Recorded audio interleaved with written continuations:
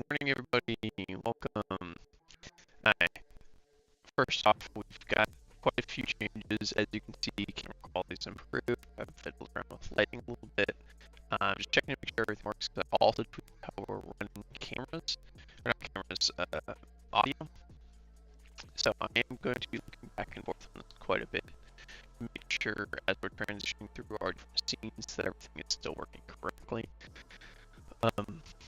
I've been trying to make incremental improvements, and one of those that I did last night was to find my old Logitech webcam. I thought it was dead.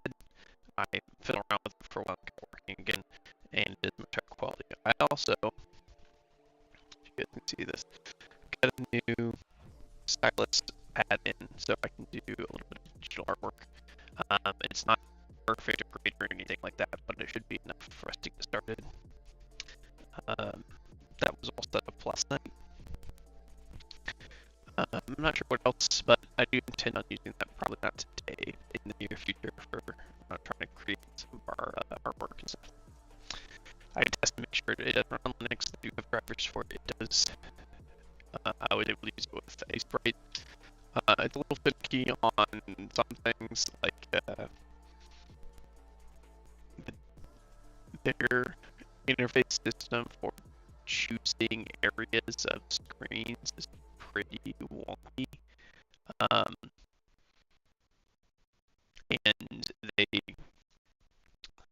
when I have it set to use the entire screen, the entire active screen, it works fine, which is why I don't end up leaving it.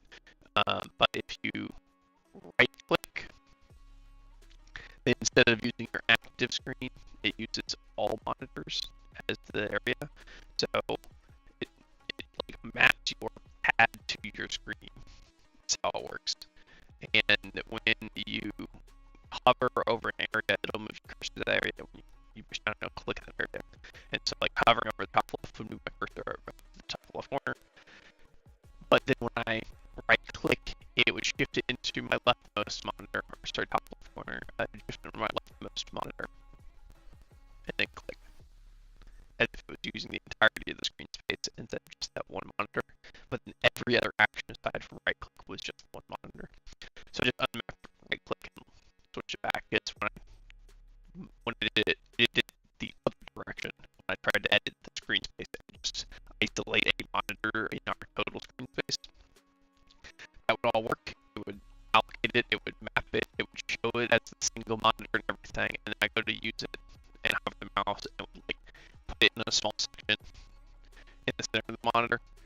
Slightly off to the right, this monitor is larger. And then that would be the area I get.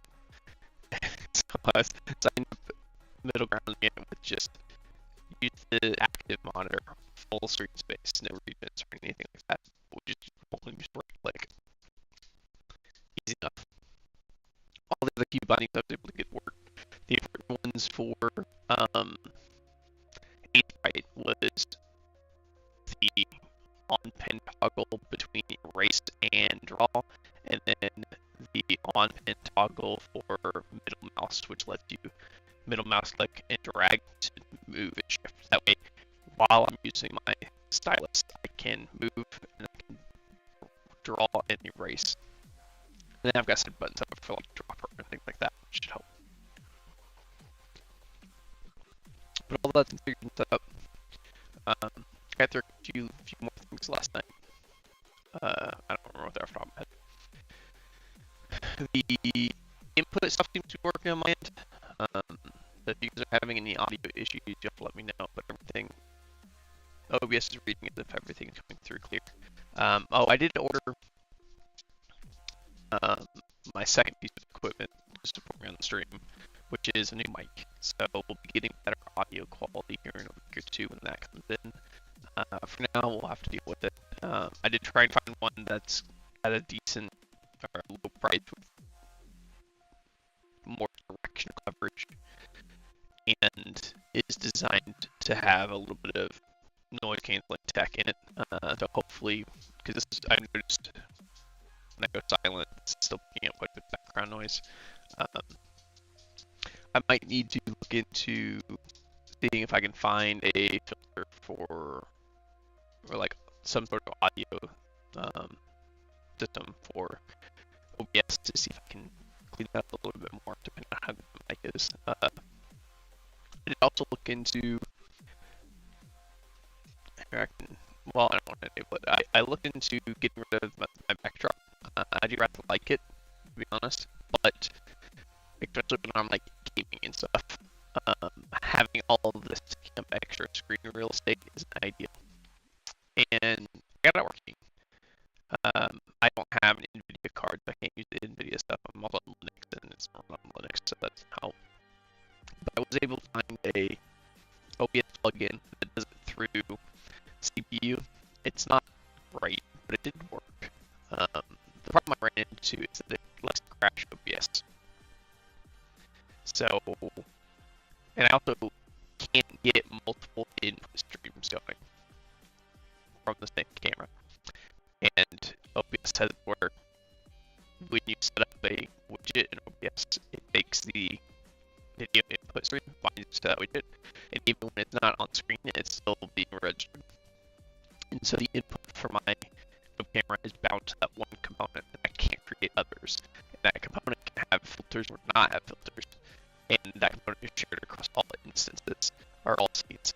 So what I ran into is I could have it on all scenes, including this one, which I don't have one for, or I can have it off for all scenes. And so I just do it off for now. If we ever need it, I can two buttons away, enable it and disable it. I just don't know if it will crash OBS or not. So unless we absolutely need it, I don't plan on toggling it. So it is there. But yeah, let's hop over to the desktop scene. Just making sure everything looks good from an audio standpoint. Music is a little bit louder now, it looks like, so I'm going to go ahead and shift that down slightly. So, yeah, let's get cracking on this. So let's pop up our terminal. Let me get this in a good spot.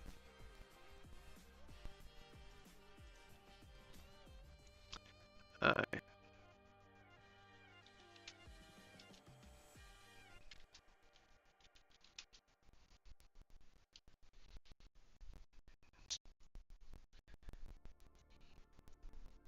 just realized we don't want to push this one.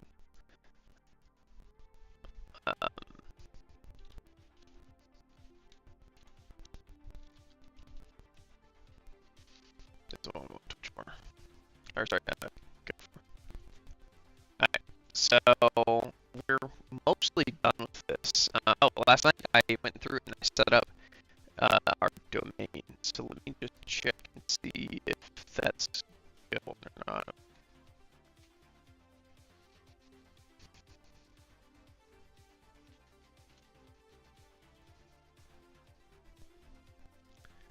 It took up to 72 hours. I can't tell. I don't have anything close somewhere, so until we deploy, I don't think there's a way for us to be able to tell. Speaking of deploying, I'm just going to glance through what we've done so far.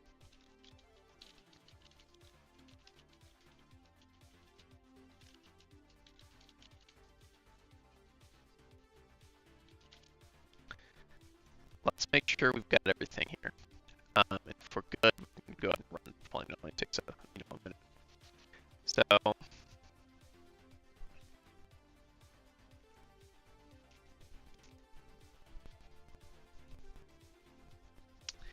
as a admin, we have obed-admin game as a group of commands, and then we have list sessions, start session, close session, and session ID. Close session, and then we have add start, add end, game start, game end. All of these commands exist for the admin group. And then under users, we have our game top-level command again, which takes in a command for gather, deliver, and attack. The three actions you can take in the different phases, which we will have to add a dialogue to our game for different phases at some point. You can then specify sell. This is always the second one. I'm not sure how we want to deviate this.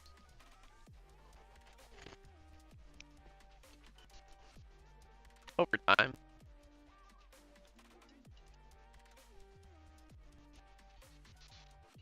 I'm not sure. I mean, when we start adding more games, there's a good chance this won't be relevant. So we might have to start adding, deviating on how we handle this command. We'll see. And we have add string resource for our last one, which is a resource, and wood, metal, leather were the three that we kind of landed on. We should probably settle on a design theme.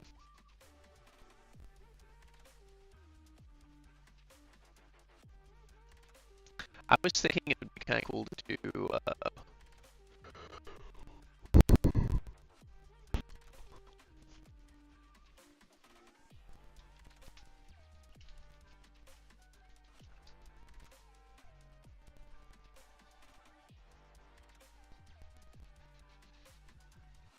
for any StarCraft fans we have out there.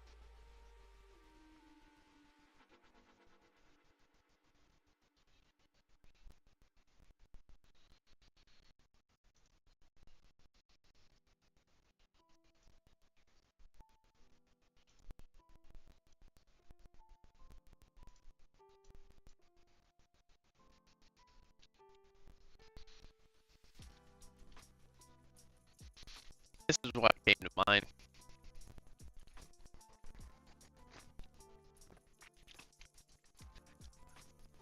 It'd be very easy for us to do simple traversal like this, and you notice that the SUV isn't actually making this animation. This is separate from them. It's a space in front of them. So we don't have to change our sprite animation to do anything when it comes to mining. So this style of interaction is what came to mind. Especially because we have that hops over animation where they go over there and then they stall, move, stall, move. So that would be transition across, turn towards the whatever they're gathering, some sort of animation like this, and then move to another area and then turn towards it and repeat. I think that would be an interesting way of handling it. I don't know. I don't think I want to go like sci-fi like this though.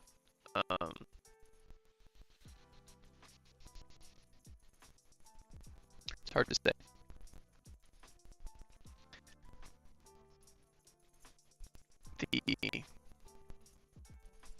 I like this a lot, don't get me wrong, but it's not really, you know, it's a little too on the nose, I think. And how we work in the creature designs becomes a lot harder. Keeping it more simplistic with the straightforward, you know, infantry, archers, and cavalry makes things easy.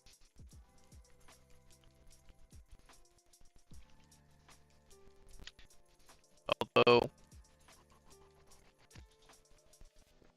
we could introduce, over time, we could introduce variants.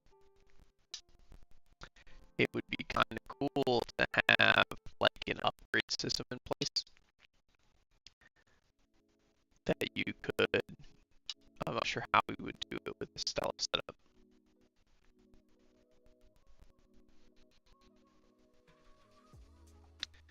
By introducing something where you could, I don't know, a special resource that is a limited resource that has a small chance of spawning or something like that. And so it encourages exploration, tapping of resources, and re-exploring stuff like that during the gathering phase. But that idea of introducing a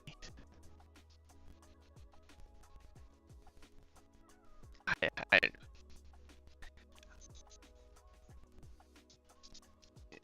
some sort of resource that would be tied to a higher tier of troop that's not normally available. I think for it to work, you would have to hit certain thresholds, and so getting it wouldn't just add a unit. It would be derived based on logic tied to the resources you've gathered. So if we keep to the wood, metal, leather style, then if you get enough metal with a small amount of leather and wood, I don't even know if you need wood in this case, but like, let's say five metal, 2 leather in a lane, then instead of producing 5 infantry into cavalry, it would consume all 5 of those with that limited resource to spawn a, I don't know, crusader or something like that, you know what I mean? And so instead of having just a regular infantry, he'd be a much stronger infantry unit. And so it would give us reasons to deviate and combine things to get more powerful versions of units. I think that'd be an interesting mechanic. It would be hard to make those recipes readily available. I guess we could add a command for it to the bot. So you just run a command, it would print out all the recipes. We can do that with pretty much any resource system as long as there's multiple resource types.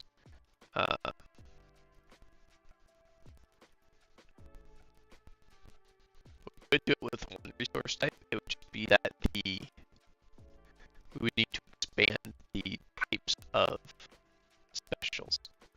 So if we do it as a tiered list, builds the most powerful unit you can based on the resources that are there when you deposit the upgrade item,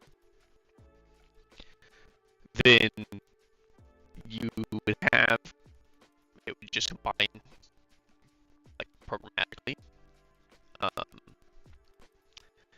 If we only have a single resource, we could either have it grab all the deposited so far and combine it into a power up for a single unit to deploy.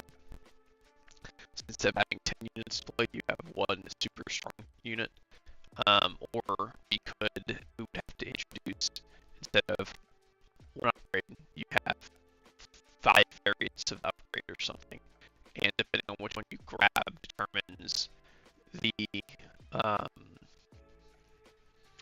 cost to deploy in that lane for it to become active and what it does.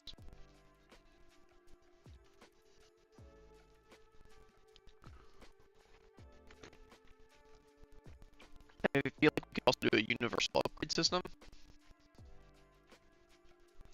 Add a 4th area that you can send units to. That is where they would transport. So instead of just the 3 lanes, we had a 4th lane. And when they transport resources there, it would do, instead of giving more units, it would upgrade your units. That would give us a upgrade system, which is a force multiplier style.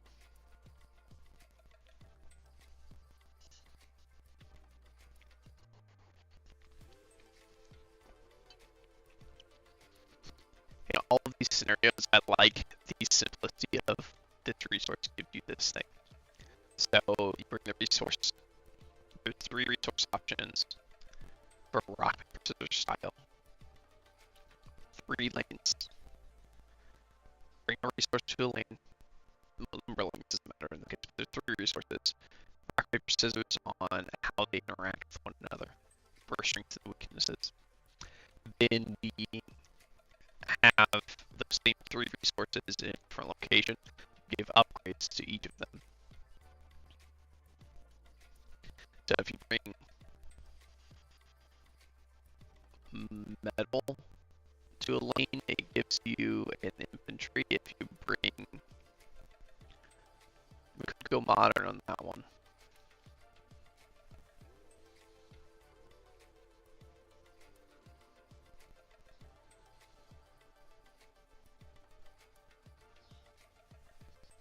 It's a little harder to do modern with 3 resources though.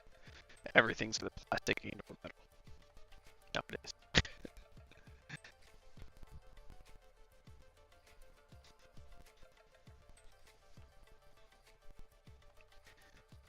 I guess we could also choose things like food. But going back to the prior example, if we use metal for infantry, and we bring metal to a lane, it spawns 1+1 infantry.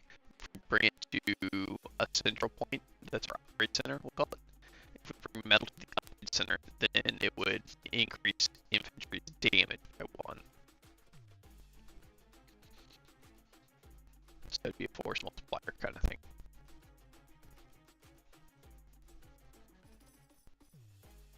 It can increase all infantry's damage by 1.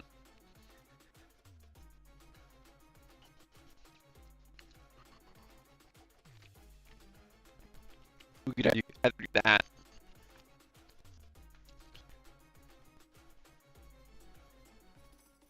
We could distill it down. We could associate each with a stat. So metal increases defense, wood increases offense, and leather increases mobility. For example, we are going to figure out how these units interact with one another in order to play into their strengths and weaknesses.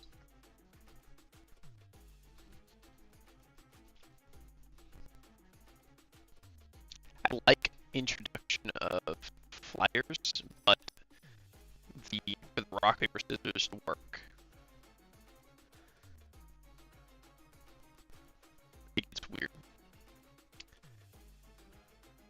We would have to give infantry resistance to ranged attacks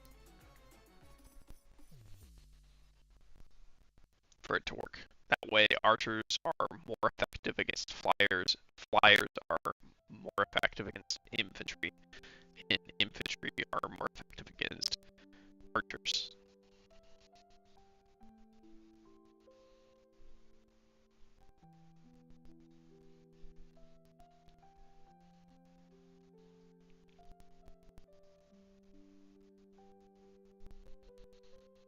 Which means we're effectively introducing a armor type. That's how Warcraft handles it, where you have unarmored, which is what our flyers would be in this case, which are susceptible to which increase damage from piercing attacks, which is what our ranged units would have. And then our infantry would be wearing like medium or probably heavy armor. Heavy armor would take reduced damage from piercing attacks,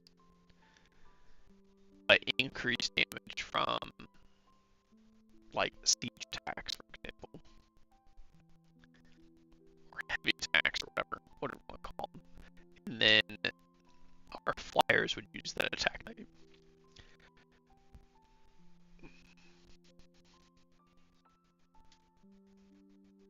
Balancing is going to be a little difficult. I like the round robin style. I feel like it wouldn't be hard to build out attack damage types and armor types. That's not a big deal. Which would allow us to expand units in the future. Because we can get crazy with it as long as we have a round robin system mechanically in place. It's just what gets what and numbers balancing after that.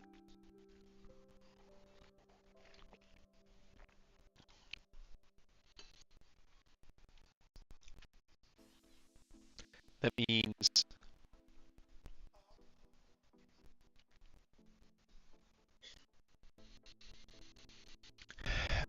resource system is still weird. So in Warcraft, it's gold and wood, and everything requires gold or wood.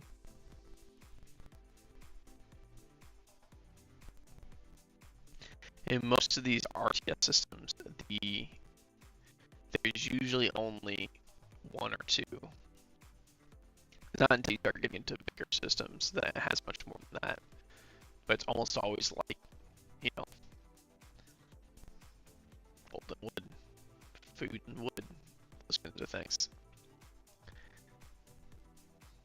Generics.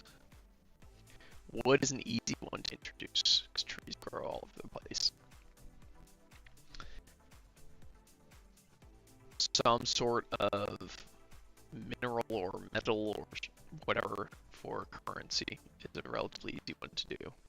Currencies feel like a cop-out though, and food feels out of place.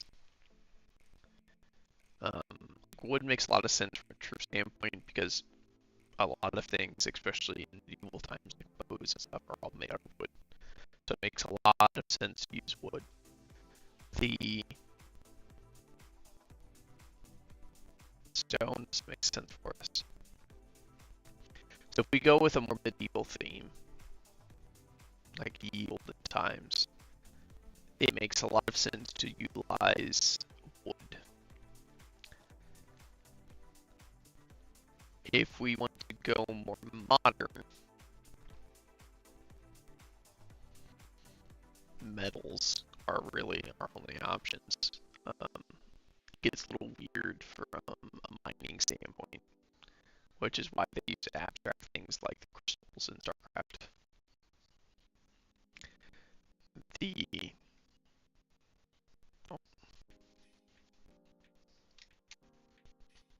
mouse decided it wants to work.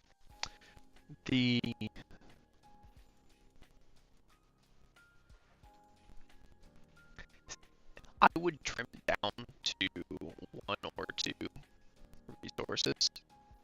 I mean, one resource would be so much easier.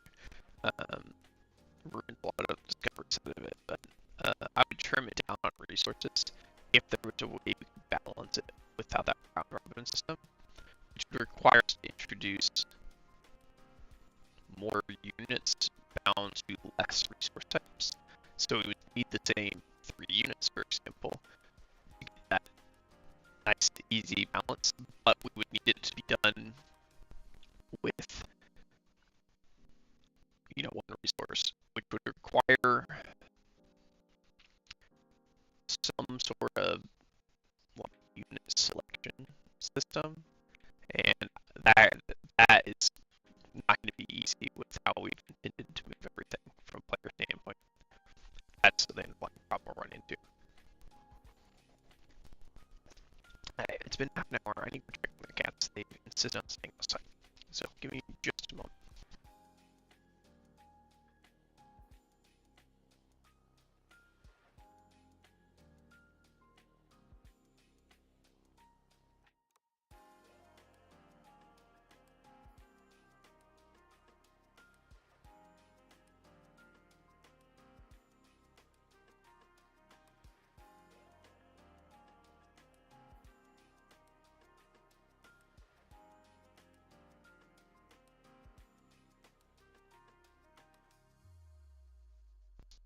Just kidding. Seems one of the case love cats. Perfect. Alright. Back to the topic. I think this requires us to have multiple resources. The upgrade system is a possibility down the road. We could also introduce new units through new resource types and keep it cut and dry. We would have to rework how units interact with each other and stuff like that.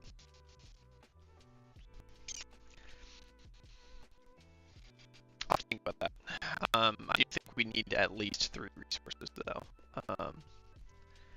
And if we're going the route of a standard RTS style on this, it would imply food, wood. In our case, gold. It would be the most common past that. I don't like, see in a standard RTS, we would have combinations of these for our structures. And so a gold wouldn't get you, one gold wouldn't get you one archer or whatever. I think we might need to deviate from a more common resource type to something that's a little more specialized.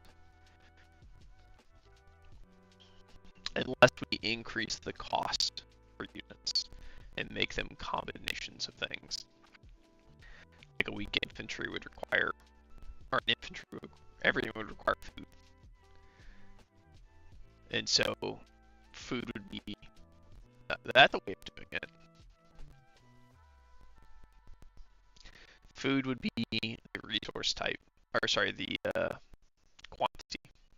So if you want more archers, you add more food, or units, I guess, in general. One food generates one unit in that lane.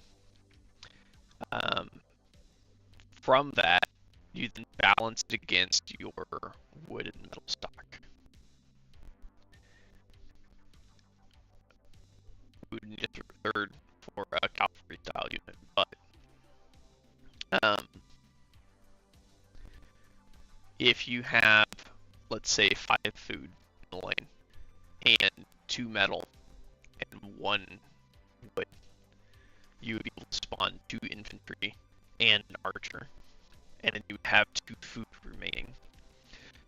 So we could introduce a melee unarmored type as a unit. Super weak. I like that interaction. So it's going to consume resources as it goes. It always consumes 1 food to produce a unit. So if you have 10 metal and 3 food, you're still only ever going to get 3. Maybe we could introduce a upgrade system. So it's like by default, 1 metal, 1 food gives you an infantry. But if you have enough to do, if you're going to have excess, then it would do, 2 metal for some of them, or 3 metal for some of them, and it would just increase their stats, and that would combine the upgrade system and the unit type deployment system. We would need a 4th resource though.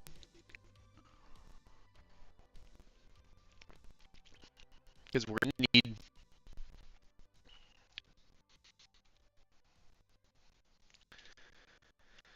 Alright, let's jot some things down. So we do food, wood, and we'll call it iron. Food gives +1 units. Wood gives you unit conversion archer. Iron unit conversion to infantry.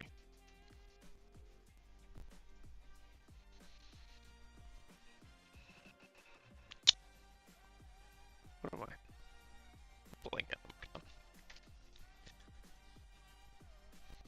So this gives you access to additional units in the lane. This converts 1 to an archer, and this converts 1 to an infantry.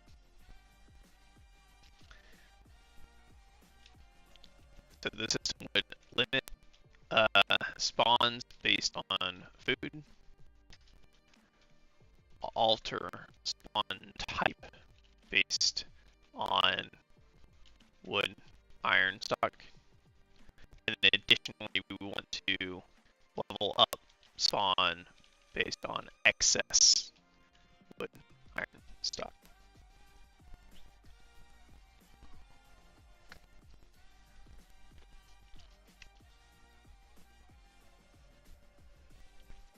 This makes, I like this, actually I like this quite a bit.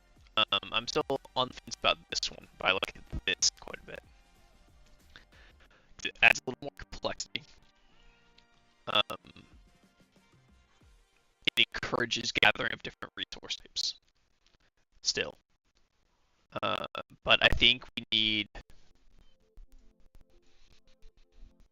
might need another resource type in here.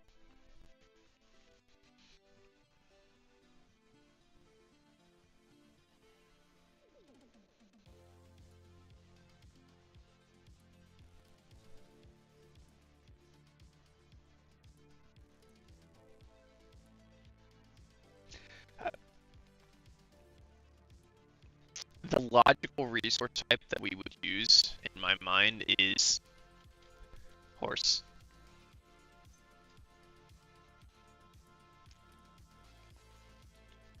Like, capturing a mount for cavalry. But that also assumes, because the round robin system is designed around, you know, infantry is greater than cavalry. Cavalry is greater than archers, and archers are greater than infantry. That's the core design. And so the way this works is that a cavalry charge is negated by infantry wielding spears. You know what I mean? Therefore, this wins. They have other advantages, but generally speaking, that's the concept. Cavalry can flank your infantry and run down your archers before they can do much. And then archers can bombard and kill your infantry because they're slow before they can get to you. That's the core concept. But if we add like shield wall as a passive to our infantry, all of a sudden our infantry take no damage or very little damage from archers. And our infantry, even though they will be pelted the entire time, since they're taking reduced damage and they would deal normal damage, they would eventually get to the archers and kill them. So we can change it to where infantry can outpower archers. But then our archers are weak. So we still need something to fill that gap. And we still need something to overpower our infantry. If we're trying to shy away and find something that logically makes sense from a resource standpoint, which would be things like stone, again, going to medieval style, gold, would be accessible. You know, we get random things like limestone. Pretty much anything stone related doesn't make sense though. Metals and minerals make a lot more sense. Food is a catch-all term. So we don't want to, again, we don't want to introduce, like, we're using iron here instead of metal so that we can use other metals. If we wanted to use food, if we wanted to use other food, this would need to become wheat, you know, a specific food instead of a broad term for it to make sense. But I like food as a catch-all. Wood, same. Iron is generally used for weapons and armor, so I really like that for infantry, especially if they're going to be wielding shields. So, what then, resource-wise, would also make sense back then? That would be, we don't want to use, like, we do, depending on where we place this, we could have the mining saltpeter.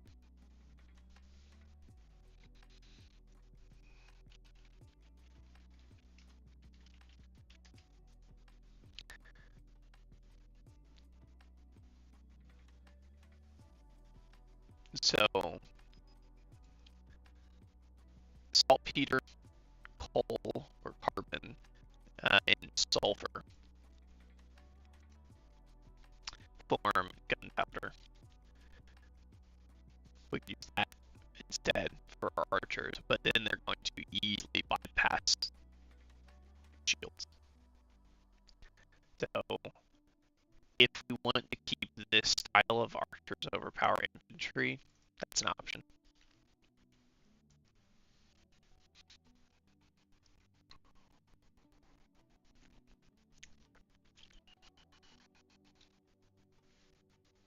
If we want to keep it more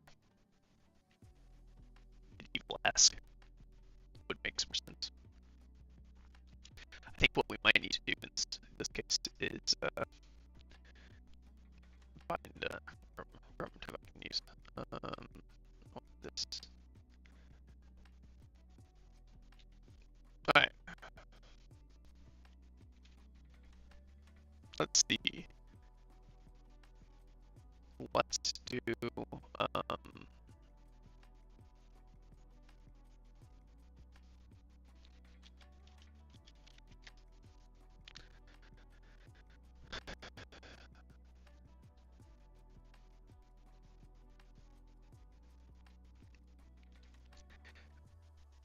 goal here is to try and figure out some sort of interaction type that works. I'm less concerned about, you know, like anti-air and those kinds of things, or armor types and stuff. More thematically, I'm looking for ideas.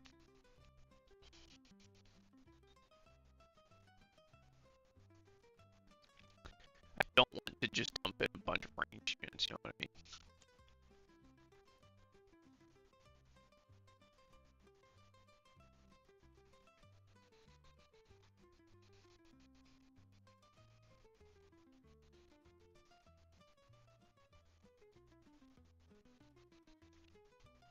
I also don't want to go super complex with it either.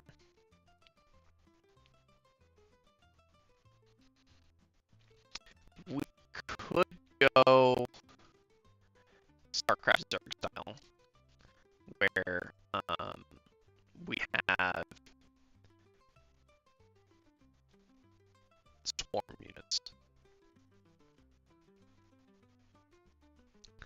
meaning that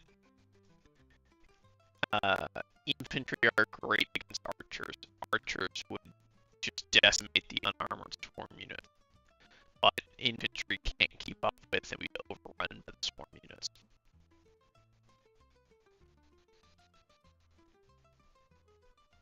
I don't like that.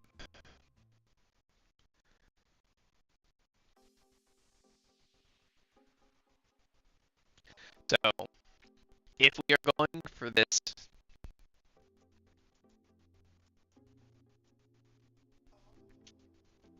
I think this makes more sense. We just need infantry. We just need, I don't like cavalry. That's what I'm getting at here. So, what would be great against archers, but weak against infantry? That's not. The reason I don't like cavalry, it's because we're going to have units on board with collision going on is the intention. Again, RTS style battles, which means we can't have cavalry are going to have to bypass our infantry. So the strategy would quickly evolve into spam out infantry so that you can completely block off like side to side, and then dump out archers as fast as you can. And so you just fill your entire back of the board with archers, and the front is a line of infantry, and you win every battle. You know what I mean? Because nothing's gonna be able to maintain against that.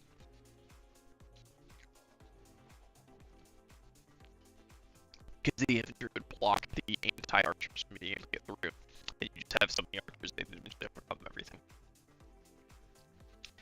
So we need a way for, and then you also have the reverse problem. If you have too many infantry, your cavalry can't get past your own front line to do anything.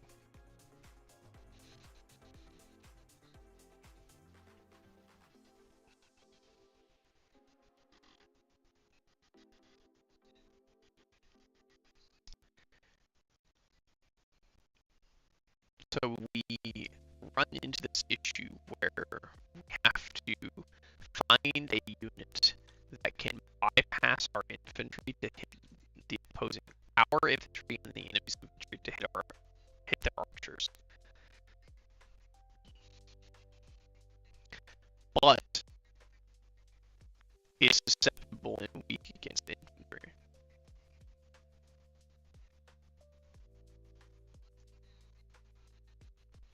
I'm thinking something like a ballista.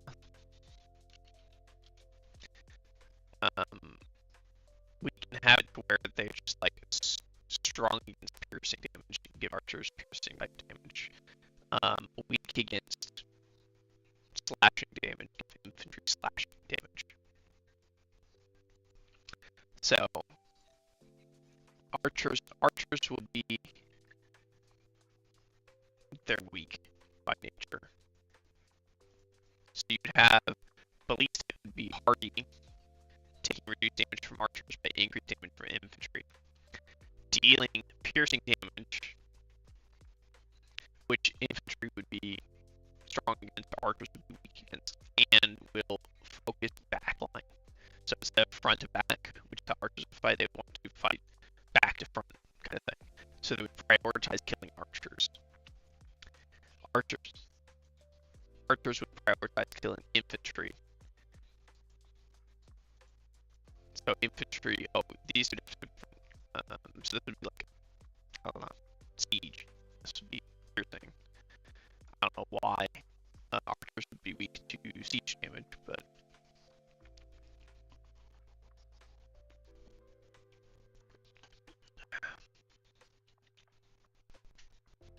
something that would bypass infantry. So it really just leaves us with flyers or an even longer range unit. But then we have that issue of, if we go that route, if we go the even longer range unit, infantry getting through to the ballista becomes a problem, because they're fighting front to back, you know what I mean? So it would just take forever to get to the archers, or sorry, to get to the super long range siege units. So the new meta would just evolve into, you know, build a shit ton of those. Flyers have their own problems in that, by definition, infantry can't even attack them. So if you just spam flyers, you win.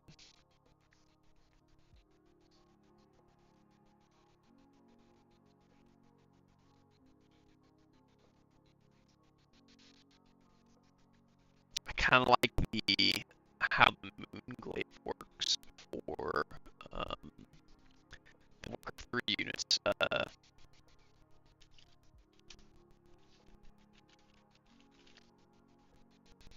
Huntresses? Yeah.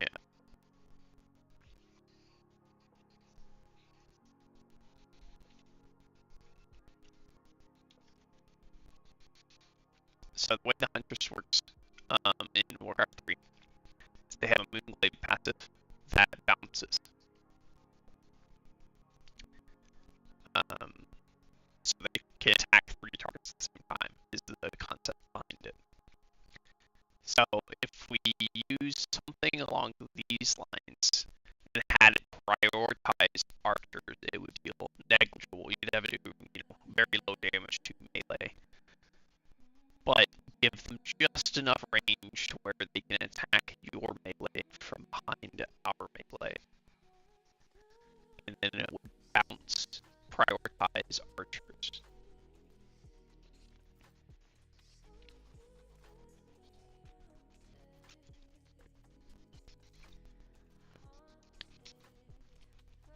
So it would attempt to bounce to the furthest.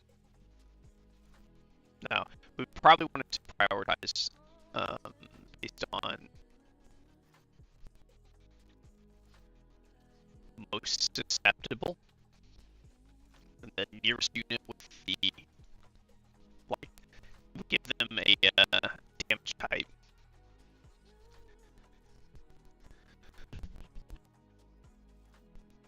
So they deal, you know, piercing are strong against piercing, ours are weak against piercing.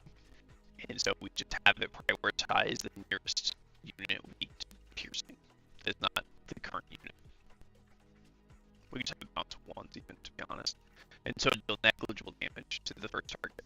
Because it's, you know, in the case where it is targeting an archer, it would just rip through archers. But that's by design.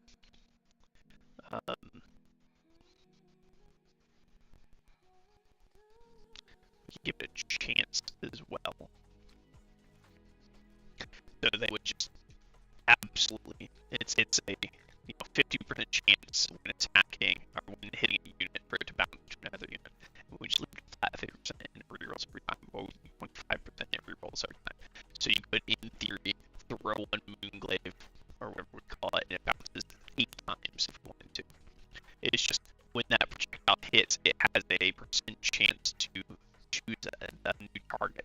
And when it chooses a new target, it prioritizes the nearest target of lowest damage, or low. The nearest target would deal the most damage, I guess it's the way of phrasing that. So the nearest, unarmored type unit, or light armor type, whatever we want to call our archers. And so it would be a percent proc chance, and so they would be helping kill infantry, and every now and then it would bounce to an archer and just decimate them. Probably don't want it to one shot because then you have to run the risk of like one Aaron Moonglaive with really good proc chance rolls just wipes out an entire backline. Odds of that happening are low. We don't want to overdo it.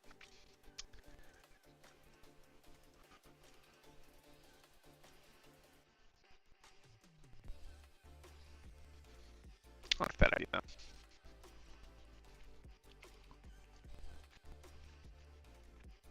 I don't know if we want to thematically follow this, but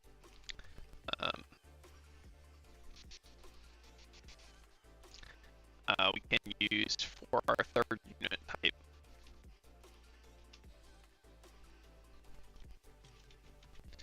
To a unit conversion to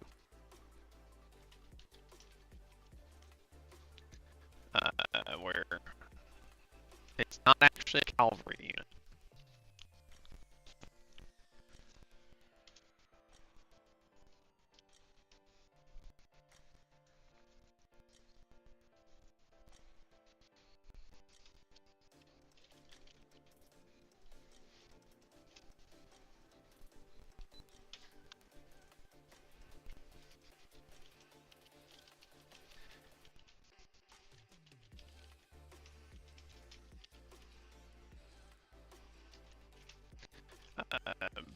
Percent chance to bounce to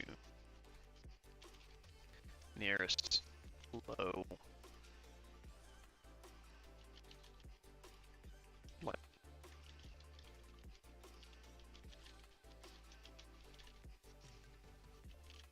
So it just bounces. I like that. So they would do reduced damage to infantry, with the chance that their attacks would be bouncing into the backline.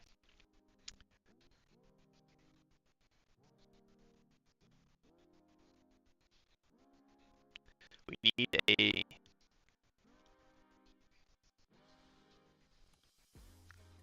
a unit that would make sense to have medium range attacks and some sort of ricochet system.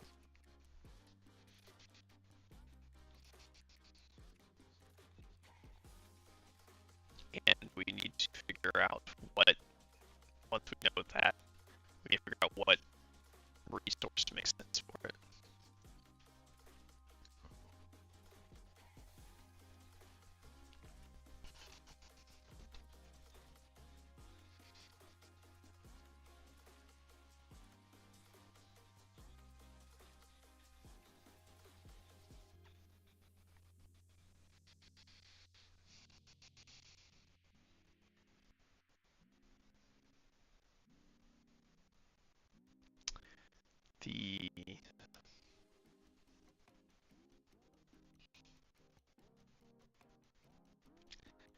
I guess what it comes down to is, what kind of setting are we going in?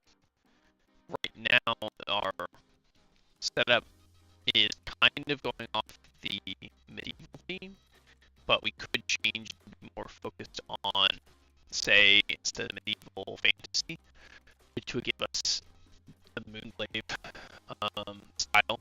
We can go modern, which would give us other, different options there.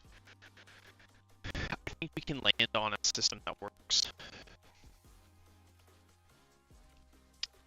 I feel like we can land on this style of system that works pretty much regardless.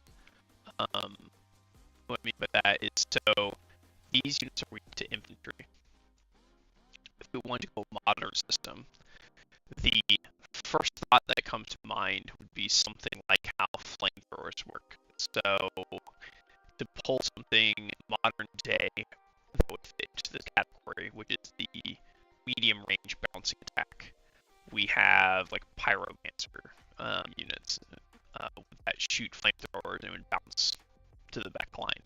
And so instead of setting people on fire, it focuses more on the bounce style. And then we could have their damage numbers be, they're dealing.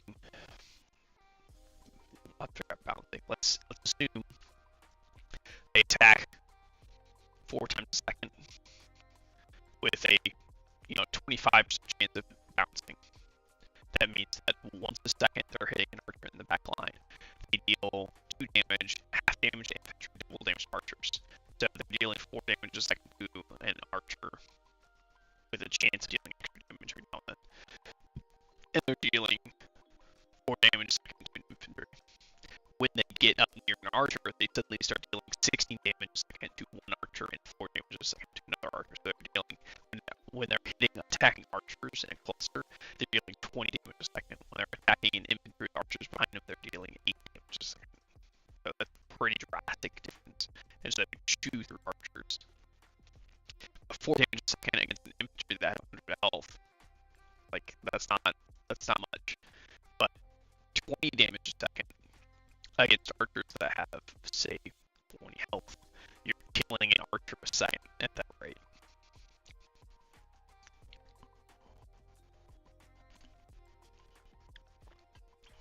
And but when they're using their bounce, killing an archer every 5 seconds, kind of thing. So that's how we could balance it. That would work regardless, but if we're doing modern technology focused, we do that with, a pyromancer unit that is, essentially an infantry with the flamethrower. We can do that with a, tank build, like a little, I don't want to go turret style, but like a little flamethrower, like a little tank with flamethrower unit, like instead. And they need to be susceptible to our infantry. So from a modern approach, our infantry would become like some sort of soldier style. I have a cat in the cat bed that just went up for a ride. We do. Just raised my bed and kitten's laying in that cat bed over there. I didn't realize it. Our infantry could have, be equipped with an anti-tank. So when we come upon these, flamethrower tanks, they would switch from using, a melee weapon like a sword or something like that, and they would switch over to using, or it's modern, so they would get a short range, not melee, short range, and then whenever they engage with these tanks, they run up in melee and drop a mine or something like that. I don't know. So we can thematically work it in so that it makes sense on how they are destroying them, regardless of what we choose on unit-wise. So we can go modern. The medieval style becomes a little difficult.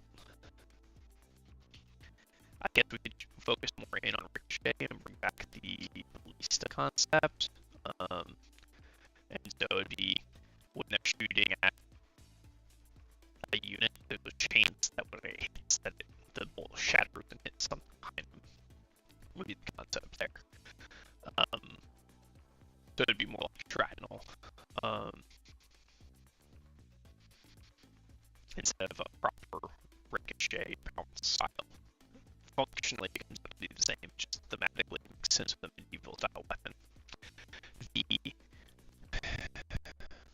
Although that would lean very heavily into wood.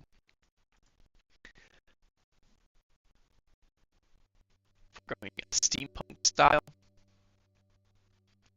I guess these would be like bombers of some kind, and then throwing a little charge bomb. Oh, we could do alchemists. Have it be an alchemical weapon. And so it causes a little detonation.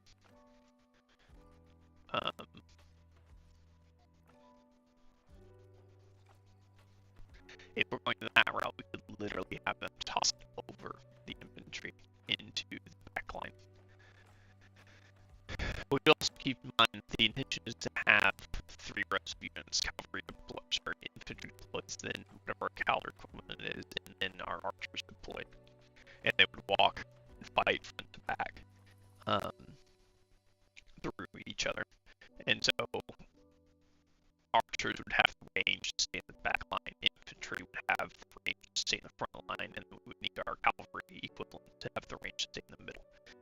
And it forces them to fight front to back as units collide, kind of thing.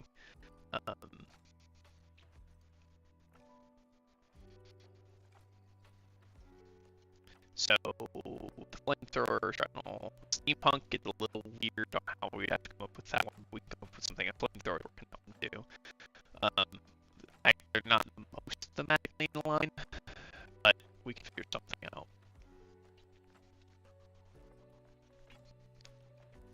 We could go like casters if we want to go fantasy. I think our archers would become like mages of some kind. Our infantry would become knights, like proper fantasy style.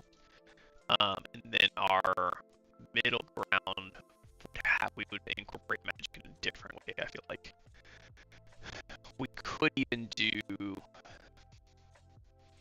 because at that point we start doing like constructs and different things, so we can get real weird with it when we start doing fantasy. We could also get pretty weird with it if we start doing like steampunk style, because getting constructs are very common in that one, so we have a lot of flexibility and leeway. The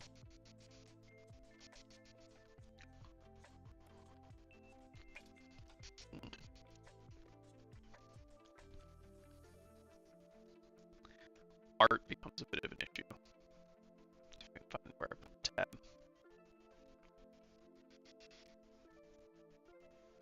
Did I close it? I did.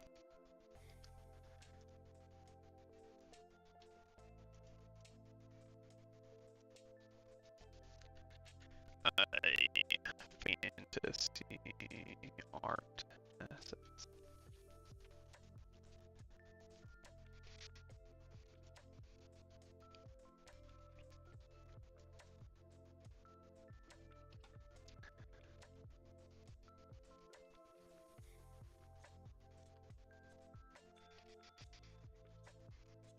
I've used this one before.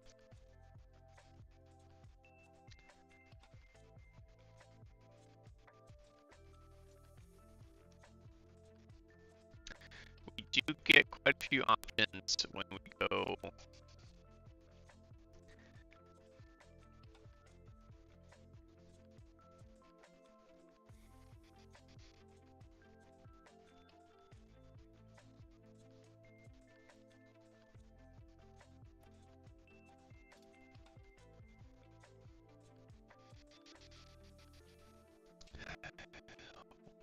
fantasy, because we can also start looking into monsters and things like that.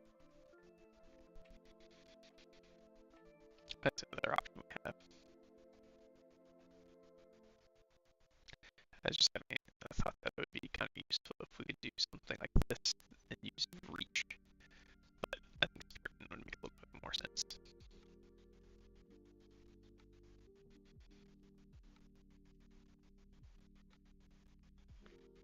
This would be an interesting one.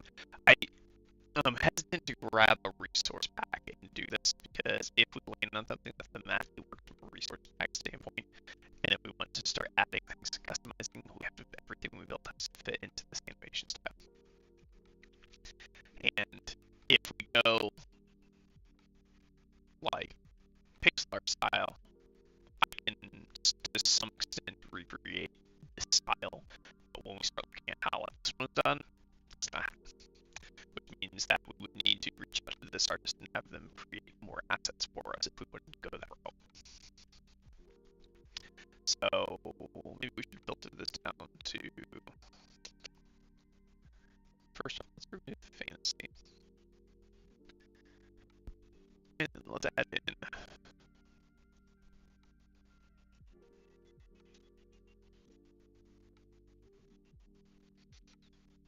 explore. I'm gonna keep it broad for now. Let's do 8-bit and 16-bit.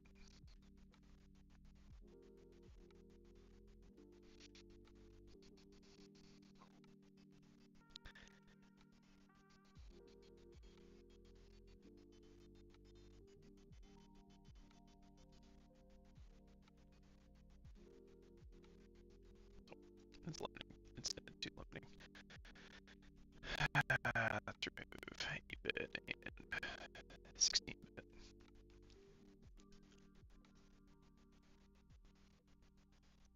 I don't care if they're big.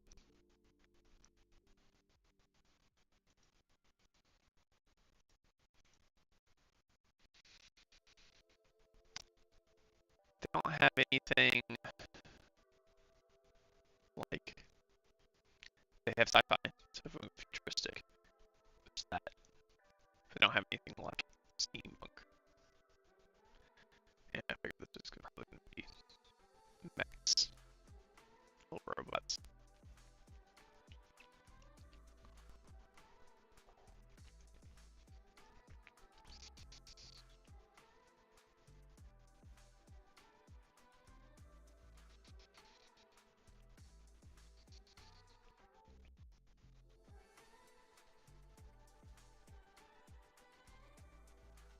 It's not a lot on the futuristic either.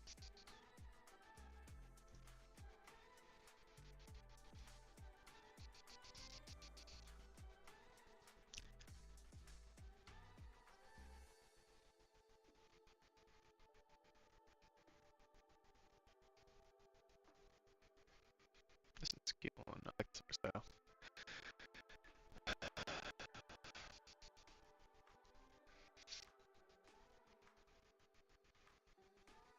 What's it called?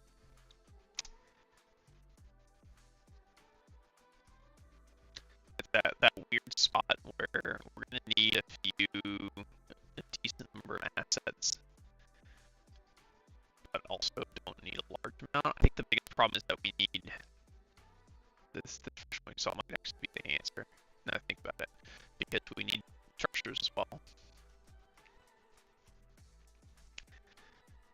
Because we're gonna need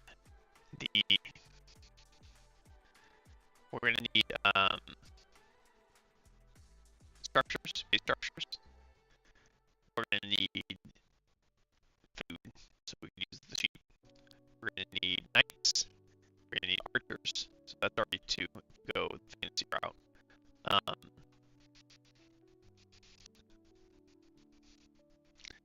We need, I don't know what the monk. Oh, it's healing. Got it. But this gives us 2 out of 3. We've got a handful of structures that we can use for different art assets, so that solves that problem. And we've got Peons gathering animations. It does mean we're using wood, gold, sheep, though. We don't have any other options. So we can spawn out pawns as our Twitch chat. We could use the... I could see the monk being close enough that we could use the monks for Twitch in the attack style.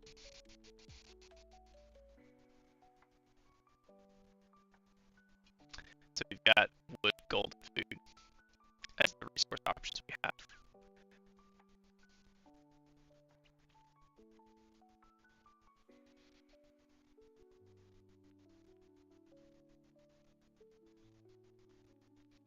They put icons for them.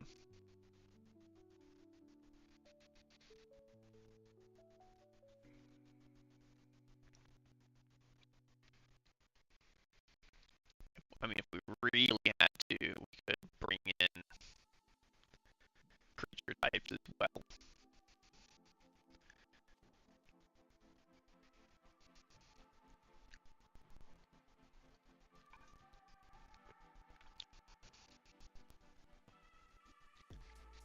They do have color variant on units too. So if we went back, we would be able to do color variants for the both sides as well.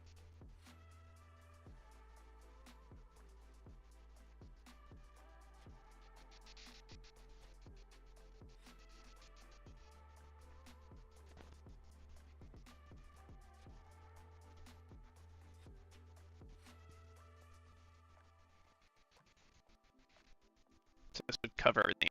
The main problem is going to be that we're limited to wood, food, and gold. And so now we need to figure out with these three, how are we going to handle a Twitch chat being able to do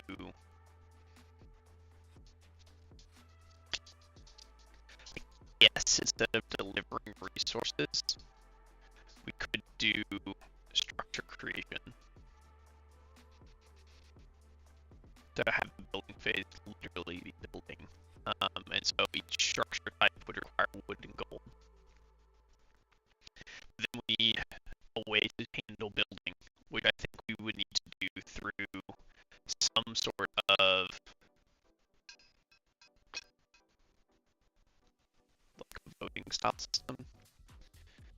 So the base unit types, if we follow theirs, we have 4 options for unit types, which would be infantry, so we've got knight, spearman, archer, and monk.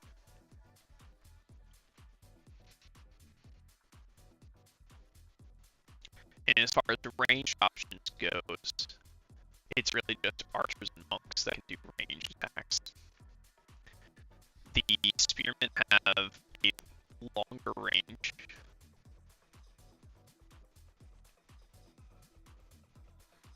than knights do, but not by much.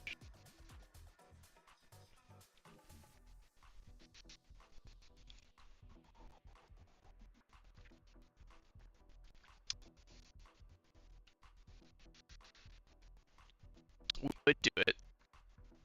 I do like their art style. We do run that problem of if we wanted to provide any customization outside of color changes, that we need to somehow match this art style.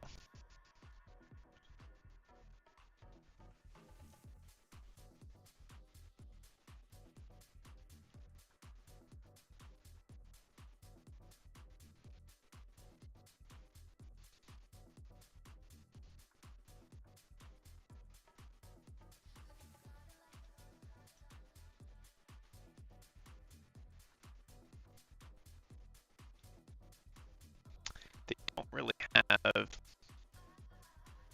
other interesting options that would fit thematically or even conceptually in. I do like their work though.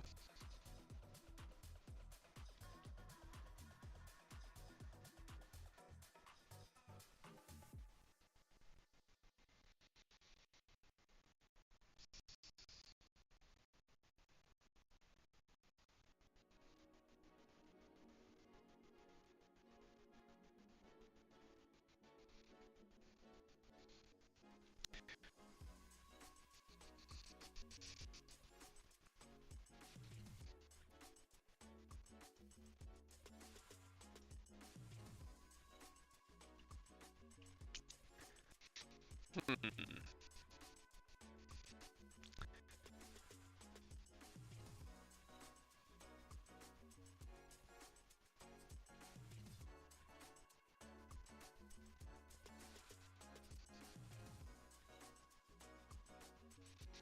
Oh, it's free for all humans, but the enemy pack is the paid one.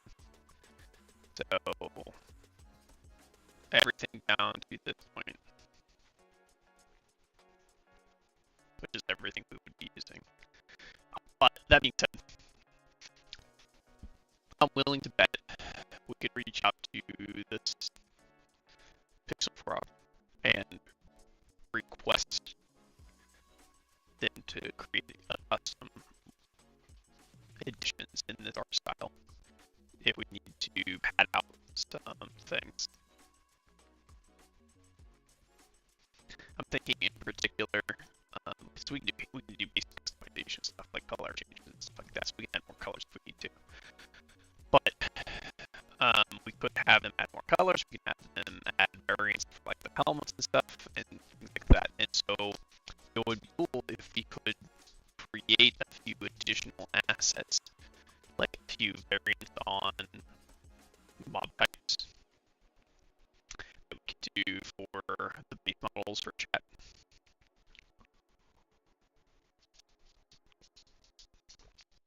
As you guys are already involved, so giving them different hat options wouldn't be an issue at all. So different styles of accessories that we can do. I'm a huge fan of this model, to be honest. But these guys don't really make sense either. We're going to have to change how we handle the animations. I think we might have to, instead of randomize where they move around a single resource node, because I was thinking SCP style, we might have to spawn a small cluster of nodes, and they will randomly choose one, go over and mine, and then return. We'll think about it. I am liking this pack a lot. Let's toss it over here.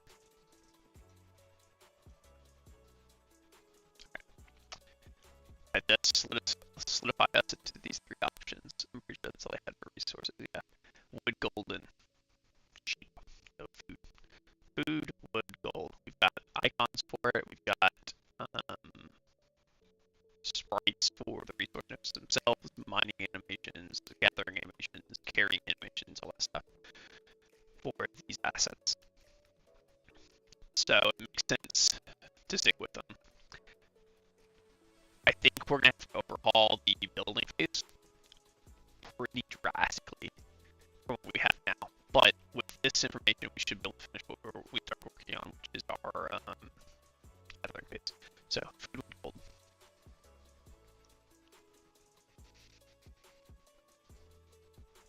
It also brings up the issue, where is user, the better one.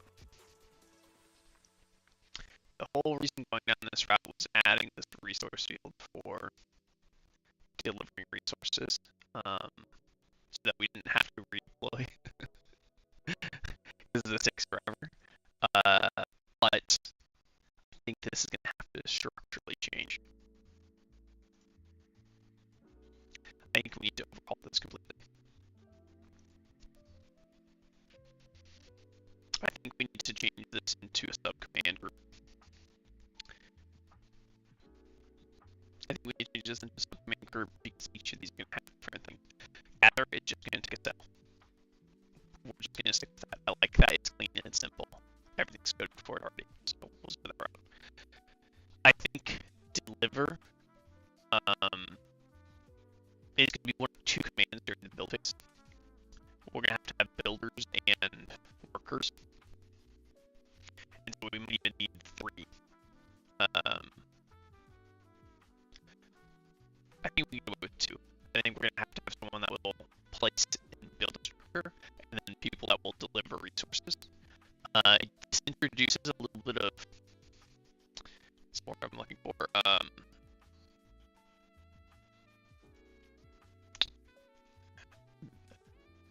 little bit of like complexity from the player standpoint, in that we run the risk of having Twitch start multiple projects and finish one of them. That is technically a thing that could happen if they go that route. Or Discord or whatever. Chat. We have an issue with chat. If we switch this to a 2-stage, or you have to place a structure, and then jointly work together to build said structure, we would need to place the blueprint, deliver resources, and then spend time building. And if chat decides they want to place 10 structures and no one can work together to deliver resources, it's chat's just going to lose every time. And so we do run that risk. So coming up with a plan and sticking to it is slightly important. Like that's never been something that chat's not able to handle, right? Alright. But going on the route, I do think we need to create this as subgroups instead of a couple of groups, which means I need to rework how we're handling these. That gives us the ability to introduce more complex relationships between our choice list, our command options, and our parameters. This is just on the Discord side, so when we implement this for Twitch and eventually YouTube, we're going to have to introduce a different method for how we are allocating this. So you have to keep that in mind. But we should be able to follow a similar structure. Hopefully their APIs aren't as rigid. But we did decouple it, so it just calls off another resource. This is just gathering information, calling our separate function, and then Discord specific, wiring it to our universal structural code. So we can do, when we swap this out and introduce it in Twitch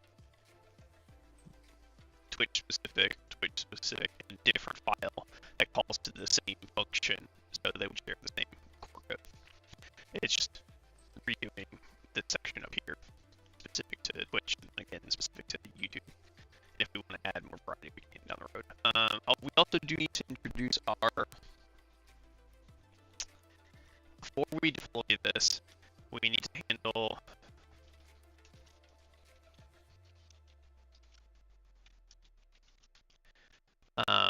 rework to use subcommand groups, and then we want to use an admin command that we need to add, I think, for I'm blinking on the thought I just had. Haven't had coffee yet, obviously. So we got a subcommand group to organize how we're going to deliver, do all of our commands. Oh, we needed an admin command so that actually, do we already have it? Is the question. We've got all of our different commands for pausing during ad breaks, starting and ending. It was for storing the. I should probably add it to this file, to be honest. I'll keep it all in one place. We needed to store, what do we call it? Program. Store program context for alternative stream platforms. Right, we call it platform context. We already have it for Discord.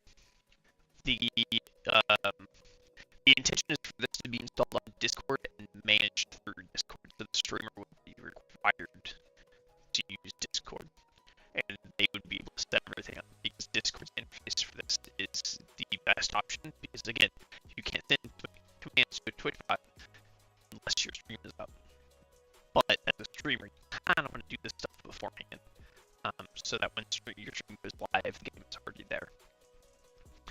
Then So you kind of need the Twitch streamer to be able to run all the admin level commands through Discord on their personal Discord. They can spin up the game locally, run all the commands, set everything up, get all that running, and then go live. Once they go live, it would start listening to Twitch and YouTube, is the intention. So we need to store the platform context. So for link it to their Discord server, so that when they go live, they don't have to. Obviously the Discord server's platform context will be just injected, but we want to make sure that they don't have to re-inject the platform context for their Twitch stream and their YouTube stream if they want to support those down the road. This is going to require us to interface with our DynamoDB instance, so we are going to have to do a little bit of work on that. We don't have TwitchBot or YouTubeBot integration set up yet, so we need to come back to this at some point.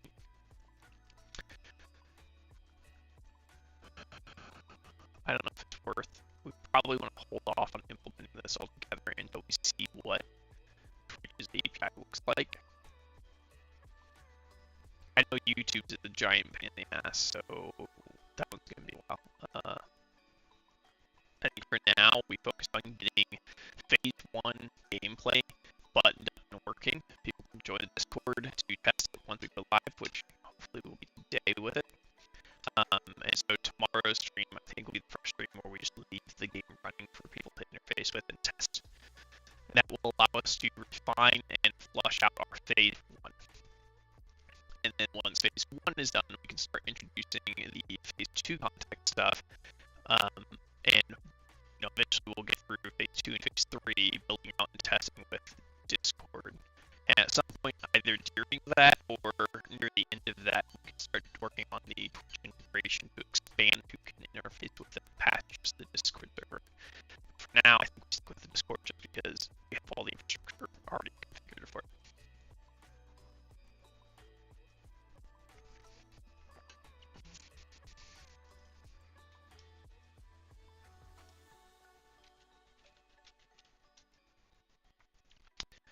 I don't like the word houses in this context, sorry. But we do need to rework this to use subcommand groups so that we can better allocate these. So if I remember correctly, we need to start at the top. Add subcommand group. Sure. Commands, gift code. So we would then do add subcommand. I don't know why we call these group. What did they call them? Input.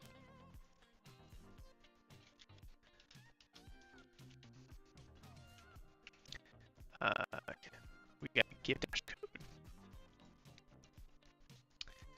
Gift code.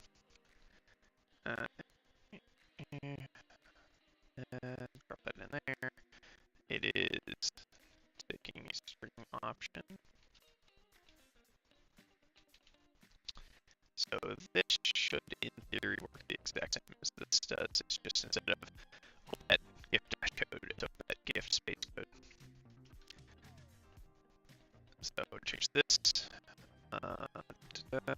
We need to now change this.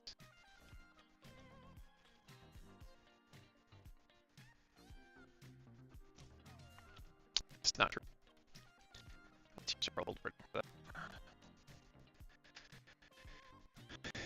We need add subcommand. But so the subcommand here isn't going to be command, it's now going to be gather. Since I got a command to the game, sure.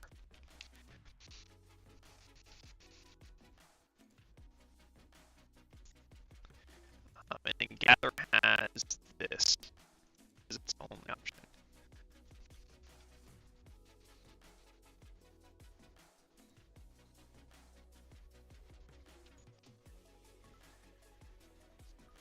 Alright. Add the command group, dictionary group.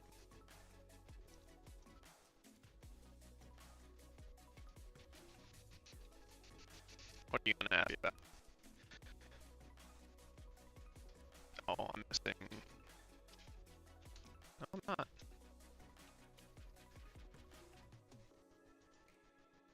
Nice. Okay.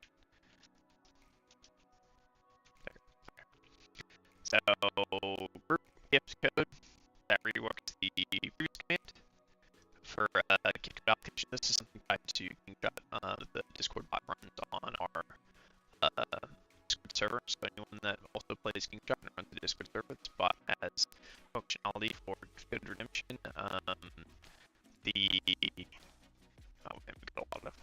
There's a lot of stuff. It's mostly focused around handling the verification and managing your Discord groups. So if you have a server that maintains multiple licenses, it doesn't have to be necessarily for that one game. But if you play a game and you run a Discord server per game server, and that game server has multiple alliances, and you want each alliance to have their own little pocket where they can communicate and interact with each other, the bot allows you to, it helps you to set up and allocate roles for that. So specifically, you create the roles. I still need to add functionality to auto create stuff for you. But if you create roles, when a role is assigned through the verification system, which is a /verify command, and then you can upload an image and it will parse the image.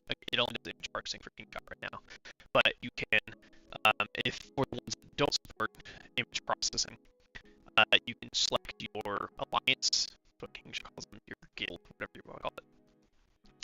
And that list is determined by a lookup. And so if you add, for example, on our server, we use member of kingdom as a signifier to say you are part of that kingdom. And then we use AOU is the short name for our alliance. AOU space member to say you're part of our alliance. We'll do that lookup and find all of them that are under that, short name space, whatever member, whatever flag you set for it. It'll pull all that for you and provide it to the user, and they can then select the one that makes sense to them, fill out all the game information that they need. You can enable and disable all those things. And sends the ticket to admin channel, and you can one-click verify. So you can check a box. You can force them to upload an image with it, and it'll send that image along. In the case of Kingshot, it'll do image processing and autofill the remainder of the form for them. So all that's in there. And then once that is assigned, it will assign the base role, and it will auto-assign the parent role. So I mentioned member of kingdom. So in our Discord server, we have a kingdom section, and then a section for each of the alliances. And so when you get the alliance one, it also behind the scenes will assign the kingdom one, so you gain access to everything on our entire kingdom. And that way we can have people from other kingdoms come. We have a role specific to them, but a lot of them are spies, and they're trying to join our kingdom to get information, and then they get access to our server, and there's almost nothing. Because they can't verify, because in order to verify, they need a game profile on our server, and we set thresholds because I have an entire system for auto rejection. So we set thresholds on the minimum power, and they can't, unless they've been on the server for weeks or months, they can't hit that power threshold. And they also need to be in an alliance that is registered on the system. So they end up getting unable to get access to anything useful in the end through that system. But we do all that. There's a bunch of other things in there as well, a bunch of random other things like we do image processing for raid stats and those kinds of things as well. But that's all in Spot as well, but it's tied to other segments. This is going to be focused on our game stuff. I've been tempted to take the game stuff and decouple it from everything else, but at the same time, that means I need to spin up more infrastructure in AWS. And it's not like this is going to utilize a lot of resources. It's not actually playing a game in the Discord bot. This is just a relay server. So I'm spending much money on AWS infrastructure for relay server when I'm already spending the same base cost for another server that also doesn't utilize a lot. It's an on-demand kind of thing. So if it gets big enough,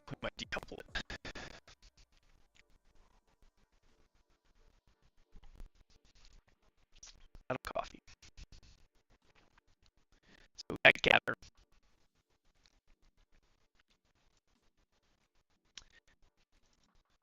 So bet game gather with a field of sell. This would be bet game gather sell is what we're coded this out to be. And this is the subcommand that we're swapping on now. And so the next one will be a different one. So we would do, I don't like deliver. We're not going to do deliver. Actually, we do still need deliver. The intention here was deliver resources and to build structures. We're not going to do the build command yet. Deliver.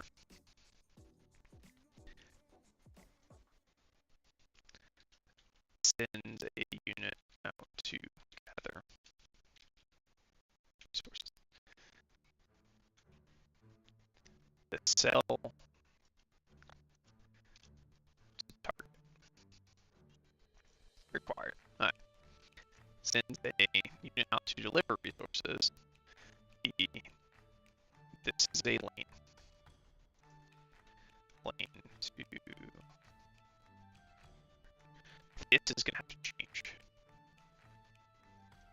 We also need our resource list. And the reason this is going to have to change is because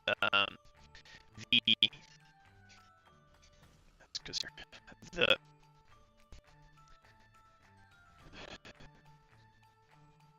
call it lane. I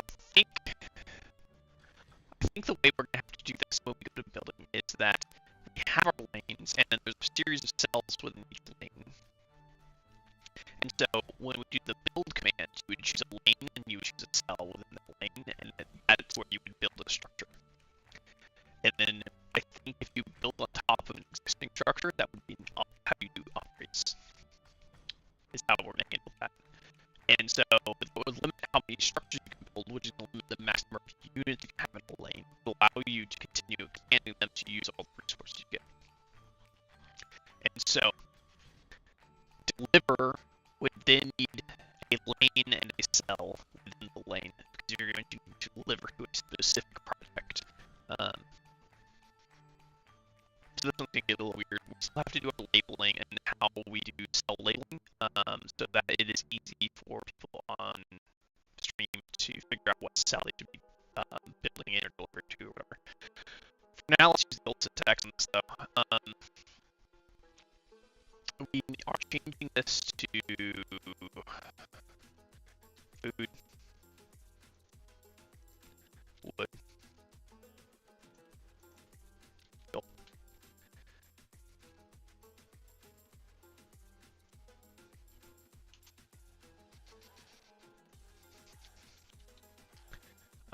This is now required for everything, and then last but not least, we have, let's say in no particular order, but I am ordering them based on phase. So the final command is, we are no longer attacking, let's call it support.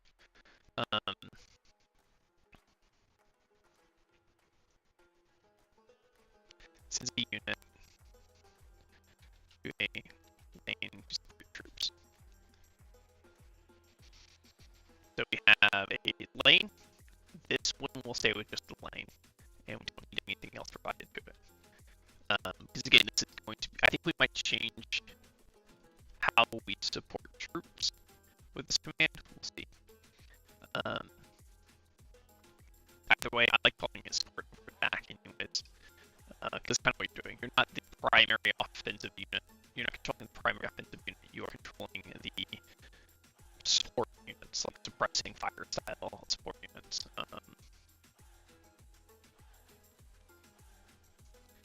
It's done. This needs to go to our admin. But we don't want to do that just yet. Let's add it here.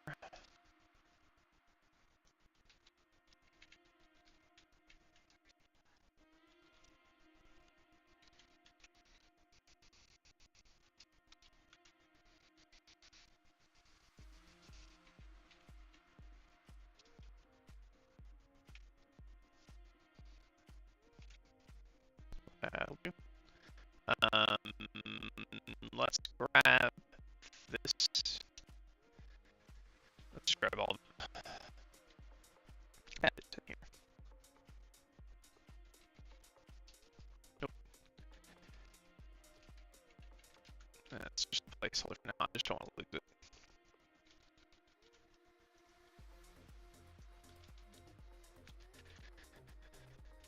Okay. I need to click off here too. Should have our new commands in place. We do need to change how we're handling this area down here now. So, boom. We now have a command and always a sub-command.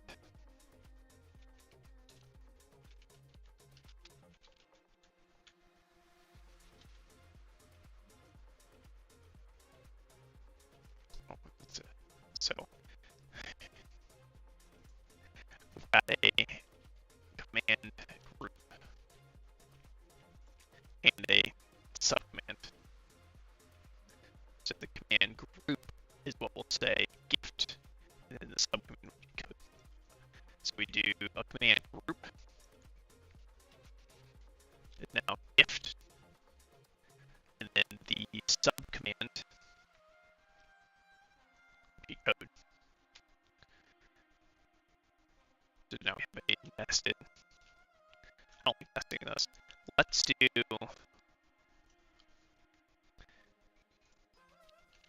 subcommand like so, and then we will do const command equals that, and then I want to use this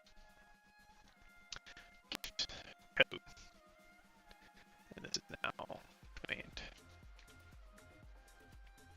And so that should stay consistent. Call the command code. So command, or sorry, get string for code. So we have that. Everything else in here should stay identical. Here, we now use, it's going to be game gather, game deliver, game support as different options. So we have game gather, deliver, support. Those are 3 options. We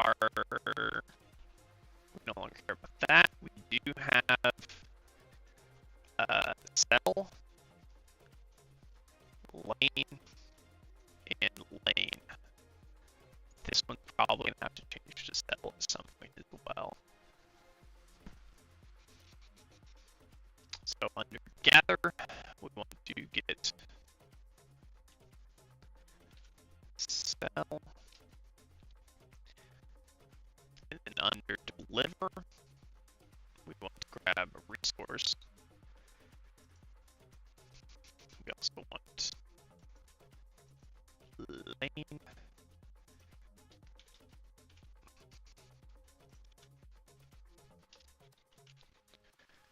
And then for support, we only care about lane.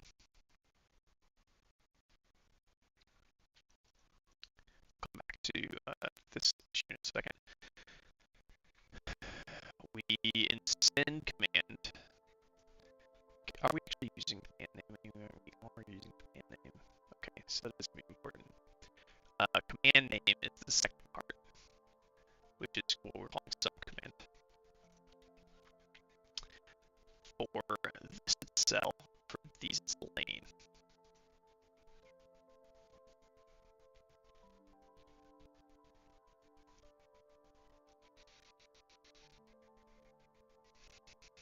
If we remove this and remove a break,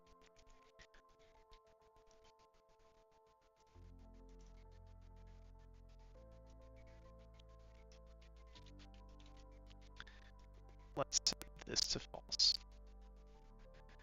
Alright, these are integers. If we do, we could just call it cell for all of them. I'm trying to copy these so we can reuse this logic and don't get a whole bunch.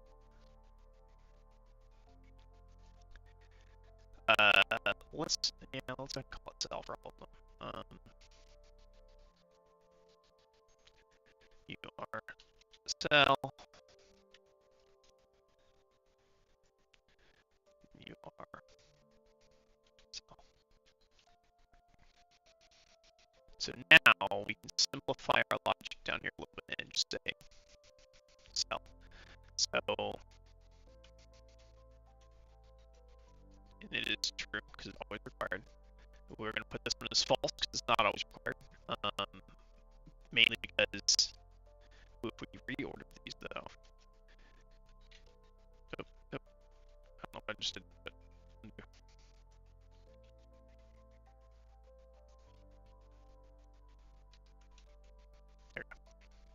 So when you call deliver, it'll fetch a resource, which is always here. So we don't have to worry about that.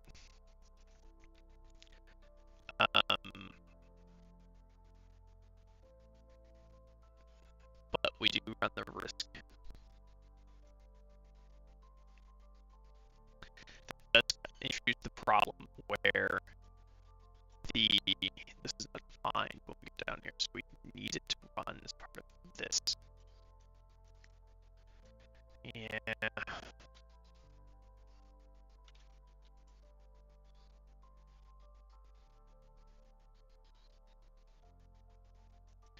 Do it like so. This is a break on right now. This can be undefined, which solves that problem. This has always come through as such, which solves that problem. This command should work now. When we're in the deliver case, we have a resource, and all other cases is undefined, which is fine. Just as long as the runtime issue from this variable not being declared. That's my only concern here. I don't want to have to declare it up here, it's being used up here, but it should, because it's JavaScript at the end of the day, it should be fine. Okay. I am going to pop off for a minute or two and refill my coffee. And I'll probably switch my desk back to sitting. So give me just 1-2 minutes. We'll be right.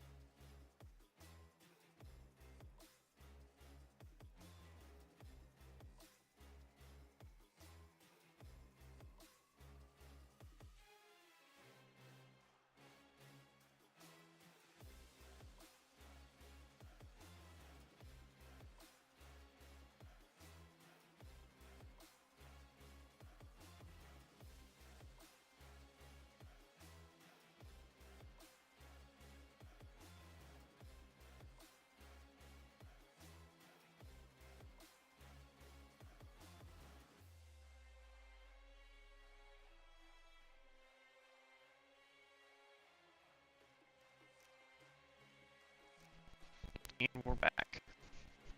Okay. They should be working now. I forgot to run this command before I wandered off. Clear. Before we do that, we can change that over and all.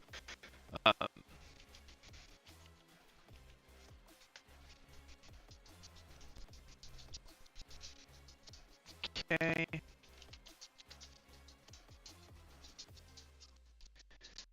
Let's go ahead and restart Discord.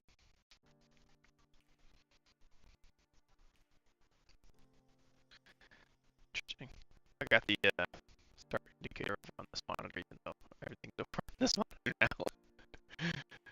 Let me go to our test server. It should be that dash space game space deliver. Good. Okay. So let's launch Godot. Make sure everything's running. We got vet admin game start session.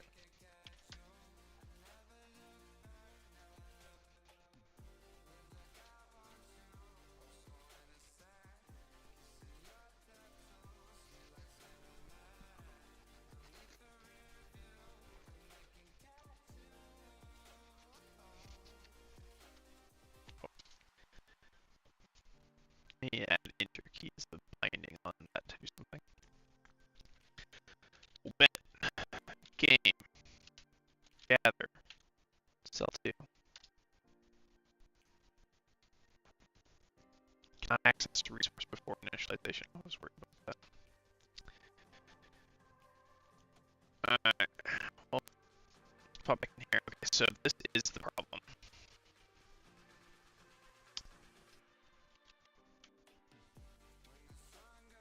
Which that solves it. Vet admin game start session. Something to avoid that, because that means we're going to do this for a whole bunch of them over time. But there's no way to get around it.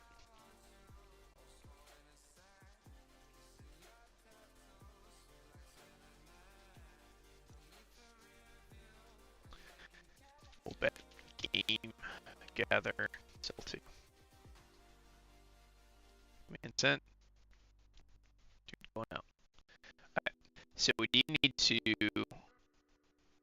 still fix our gathering nodes, how they spawn. Per the asset pack that we came to land on, we are going to need to do these as clusters of resource nodes, not a singular resource node.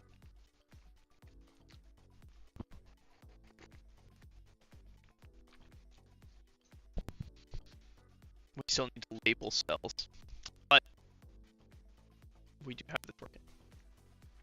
I need to remove some logging in here for network console.log.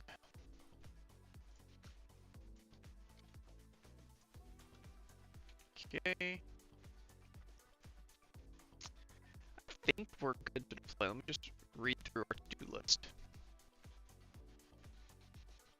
We are sending server commands now, so this is handled.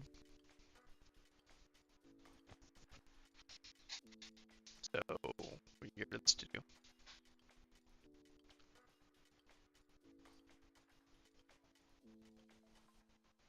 I mean, these are the same thing, so we don't need both these. Reconnect, right. Let's handle reconnect logic.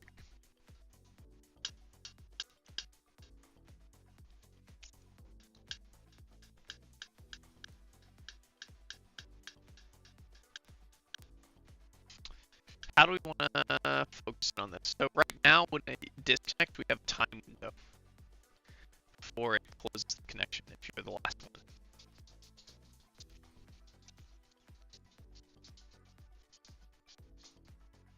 Obviously, we don't want that. We don't want it to close when there's still time to reconnect. So instead of closing, I think we attempt to reestablish the connection. or do we care?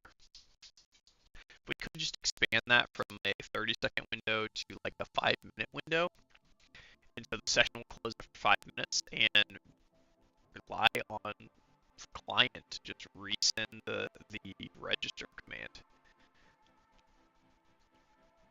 Yeah, I think that's what we do. I think we just expand the timeout for a session.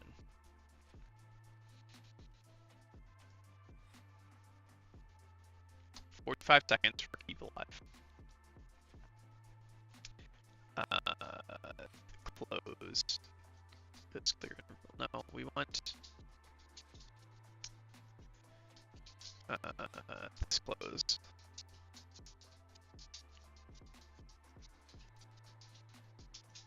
Because this is 30 seconds.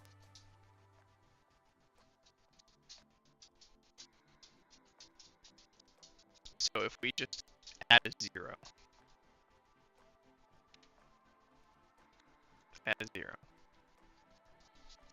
this is now 300 seconds, which is 5 minutes.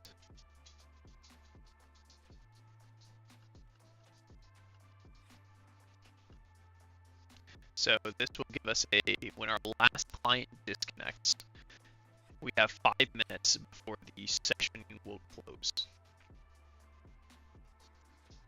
We call cleanup session anywhere else. We have one other spot, and it has a 5-minute timeout. So you have 5 minutes to connect when you open a session, and then when your last client disconnects, you have 5 minutes. So this gives us a 5-minute window where you can reuse that session code on your old connection.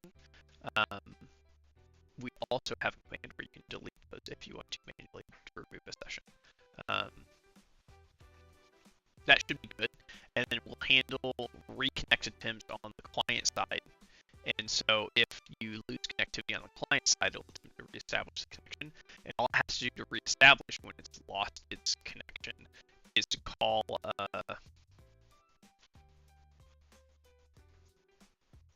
register, I think that's what it was. Yeah. I need to look and see if we have other to use it in here.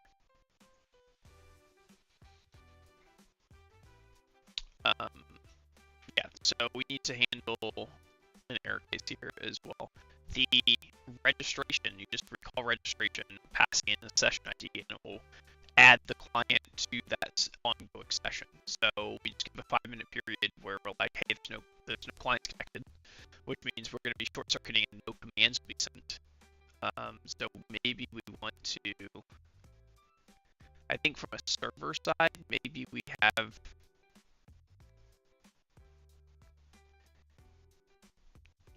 a little weird on the server side. We're not managing game state. The game state is managed on the client. We're just sending commands so that anyone can implement their own game state logic if they want. Which means we can't,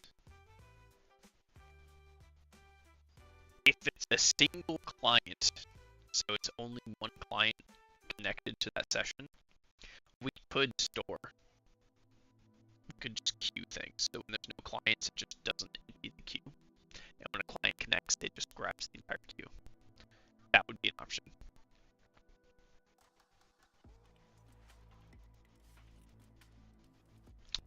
There's an easy way we can do that, at least. It does mean if you have 2 clients connected, then we do run that risk. So if we want to implement a multiplayer side of things, like a PvP style, that's what I mean by multiplayer. If we want to introduce I guess technically it would be a server versus server would be more accurate on the way that PvP is working. If we wanted to introduce that, I think that would need to be a peer-to-peer. And so the 2 game clients would have to send their data between each other because the game client maintains the. So if you were going to work with another streamer and you want to perform a battle between your Twitch communities, then you would need to create a session so that your community would be able to influence your game. And then additionally, outside of that, you would need to work with that other streamer to establish a connection with them. And so when it enters phase 3 for battle phase, the two clients would need to work together to sync their phases first off. That one will be a little weird, but that's doable. And then once that is handled, you would then have a, I'm trying to think how we would do, who would be, because one of the two peers has to be the like authority. Yeah, I guess whoever clicks create session would be the authority, and the other one would be just they would both be communicating information. So you need to display both sides' information. So I don't know, it's a little weird on the one, but that's something we don't want to handle right now. That's something we can handle down the road. Right now, we're working on focused on getting this core logic in place. Okay. So I need to handle this to do. Okay, so if there's no session, we just break out. We want to send back a rejection. So let's pop up here to our equivalent to an enum. Reject, reject.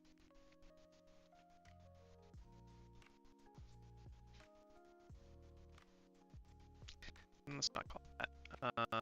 Let's do a not found.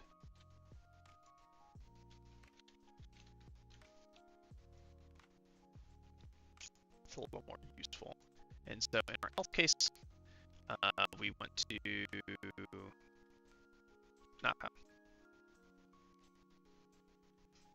I don't want to close the socket. They should be able to reattempt.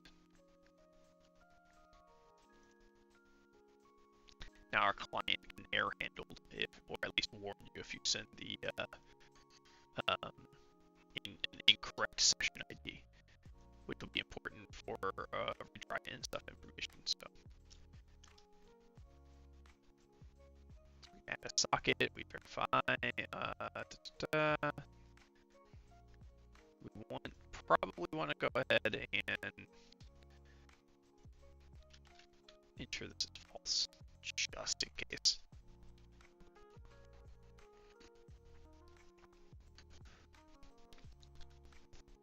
All right, we have our session structure. Let's add this.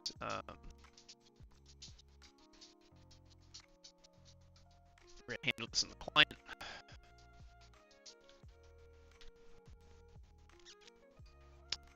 We want to add the future work for gain and gain progression unlocks and cosmetics. I don't think we want this in here, to be honest. So let's take this entire to-do block. We're gonna move this into here. Let's add a proper to-do section.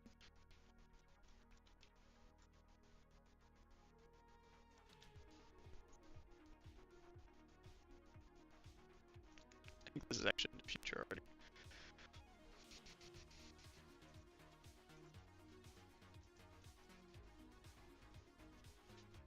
It doesn't matter, it needs to go in the future.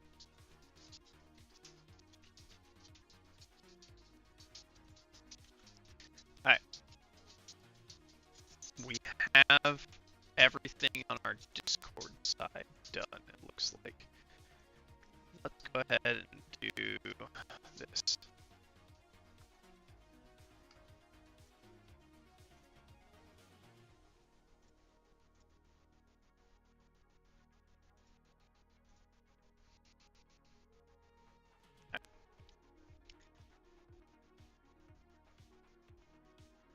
Just wanted to check and make sure we got all that covered.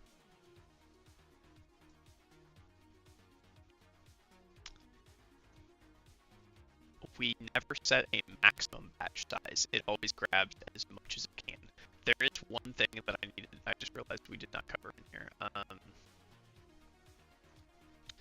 When we execute, we grab, where's our client's user, that's payload, which is all the commands we found.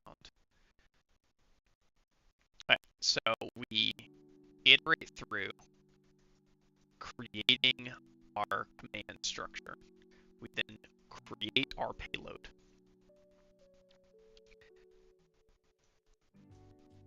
Let's grab this.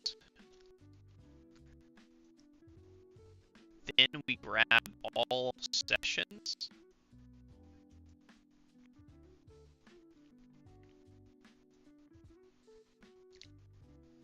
Commands push, commands get user.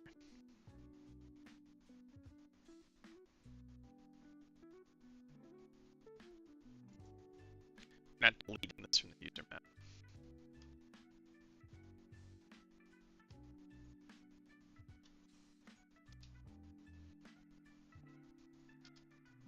Right, we don't delete from user map until it's acknowledged, which means that if we delete this here, it was never actually sent. It becomes a problem. So we need to session ID platform values. So this is where we grab sessions, then we grab clients, then we send. So what we need to do is if let send equal false, if at least one of these,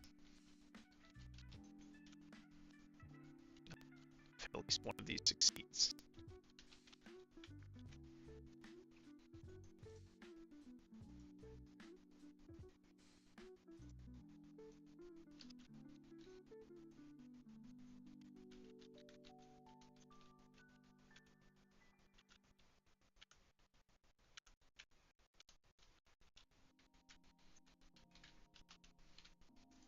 AI actually makes it harder with how it does the injection of things.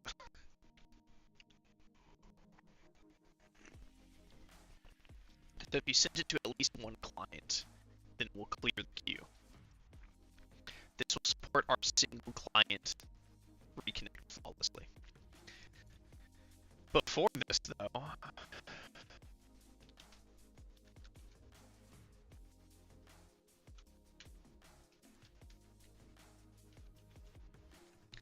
if ready state is not equal to open, or client dot is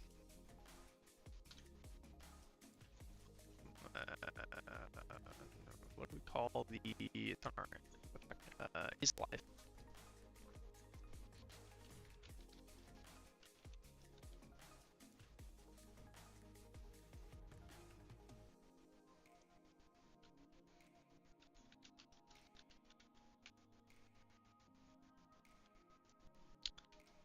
Is that how we do it? No. No, we can do it end line in here. As socket, right? Or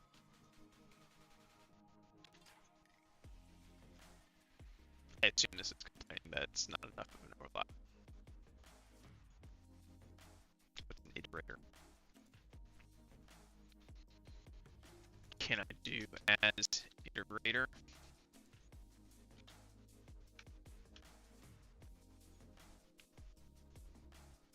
I think so. On that? Nope. I guess I could just cast it here.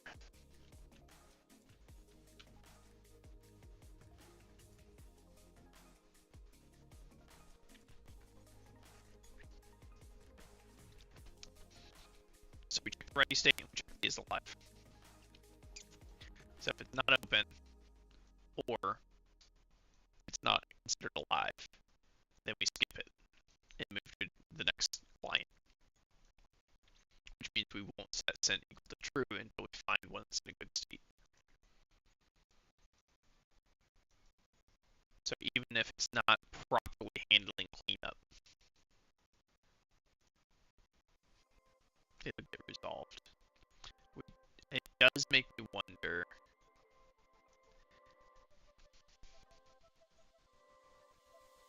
We do still have the chance where the client has disconnected, but it's not reading socket information. So it's in that middle ground. Like, it hasn't hit a ping yet, so it hasn't gone is live false. Nothing has been sent over it, so WebSocket connection is still saying it's open, but it invalidly disconnected, so it never sent the close command. So we're in this weird middle ground. Network connectivity error, we'll say. So we're in that network outage before a ping has been sent, and we send a payload. So it would pass this check, then hit send. I don't know what happens on the network when that happens. I think we get an error case, to be honest. I think we end up in here. It's my guess.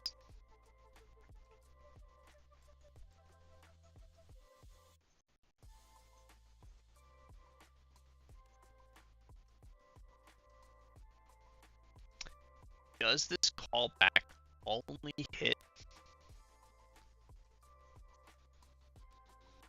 I think the callback always gets called, which is why we have to check and make sure there's an error. We can test though. Testing. Right. So we can establish our admin start session. We launch our game.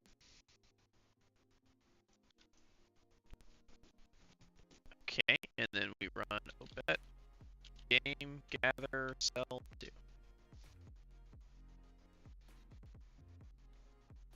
Okay, so our callback hits every time, which means we can introduce our logic for handling things there.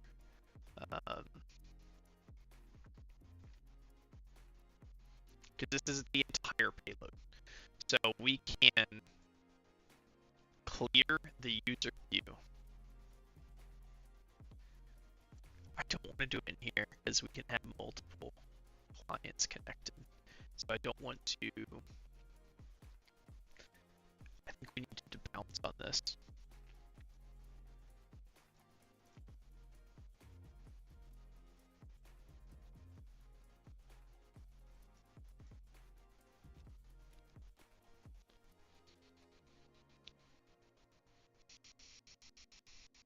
But in the error case, we definitely don't.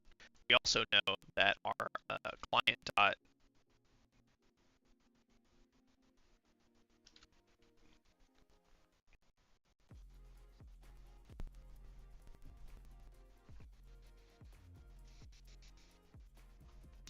do we know?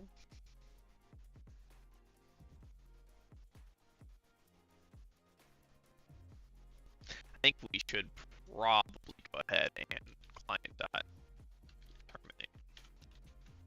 This will close the client connection, which this will cause a game end command, which will bounce them back to the session start menu, or the main menu on the game client.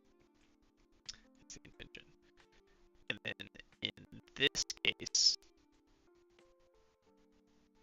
because this is an asynchronous processing, which is why we have a callback here. That means this logic will not sequentially trigger in relation to this logic. And so in order to hit this correctly, I think we need to establish a bouncer. I don't think I have one coded out, so we might need to code one real quick. We want it in an else case.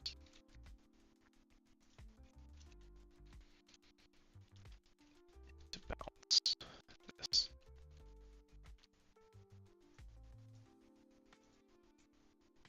I'm a little worried about response timing, to be honest.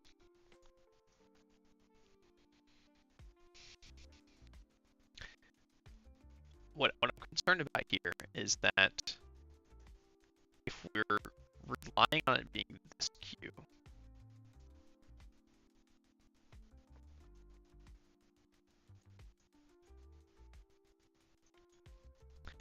let's do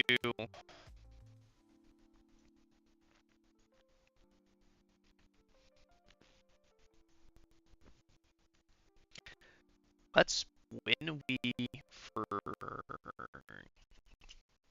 I think no matter what, we have to clear this queue without waiting. So if we want to be able to resend this,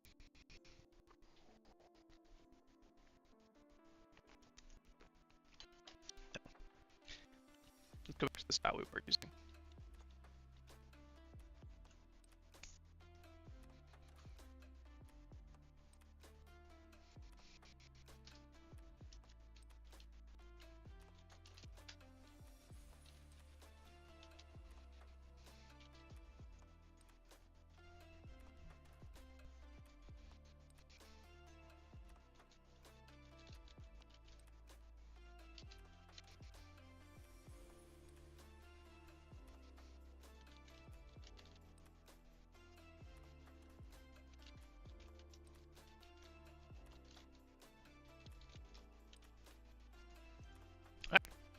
Here's my thought. We assume it's successful. A client was found, we sent the data, assume success. That's going to be the majority of the cases. We want this to be our iteration loop as fast as possible. In that case, we clear it. We sent it, we clear it. Don't care past that. Our outlier case, when this errors, introduces our edge case recovery that we talked about previously. Because users is our commands to send. These are users that have performed an action since we last pushed data to the client. We are clearing this as fast as we can on this iteration loop so that we are not introducing a case where someone can send a command while or in that gap between sent to client, received by client. If someone sends during this window while we're operating in this callback, then if we were clearing here, it would get deleted. And so we would lose commands during certain windows, and this is going to be happening a lot. So it's not like it's like, assuming we send constant commands from Twitch, one every 300 milliseconds, goodness term, then every 300 milliseconds, so every third of a second, we're going to have a probably 20, at minimum 20, probably closer to 50 to 100 milliseconds, depending on where the client's located in relation to the server. So we're going to have a, let's say every 300 milliseconds, we have a 100 millisecond window on worst case scenario that all commands sent during that time are lost. That would be bad. Because that's, 33%, or sorry, 25% downtime. That's really bad. So this approach, we only clear, or we clear immediately after we send, we assume best case.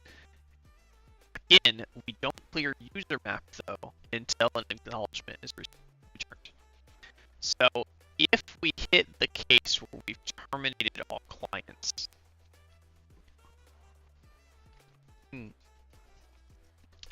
this should be up one. We actually don't handle success. This is our error recovery. So if we've terminated our last client, so we can do a if. So client has been terminated, which should call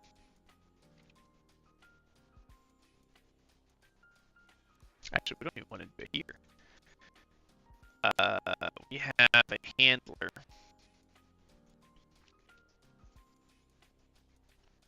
where it does all of its cleanup.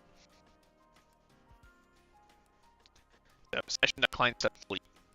If size is less than or equal to 0, then wait and clean up. The other thing we can do here is so we'll trigger the timer for our session cleanup, but we're also going to reverse lookup on this. So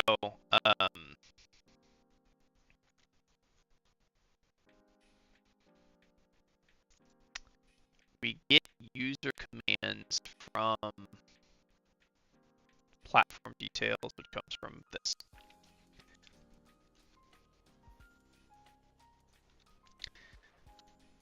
So we have a session.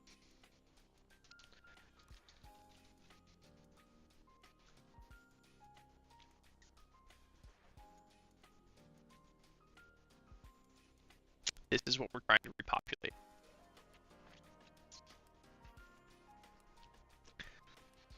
We have a session, which means we can get that information. We would need to do a lookup in our platform based on all platform contexts that contain a appropriate session. Once we have the platform context, we can use that to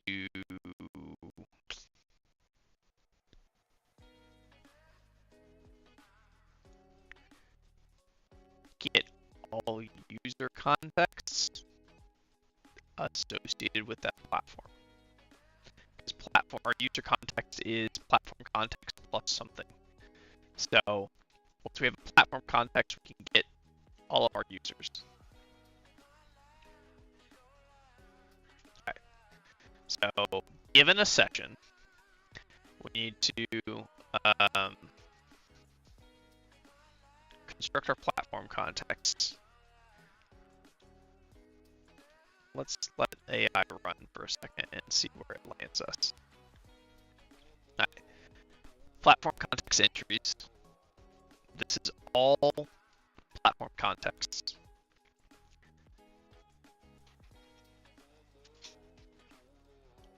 And so this is iterating through looking for. This isn't what we wanted at all. Okay, let's try this again. We want our platform context. Again, we had our last client close in a session.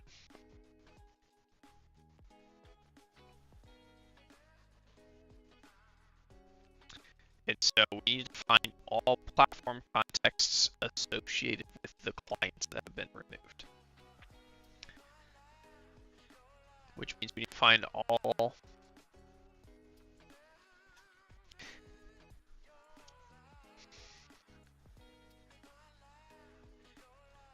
so a session. Letting AI run there was a mistake. I lost my train of thought. Alright, so we've hit 0 clients, which means we have a session ID. Given the session ID, we can get platform context. So we need to define all platform context. We need to iterate through all platform context, looking for a session set that contains our session ID.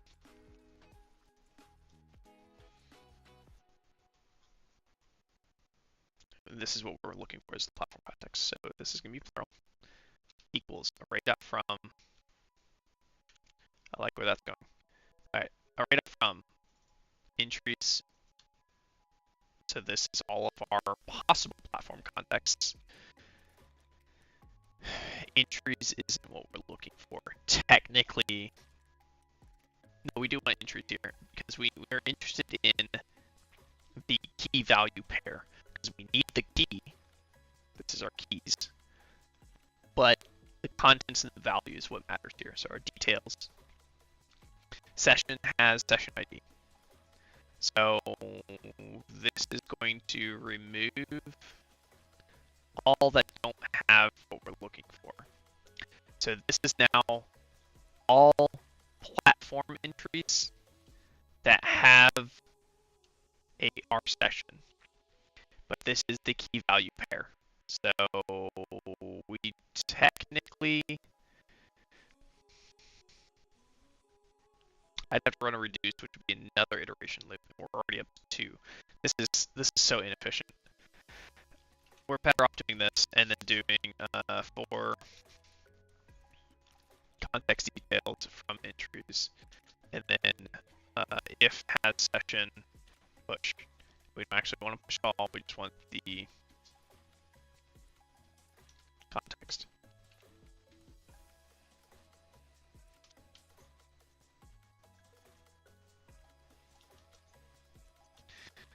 It was already up to 2 iterations. What AI generated was already 2n, and in order to get it into this structure, I was going to have to bump it up to 3n on platform entries, and this reduces it down to 1n. So yeah, we're not going to use the AI solution for that one. So this is our platform context. So if your client, which is linked to a session, is linked to a platform context, we now know that. And so all clients have closed for a given platform context. That's not true. We don't want to repeat entries. So now we need to additionally check and see. We don't want to know just, is it contained here? We also want to know,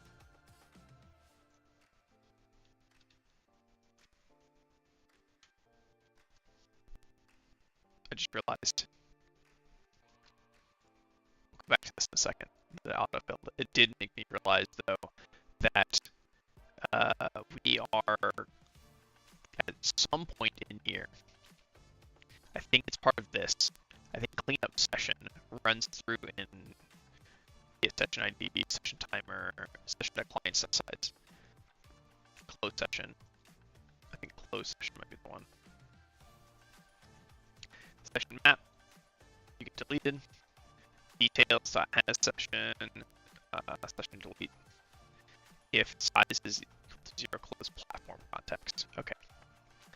So we actually want this to be, obviously it can be 0. So if it is equal to 1. What this means is you're in a situation where the only session associated with this is, or sorry, the only client, because again, we remove your client. That's what this callback is. So we're the only client associated with the session, and now you are in a situation where it was the only session associated with this context. For the majority of people, the overwhelming majority of people, I would argue, by design, this should be every use case where a client disconnects improperly. Or sorry, a client disconnects when they didn't want it to. Because while we can have multiple clients listening on a session, I guess if you have, yeah, you could also have multiple games, in which case this would have triggered for all of them. Because all of them are running on the same client, so you had 3 games on there at once running, all listening to the same context, and you lose internet connectivity, all 3 can go down. You know what I mean? And so this would get triggered. The first one would remove, the second one would remove, skipping all of this. And then the third one would be the last client. And so it would remove and then trigger this loop. And so we would end up in this situation for the third client. And all of those are under the same session, I would assume. Although technically, I guess you don't have to. You could create a separate session for each one.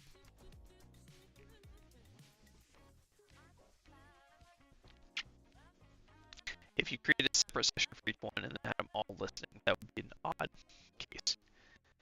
I would assume the intention is for you to create a session and then you'd be able to connect multiple games onto one session, which is why we're going through the effort of identifying separate commands that go to separate games.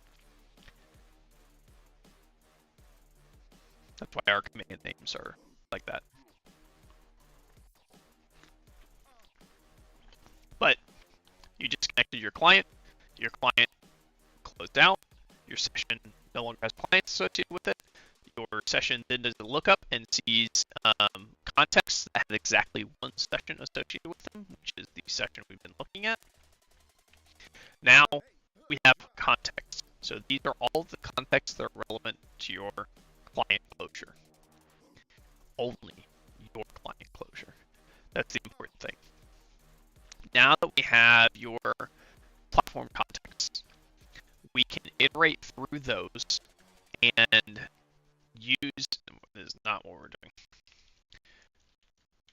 We can use that to recreate your, so we have a platform context. So if we go here, platform context, we can iterate through this now and find all user context associated with your platform. So let's do a const. No. We have all platform context. So we want to iterate through here, and then we want to iterate through. I think it would be better to iterate through users, trim, and search. So let's do for const.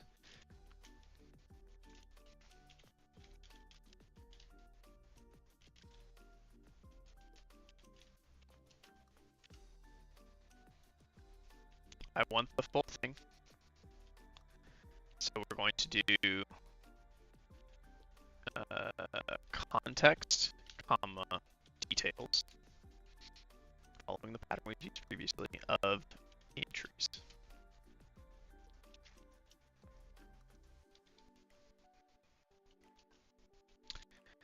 All right, so now we have all users. We can then take the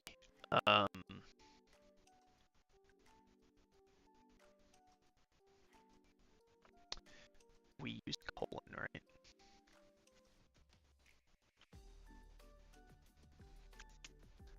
When a user command is sent, we bind these with colon.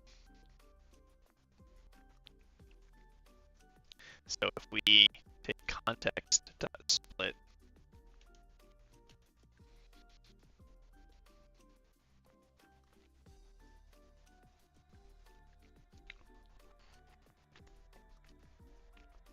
this is not session ID. I don't know where I got this from. So what we actually want here, we have platform PID. Those are the parts. So if our context we found above includes the merge string of platform PID,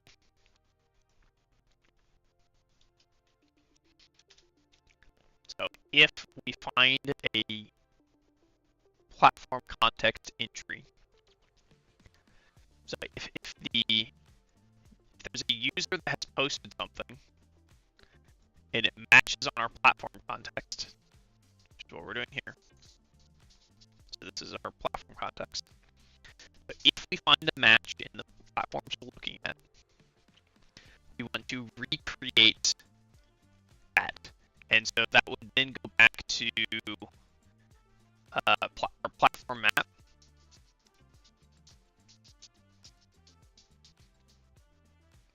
And users. So given our P context, which we have, so we can do the lookup. So if we found it in any of these,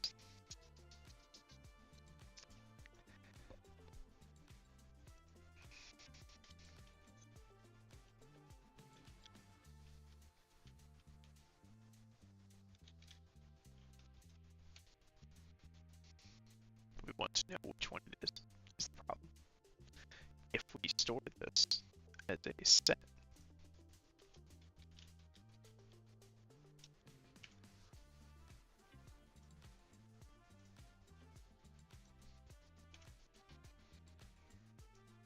now we can do .get.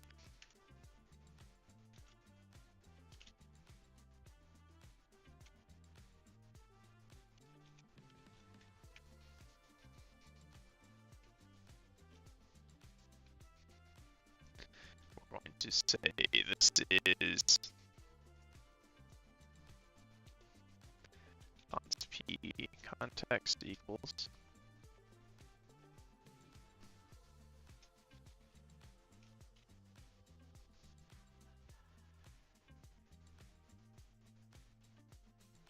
damn, I could have sworn that there was a lookup.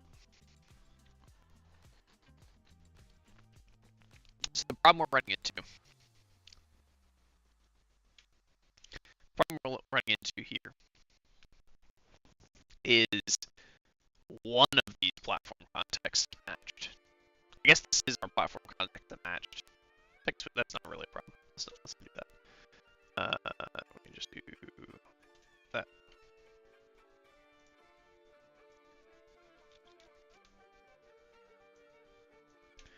And so now we can do platform map. Is that what we called it? Platform map. Let's just go ahead and make this a variable.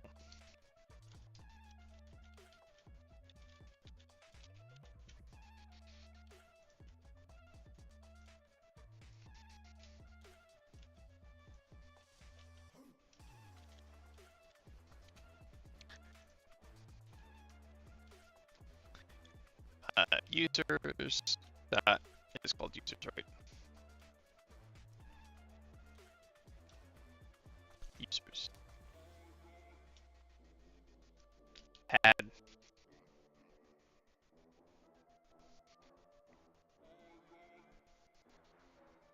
context.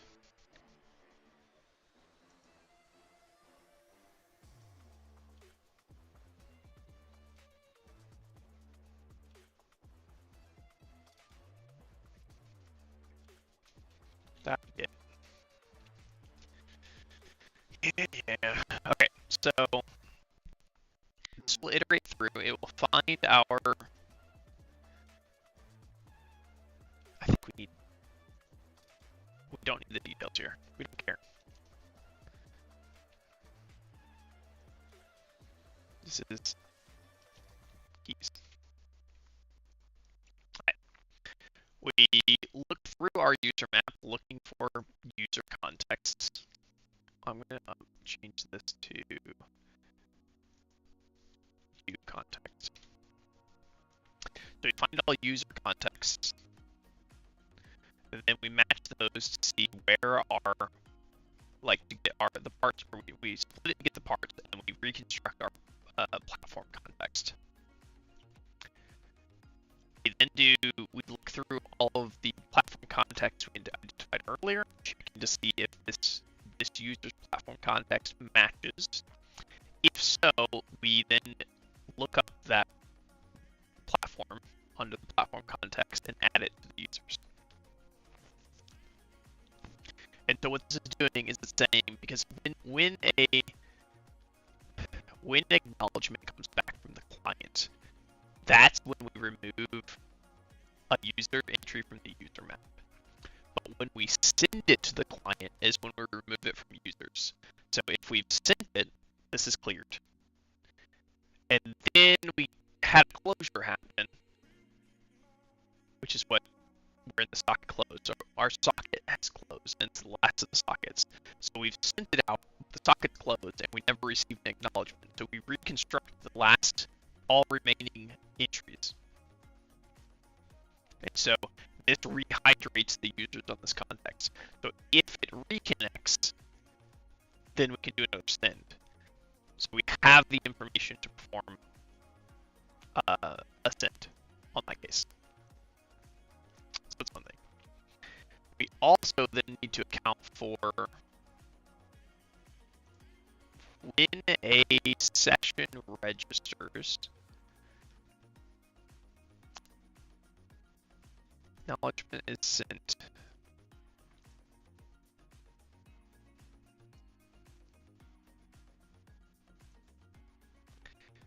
sorry, the thought process I'm going down now is we've rehydrated it, but we don't do anything with it. And right now, when it won't get sent until a new command is added, because that's how we have it set up. So this introduces our wait timer for the platform details for a given one. Let's set to 1 second right now. This should be 300.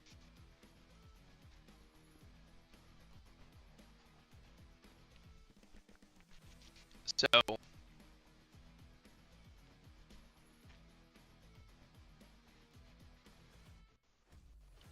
we probably want to execute queue on a context as soon as the client connects to that context. Context being the platform context. So as soon as a registration passes, we want to, so a session is added.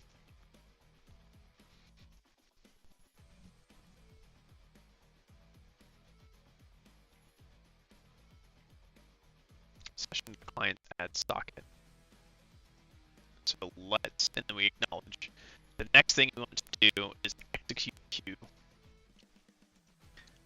But we need to know what contexts this session is associated with. So let's go back to this logic. So we're looking at, we have a session. And we want to know what platform context it's associated with. And that's what this logic does, is it gets us a list of platform contexts. So let's take this. Let's write a function. If platform context. It needs to take in a, return that. It needs to be a p context array. And then we pass in a session ID string. So now we go back down to here and we can do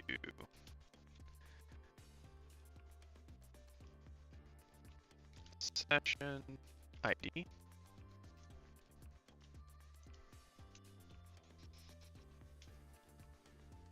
Do we want to iterate through? See, in this case, when we're executing here, this should be small enough for it not to matter. Let's just do for each. No, I don't want all of this. I literally want this tabbed in. That's it. Man. Alright, so now we'll execute the queue on the context. Simple as that. We should... Alright,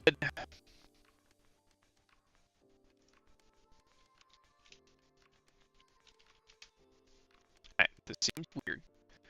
But hear me out. When we go through this, if we create this as an async function with a void action, this gets deferred. Now, in the majority of cases, it's not actually deferring anything, but it opens up the thread so that this actually is already an async, so it does it already. It opens up the thread when we call an async function so that other things can interject and interrupt. And that is how we give the semblance of multi-threading in innately single-threaded applications, is we allow anytime we have a defer like this, you have a queue of things that are being executed, and so you execute until it hits a point where it can break.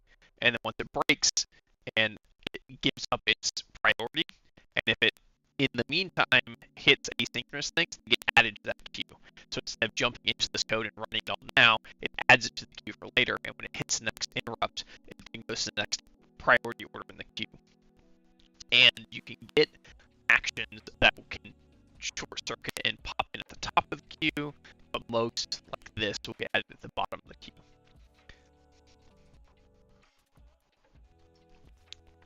That being said, this is async, so I can just add void here. The void here is just saying that we don't care. We know this is an async function, but we don't care. Just call it, add it to the queue, and then move on. Is essentially what we're saying here. And execute when you're free. We don't care that it returns. We don't want to wait for it. So this is just adding our queue execution to the stack, not the queue, the stack for our thread. Down here in our closed logic, we are getting user context.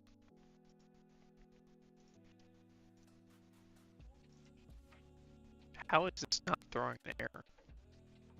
I guess we have an error higher up that's causing issues. Get platform context for our session ID, where platform context equals Hello Kitty.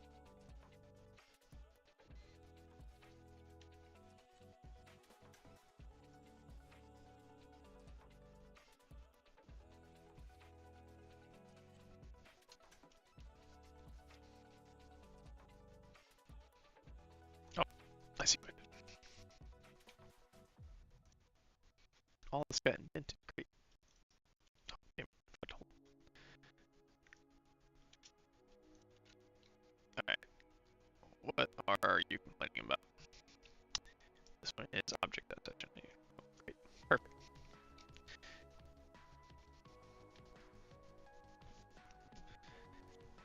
Alright, all of our errors are addressed. We now have our rehydration logic in place. We have our execute on connect in place. So all of our core logic should be good, actually.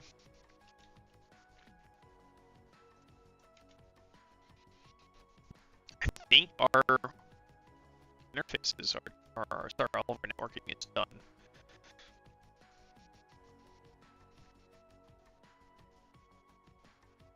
We just need to handle our additional platform context at some point, which is going to require us to store things and do some registration commands and things like that.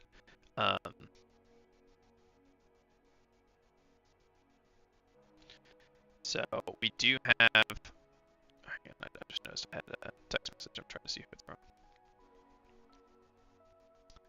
Government. It's not actually government. It's some random political party that somehow got all of my number and keeps spamming me with MMS messages. Alright.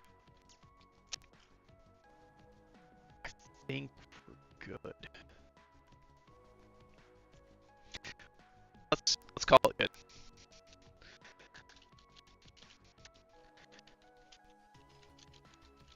So we're just going to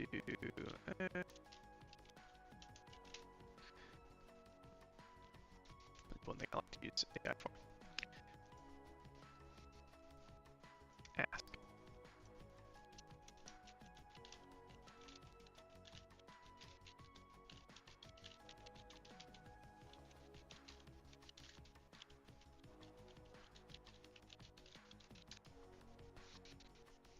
Naming things is hard.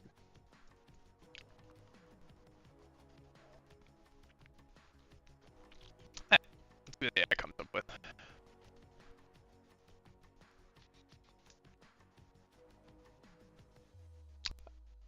Networking.ts is a new file. This might be my last commit. I forgot to include it. So technically not wrong.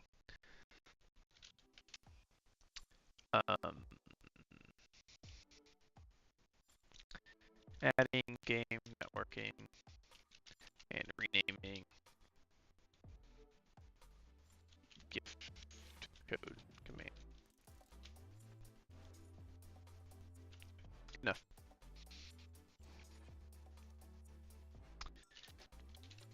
Make sure I got everything.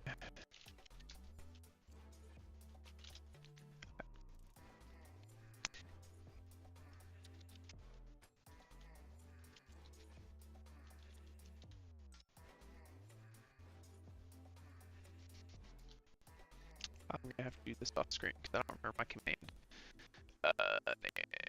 Let's.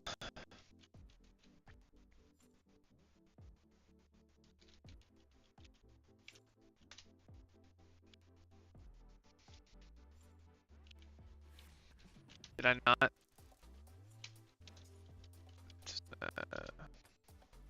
Could have swore that I set up the commands for this.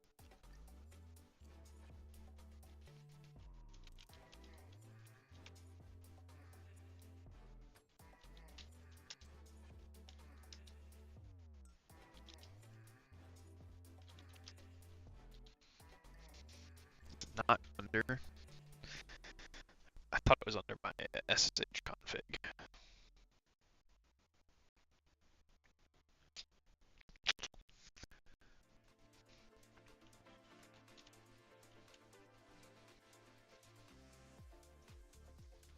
I think I can recreate it all with some stuff I have, but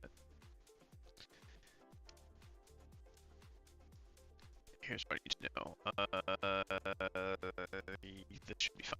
Let's tilde/.sh. I don't have my private key file here,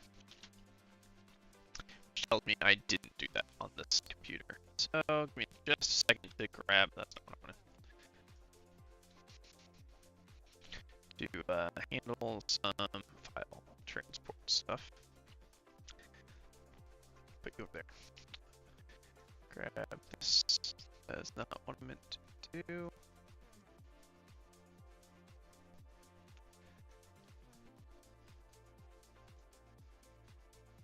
That works. Okay. Storage. Oh. Tilde. Which is that. SSH. So drop that in there.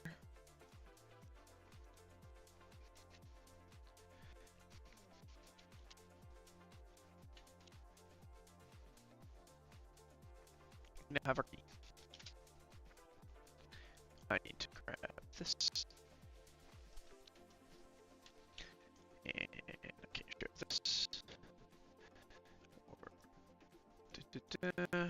Okay, so it is nano.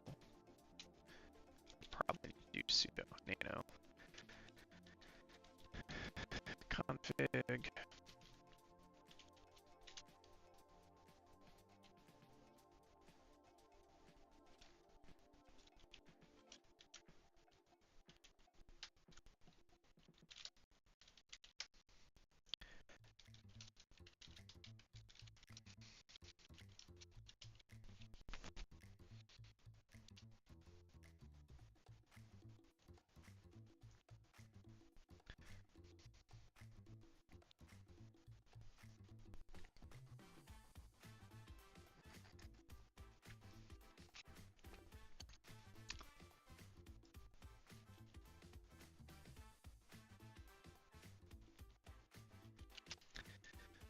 I need to regenerate that. Actually, I don't need to regenerate that. It has been regenerated, so I need to update. So I guess it doesn't matter that you guys saw that anyways. Let me pop this window over here and go grab the new identities.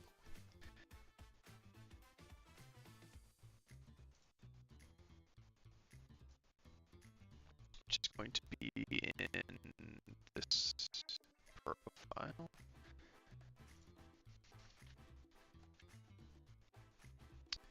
On AWS console. Yeah, just to make sure I don't accidentally share these, let's go ahead and just do that. Oh, let me use my main monitor too. Alright. I apologize. I thought I had this set up on the computer, but set up on my laptop.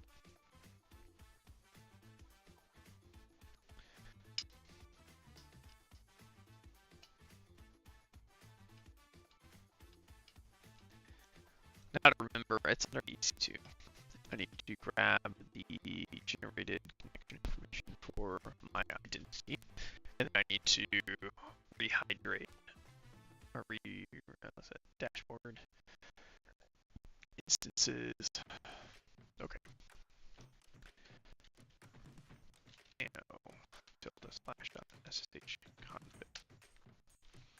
I change the host name to the proper host name. So I'm gonna grab that. Alright, and then I need to. The user shouldn't have changed. The identity file is correct. No, the identity file is incorrect. That's the thing I need to regenerate.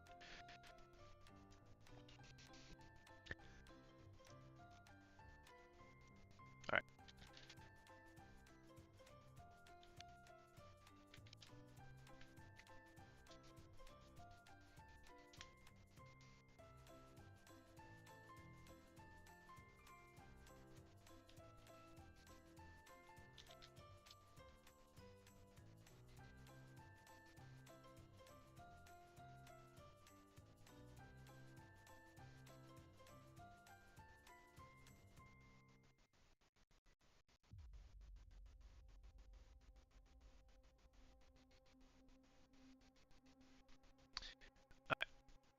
So that's correct. I just need to fix the permissioning issue. Okay. What do you set to?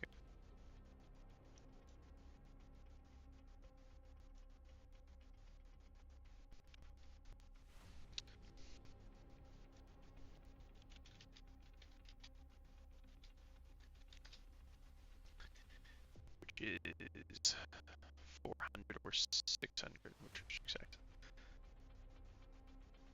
Okay.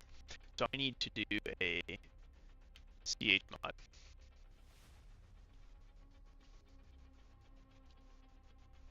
I need to remember syntax on this.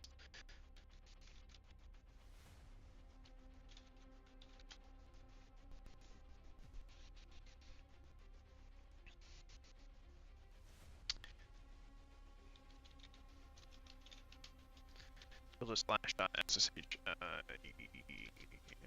file.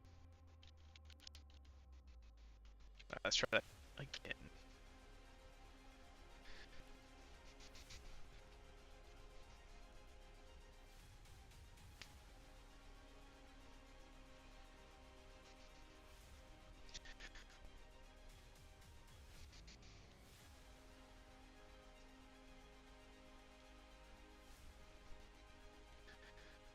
Okay. We are going to get fetch P. I don't want to fit this because it's showing the. Is that a valid IP? I don't think that. I think this is the local IP, which is completely irrelevant because you can't touch that IP anyways. Let me just double check before I share this. Once. Yes, this is the private IP, which is within their network DNS, not the public IP.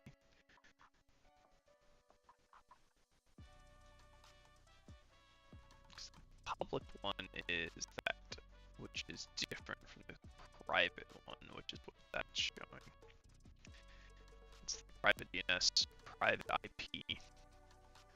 Also used in the host name type, but that's also not, I mean, it literally ends with .internal. Yeah, so this is the public IP, which is different. Alright, yep, we're good.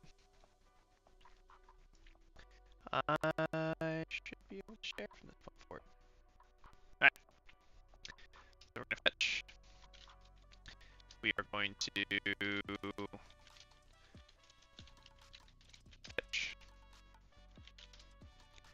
Alright. We used pm2 stop 0. Git pull rebase p2 start 0. And then while that's running, we also npm run deploy. Alright. I do need to do some updates on this because it's running constantly. So it looks like NPM has an update. 2 minor versions, not a big deal. I also noticed that Amazon Linux has an update that needs to run as well. Like the OS. But that requires me to take the button. So I need to set up a way to transfer just in case it doesn't want to come back up. I might just spin up a new node, a new EC2 instance. Make sure everything's looking good. Get everything set up on it. That'd be a pain in the ass to reinstall. I guess not really. It just installs node, which includes npm and stuff, and it does an npm install.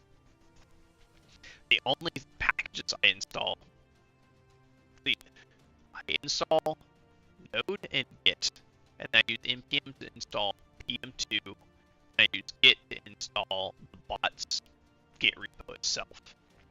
And then whenever I want to do a deployment, I just SSH in to the bot, or sorry, to the EC2 instance as you saw. And then once I'm SSH'd in, I run I just like fetch the latest off of me, which is why I have all of the local stuff set up with a dedicated dev server. Is I test. That's how I test, and so it just runs direct from source. I don't have a build, so it's not like I have to worry about the build going errant or anything like that. Also means that with everything Microsoft's doing with GitHub and starting to charge for time spent running GitHub Actions and those kind of bullshit, I don't have to worry about that. But I do want to verify if I can find the server for it. I'll bet it's up. So let me just run an admin command real quick to verify that our server or everything is running. Admin. Bet admin.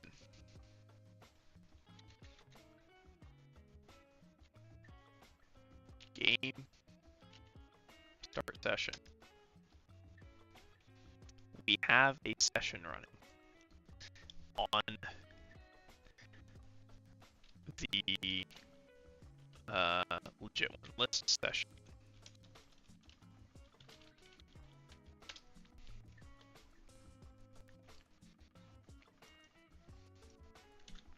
And then we'll bet admin game end.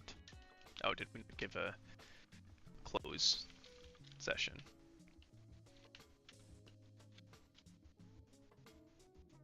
And then obet admin game list sessions. Yep. We have our bot deployed. Okay, so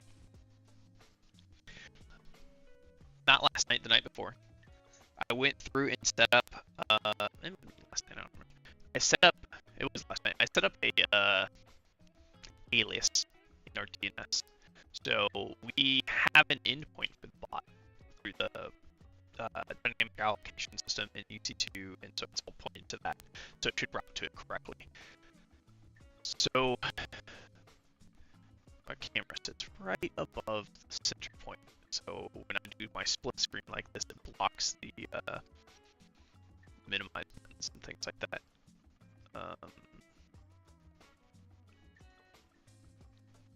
We need to go to our logic for WebSockets and change this to point to. I don't know if I have port forwarding set up, so this might be an issue. obet.ceph.tech. I completely forgot to change the port on that. Okay. Oh, right. I'll close that out. No, we can start this first. That's not a problem. It didn't throw an error. That's a good sign. Let's go in here. Do admin chat. Obet admin game start session. We have a session.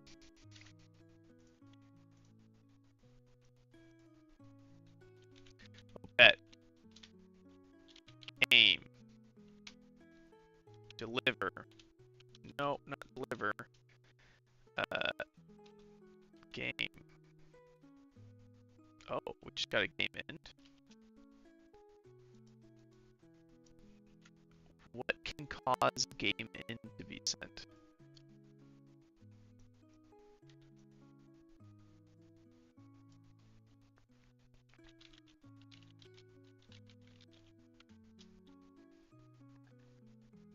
Yeah, the session's still live.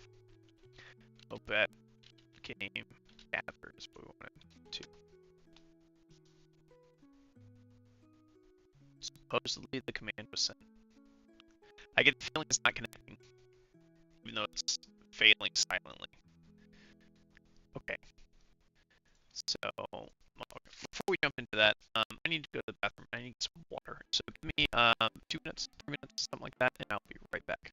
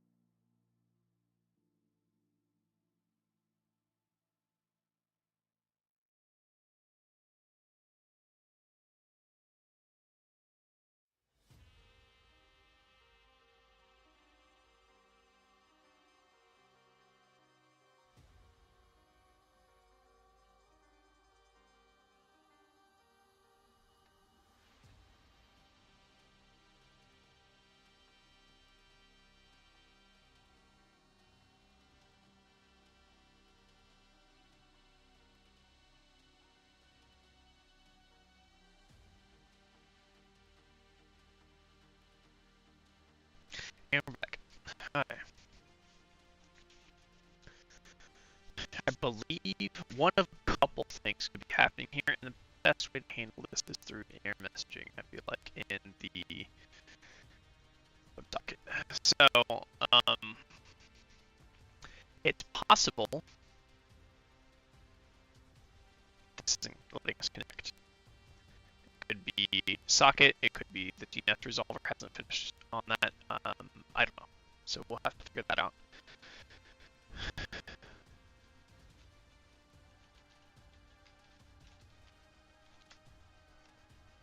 Let me see.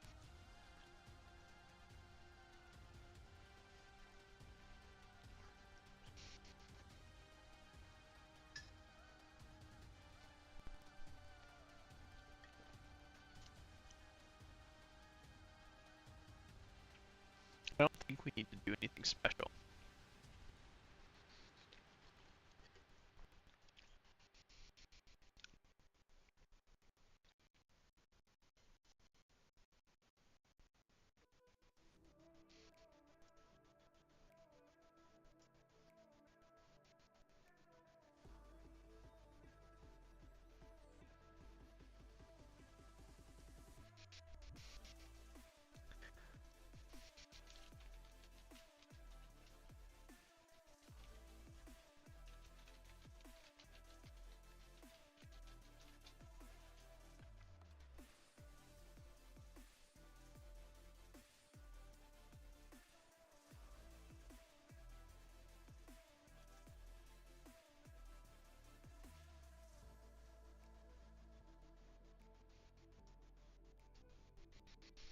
It does look like we need to open the port. That's most likely our issue here.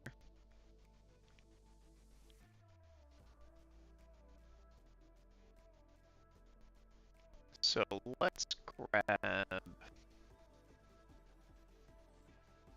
not going to be able to show this on stream, so let's switch back to here. That way I can use my main monitor, AWS console.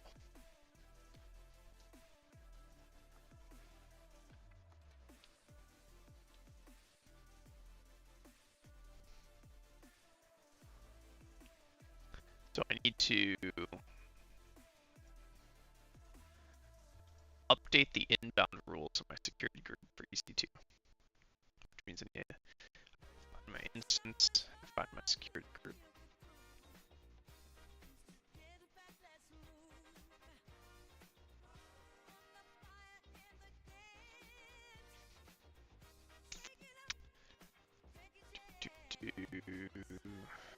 It's in here somewhere.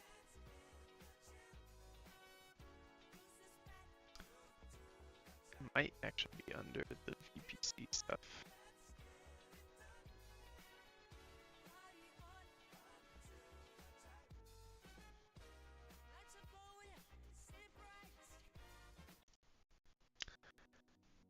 Where is my security group information? It's security. There we go.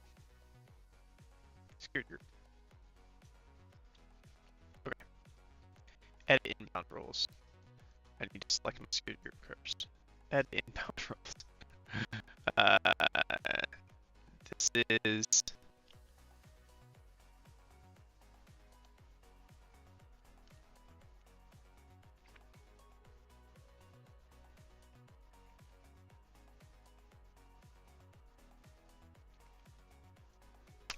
I want to say... I want to say WebSockets use TCP. Yeah, TCP. Alright, custom TCP. Port range. Let's go ahead and just pass through.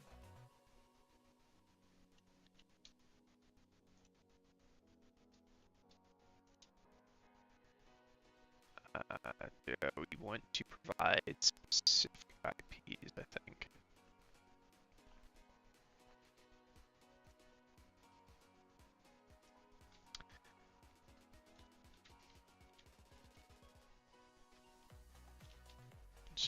So those ports.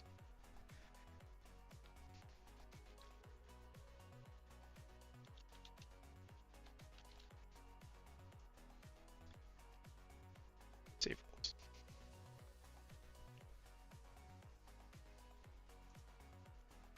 Alright, so we have our inbound rules in the security group.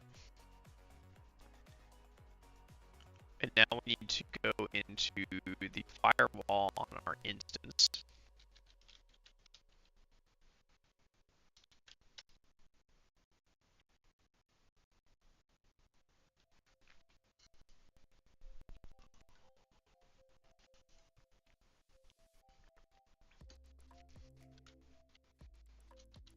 Why are you not letting me connect?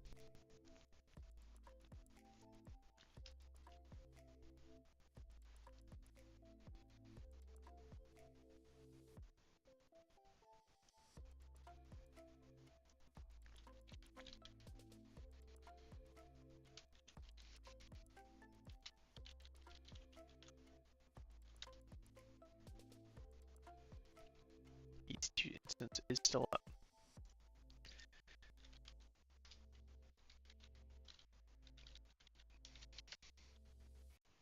So why is my SSH just hanging here?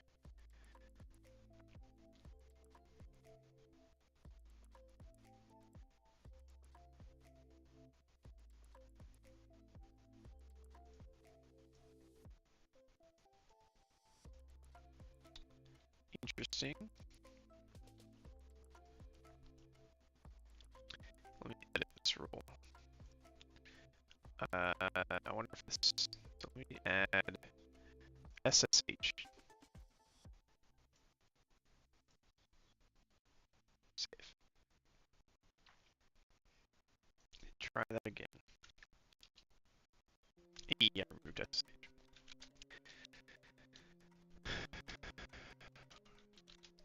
Okay. We want to open it on the firewall.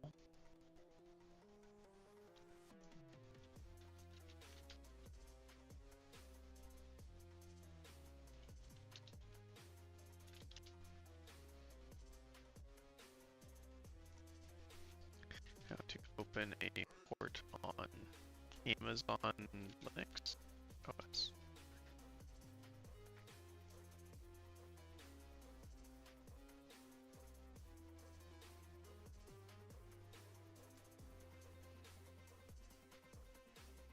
Amazon Linux typically uses IP tables. IP tables. This came up with nothing. Or firewall D. Command not found.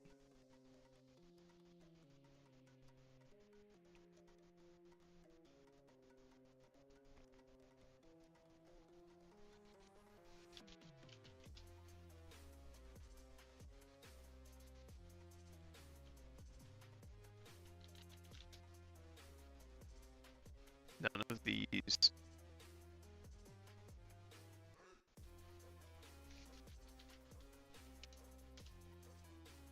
Static is on here.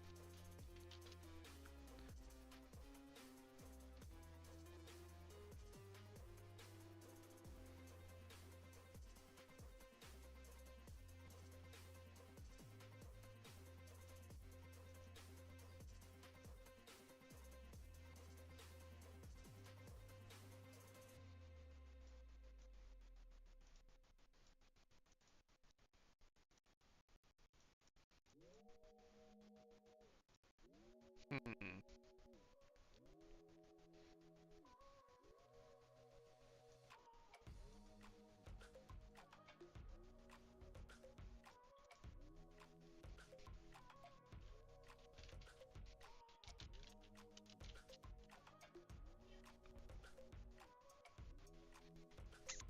So we don't have UFW installed. We don't have firewall D installed. We don't have IP tables installed. Is it just run through the security group now? Some of this is old information, but I don't know if it's relevant or not.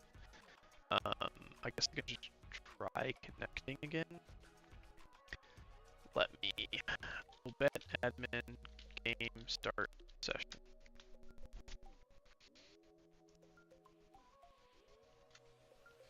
We have a session. Let's launch Do. Connect. It immediately says something up. That is, got a server acknowledgement. That's actually a really good sign. Let me close some things out. What windows do I have open where? this window needs to go over here.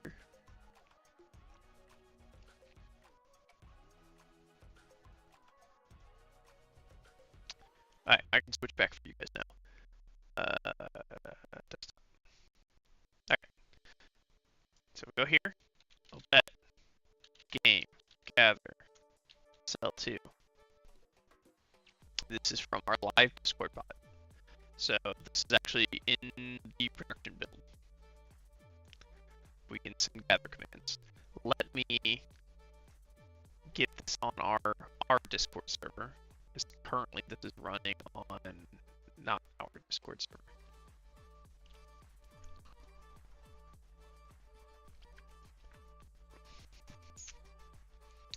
So I don't have a bet on here.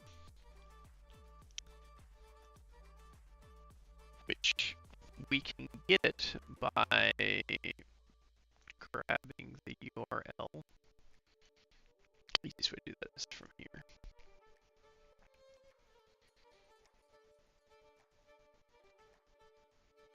Let's access your Discord set. Add to recursive storm. Continue. Yeah, okay.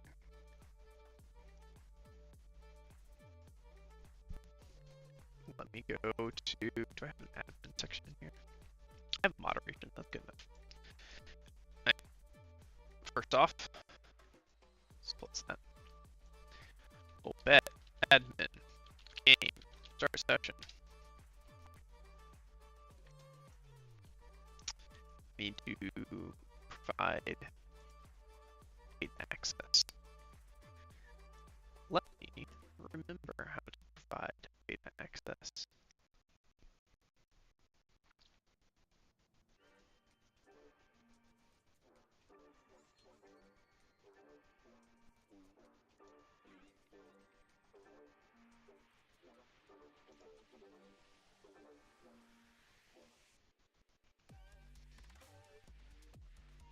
Subscribe. Done. Try skin. We'll bet. Admin. Game.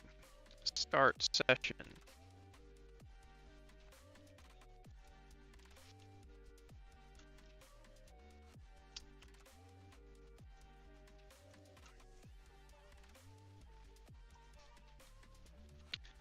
Bet. Game. Gather. Sell to.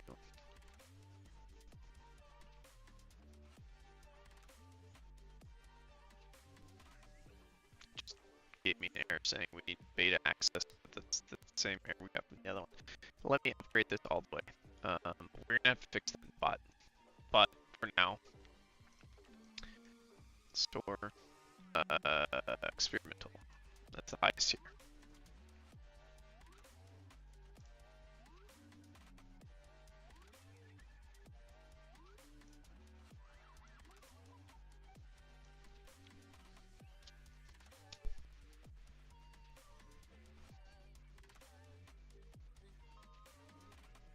Weird. We might have something wrong in there. Let's check our code here. User.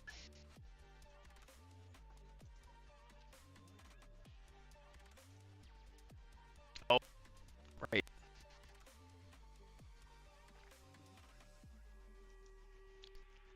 That's a problem. Okay. So we need to take this. So if there's no guild, we're gonna have to return.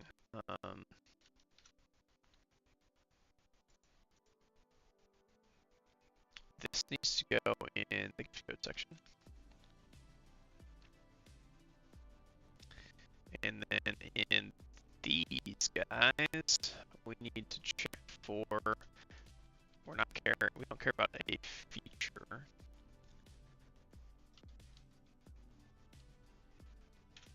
We care about, do we care about beta access?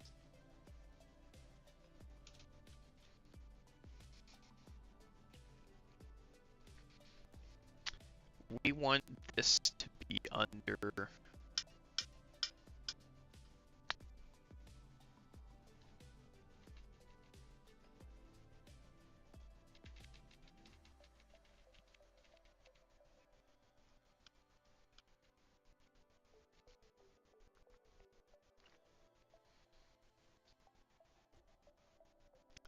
API Basic makes the most sense.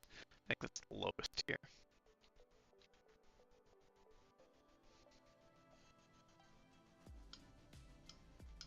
Most of these are specific features, but I believe these two are my, there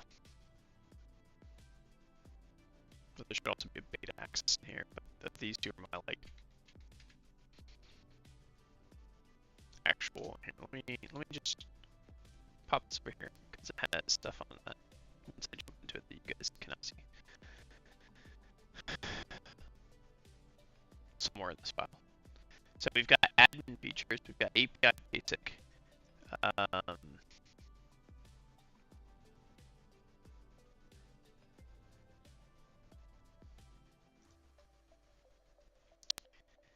where are the other, there's two ways of handling this, and I was forgetting which one's which. So these are my FAC controls. So I have the FAC aliased, but it's actually working on entitlements as one of them, and then a database flag is the other, which is why this is disabled, even though we have the feature, is because it's disabled, the associated feature is disabled. Here we go, excuse. This is the one you guys can see. So API Basic is the feature and the lowest tier SKU. Experimental access is the highest SKU. So API is the lowest, experimental is the highest, and we have tier 1 and beta in between those.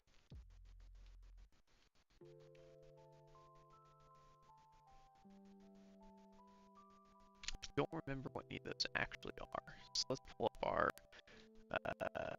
Discord. What they call it? Applications, I think is the name of the Telegram portal.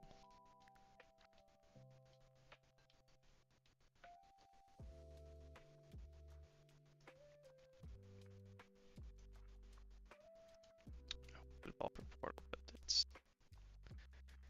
Can I get to it from here? No. Control, no. Okay, I think I see like applications. Nope. Developers dot applications is a broken URL. Slash applications. Okay. Let me find my.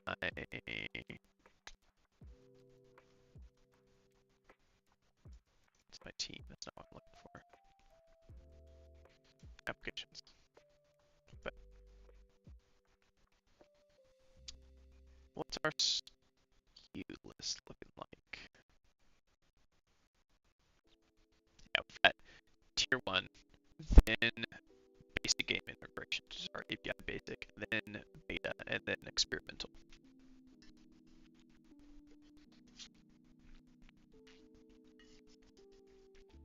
So let's add this to tier 1. Right.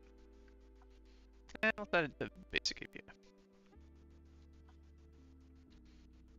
We'll probably add a second layer to that later.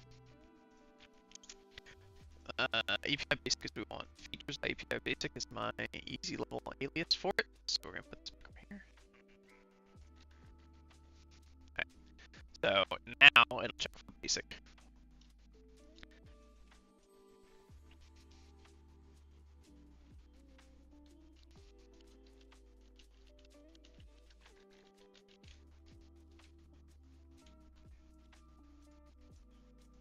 Alright, that should fix our problem. We are going to have to.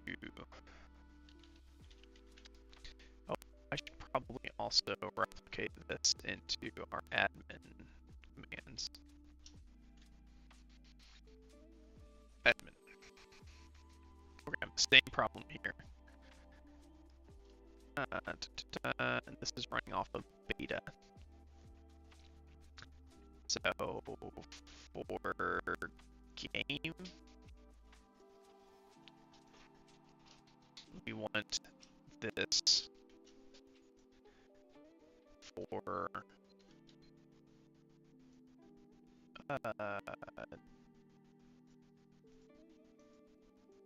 this is not doing anything right now.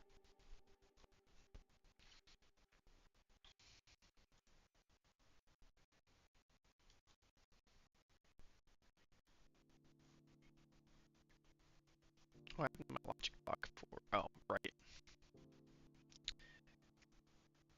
I need to move all of this into this case. Let's do that while we're in here.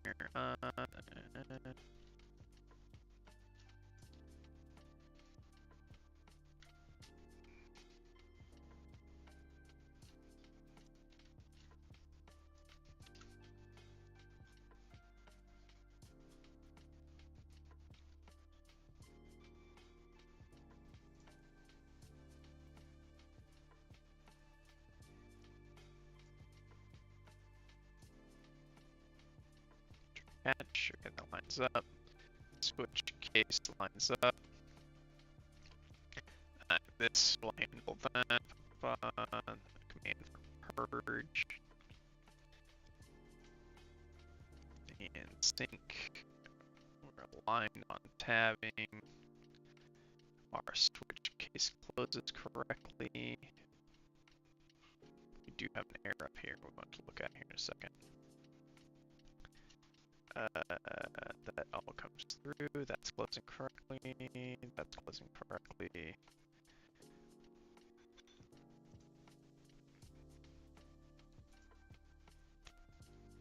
Our else case closing correctly.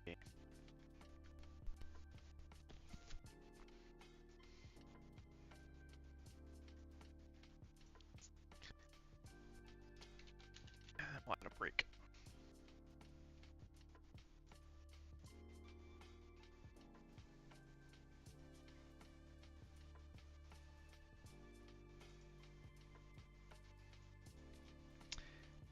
We were using has access previously. I guess we could continue using that.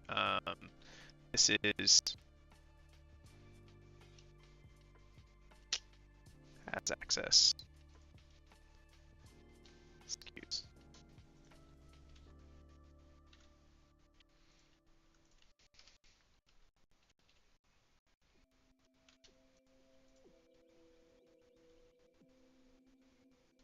Yeah, maybe we just use the nice clean wrap one. I don't like all the extra because we have an alias on direct access to this anyways, so we might as well use it.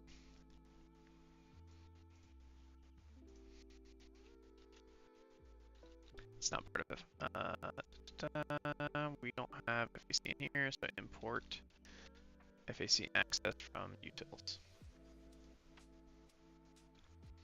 We also need to import features. There.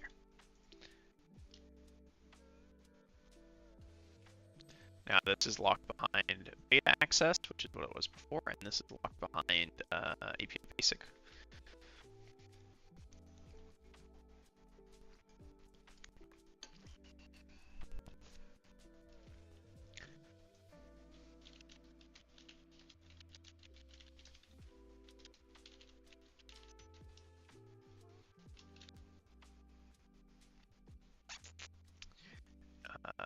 FAC restrictions for new game. Yes.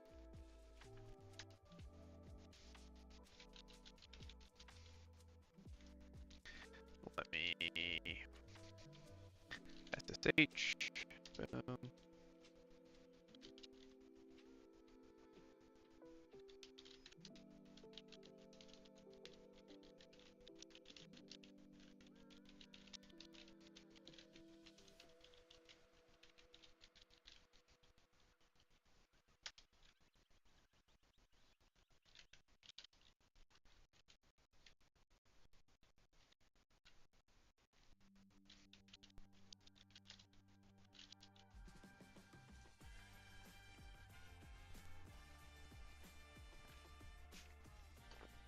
Alright.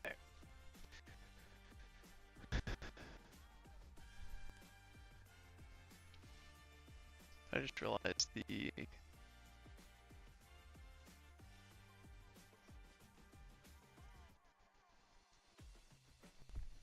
hasn't been playing our showing the music that's playing in the top left corner like it's supposed to be. Okay.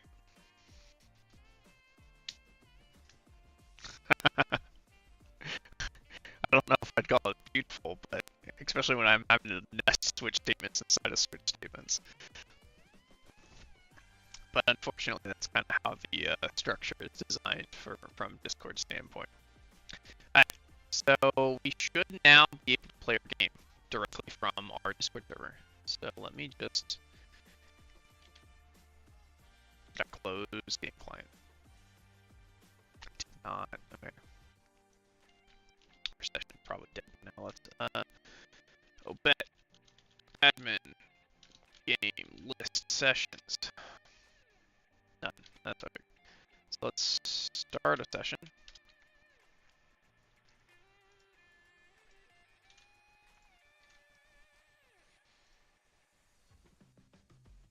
Yeah, it's so much harder to follow in that way. Obet game gather. It says it sent it successfully. It doesn't look like it did though. Game end. Well, that's not what we wanted. Let's close it out. I wonder why it got into an end state. Let's look up our logic for our WebSocket.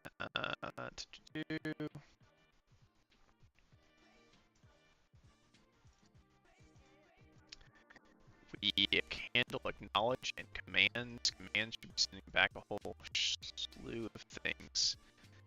Let me just contact this so I can find commands. Here we go. It calls commands.emit, right? Because it's handled at the game level. Commands.command name. Gather.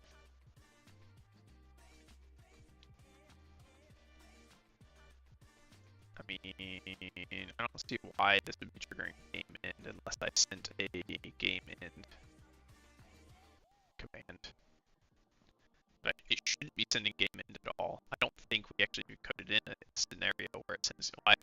We should have one. Let me check and see. That's not what I wanted. Game end.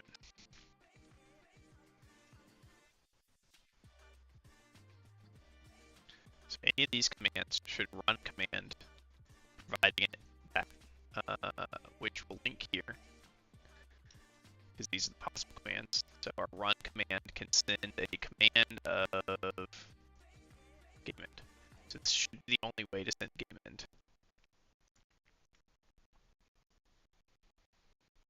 Which means it should be coming from the server anywhere.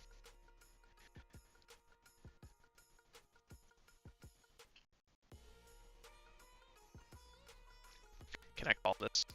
Or do I call this from anywhere in here? I call it from anywhere aside from this one admin file. Oh, we export there. We import here.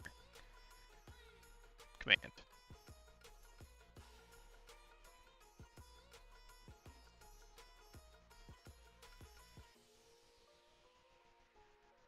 I didn't run any of these. These are locked to admin. Oh, I should probably, speaking of, I should probably go ahead and configure my integrations to disable everyone else. Let's disable obet admin maybe. Let's just disable it for everybody. And then we will add an override for admin. I don't have an admin role here, do I? What roles have I configured on the server? Nothing. Ain't configured nothing. That means my admin channel is locked to my account, so I'll just use that. Integrations. Manage. Add members. Me. Add. I can run all commands, and so then we want to add /obet, which is our user. Let me say that. /obet, which is our user commands, and we will add this for everyone. And all of you guys can run just the user commands. Okay. That doesn't explain why we're getting a in-game command sent though. We don't have it auto-inject under any scenarios.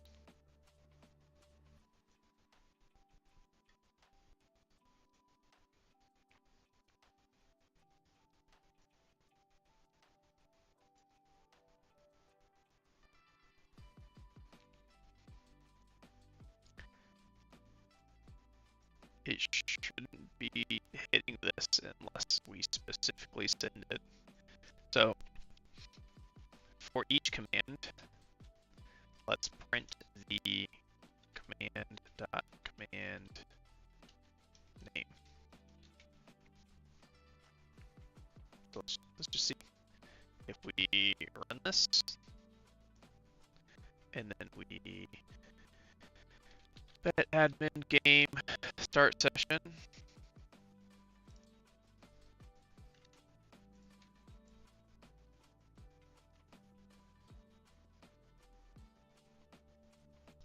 This was a stored command.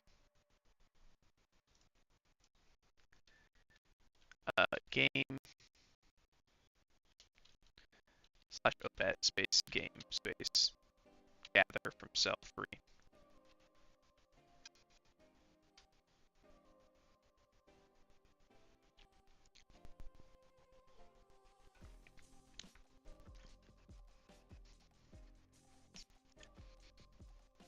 This is working how I would expect it to.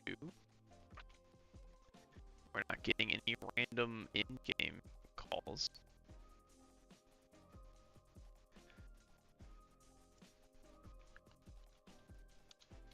Let's do cell 6.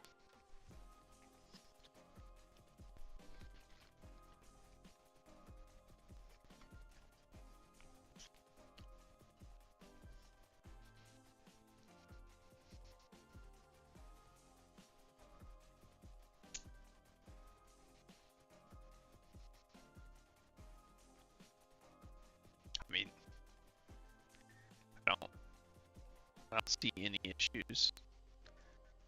Everything appears to be working as intended. Alright. From this point forward, we can keep a game going with you guys able to play.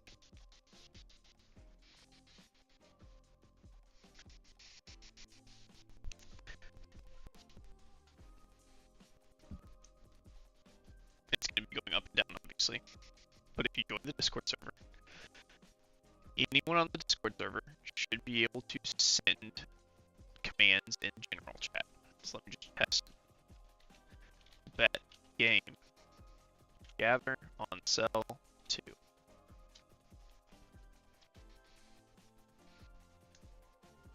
Works. Alright, from this point forward, anytime we're on stream, we should be able to run this. Obviously, it's going to go up and down as we're doing our stream stuff. Because we're going to be working on building this. Not now. But tonight, I think I'm going to go through and try and get this set up so it will always run properly. So we can just we'll just kind of shift over here for now.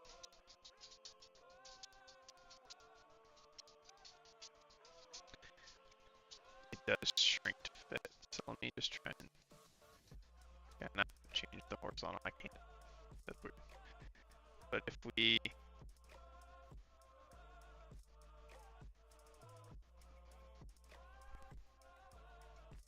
I can't change horizontal size, unfortunately.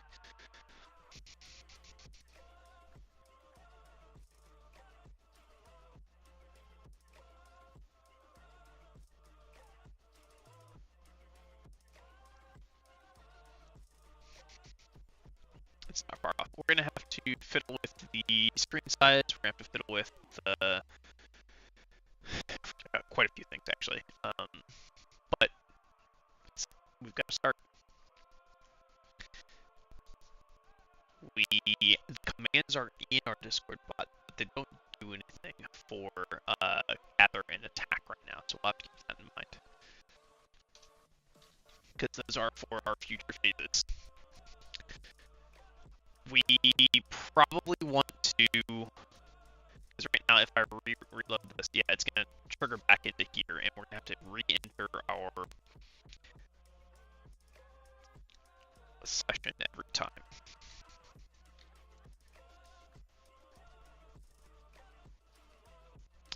It's not clearing properly. If we rerun this,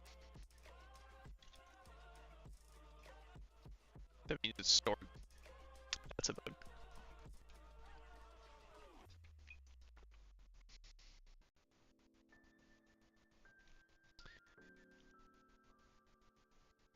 Okay, well, let's debug then. npm start.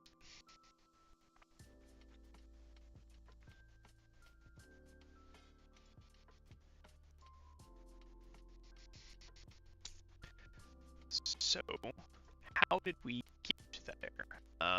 We need this to point to our local instance. So let's duplicate, comment the old one out, and then we'll change this to localhost.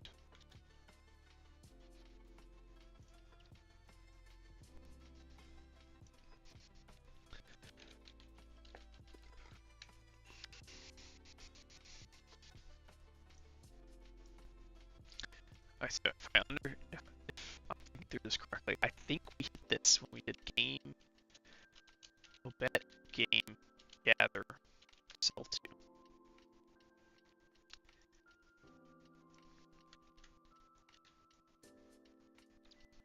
This is what it should have done. The problem is that this should now be resolved. So if we refresh and reconnect, yeah. So it's not clearing it out. It's not doing the acknowledgement, I think.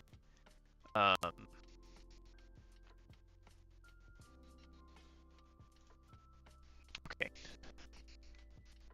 Let me think about this for a second. Go to the bathroom. I'll be right back.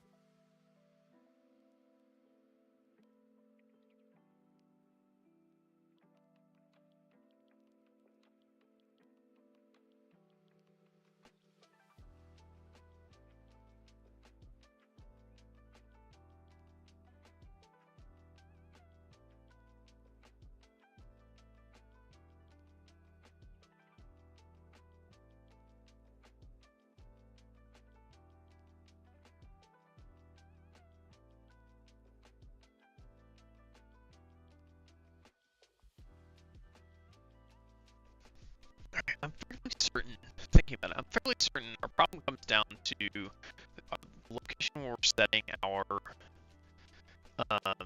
networking code, where we're setting our our acknowledgement. So if we go to message, This should be sending us acknowledgements.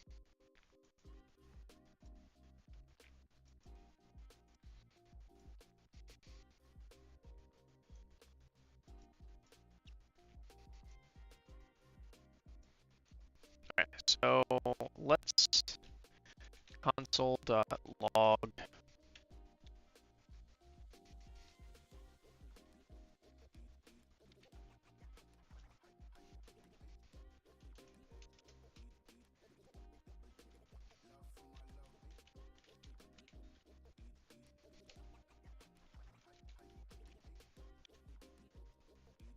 This should be a bunch of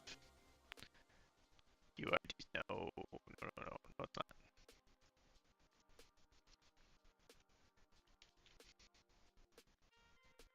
Let's do it this way.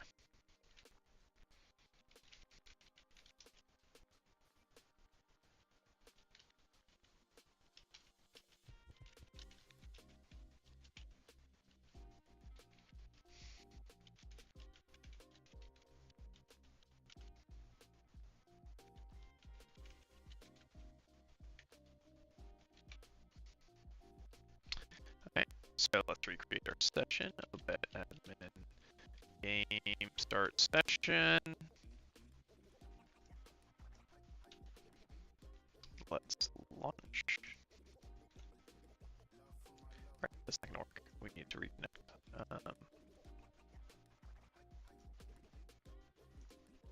Interesting script.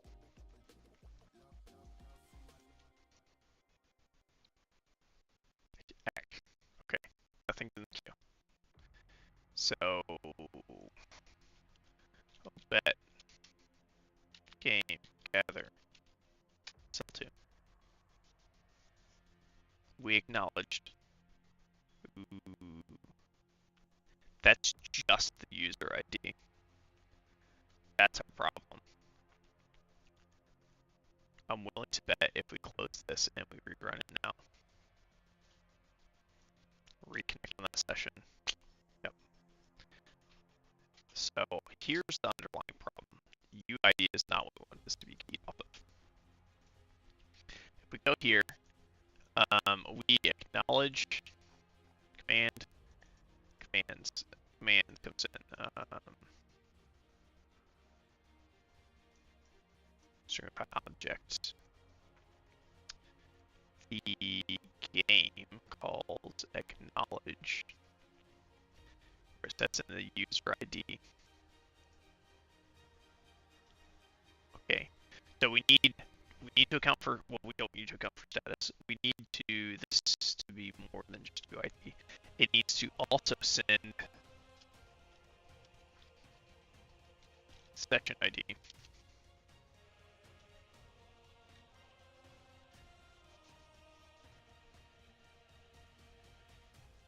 Right? No, we don't care. We don't care about that, do we? Well, what do we have access to here? Our problem is that we need all of the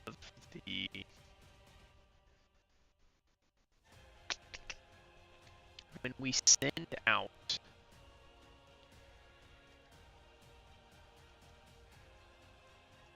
a game command.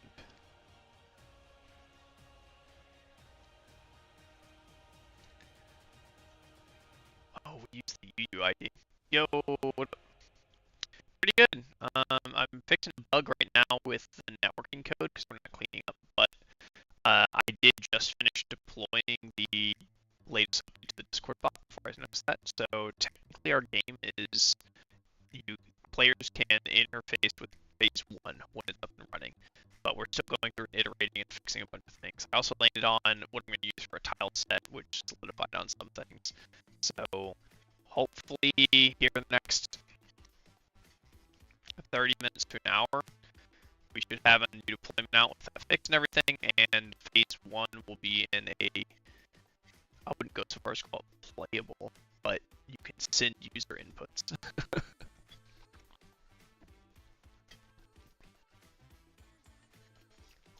Go listen to your streams, do what you sound like. Okay.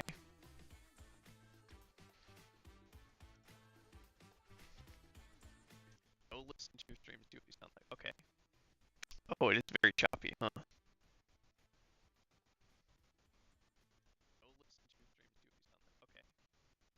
Oh, it is very choppy, huh?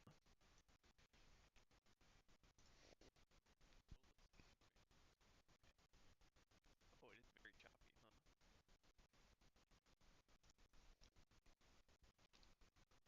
huh? I wonder why it's doing that right now. It shouldn't be having any sort of cuts in it. I wonder why it's doing that right now. It shouldn't be having any sort of. Let's see if that'll fix it. Let's just switch the input device. Okay, let's see if that'll fix it. Let's just switch the input device. Yeah, it seems to have done it. Okay, let's see if that'll fix it. Let's just. Alright, is that better? Sorry for the loop back on audio on that one for while I was sorting it out. Yeah, so I set up a dual. So I ordered a new mic already, which should give better. I should, yeah, which should give better audio overall. The In order to prep for that, I set up a input channel that I can have more fine-grained control over. And apparently, the audio mixer is not happy with using a set audio input like that. So I'm gonna fiddle around with it and see what I can do. But it wasn't doing that yesterday, which is odd. So it's weird that today it's doing it. But I just switched back to the main input channel.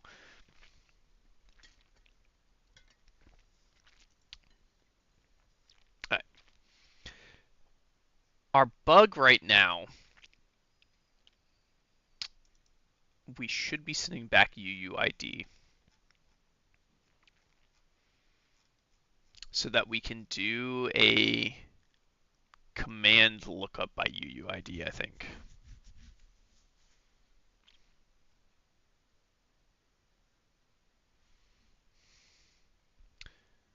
Do we care? Because when we send the game command, this is the entire thing we send to the client. We were using UUIDs in here, but I don't think we actually need this. Because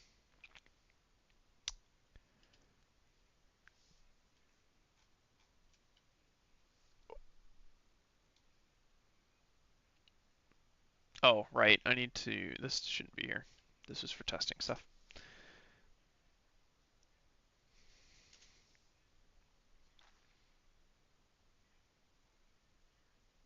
I don't think we actually use this anywhere. The user key that we're using here is tied to the user context so that we don't have to worry about that. Which means instead of sending the UUID around, what we should probably be sending here is the full user context, which is a combination of stuff in here. Player details contains user ID. It actually has more information that comes through here. User ID, username. Yeah, that's what I thought. So if we change this to be our context,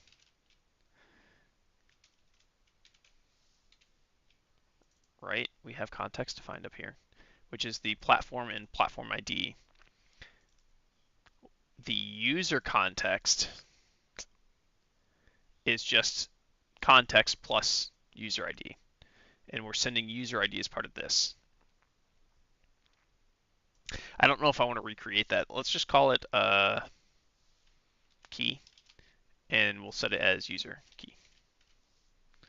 And then in the user map up here, we're doing game command, and this is now key string. All right, and then we hop back here, game command. Right, we were doing it here. So we would have to specify a special key here.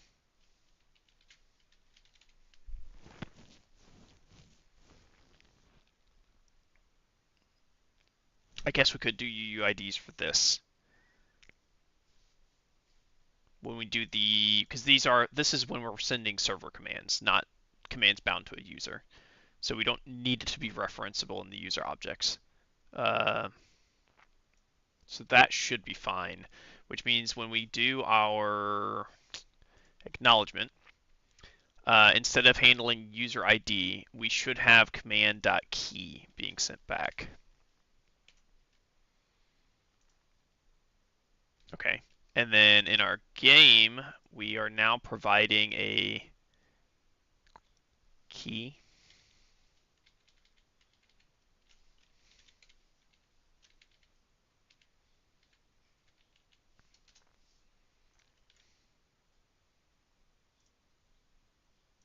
Okay. So let's recreate our session. Bet admin game start session. Let's connect the client to the session. Okay. If we then send a obet gather to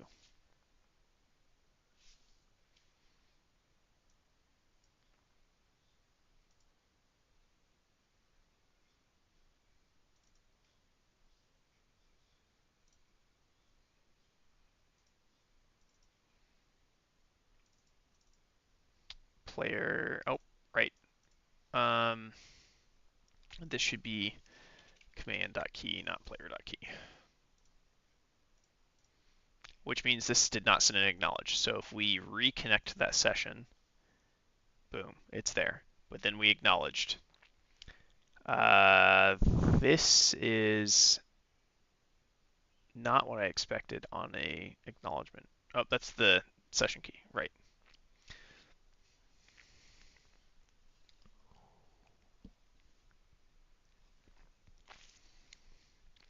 We did get an acknowledgement on a Discord ID. This is a valid one. So if we restart this, that bug should be gone.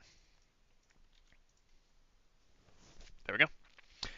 But if I close that session, rerun the command, it'll go into the queue, which has not been handled because there are no open sessions on it, which means next connect. We have it. But then it's been acknowledged, which means it's been removed from the queue now. So we can handle our disconnect and reconnect and not have random leftover stuff stuck in the queue.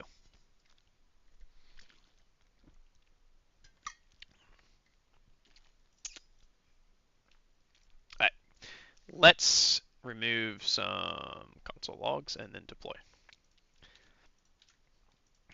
Again, we still need to handle our RPG aspects of this when we eventually want to add that, but we don't need to for now.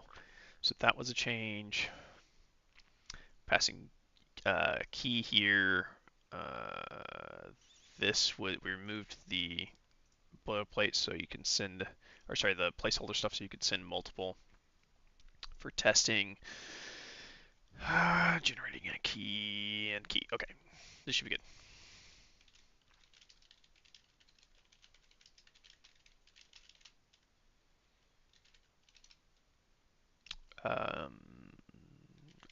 Not removing entry user commands during game.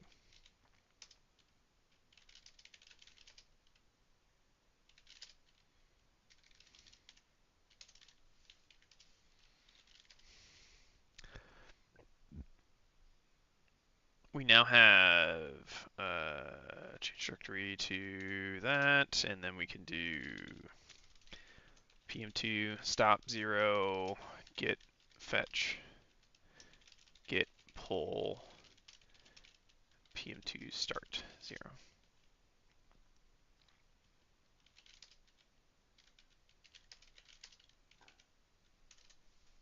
All right, we now have changes deployed.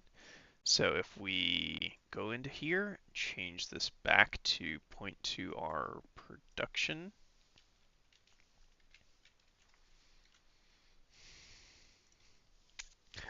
Switch to the community Discord. Bet admin, game, start session.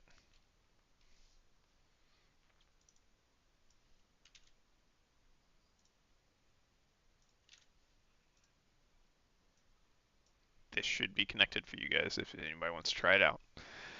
Obet, game, gather, in cell 3.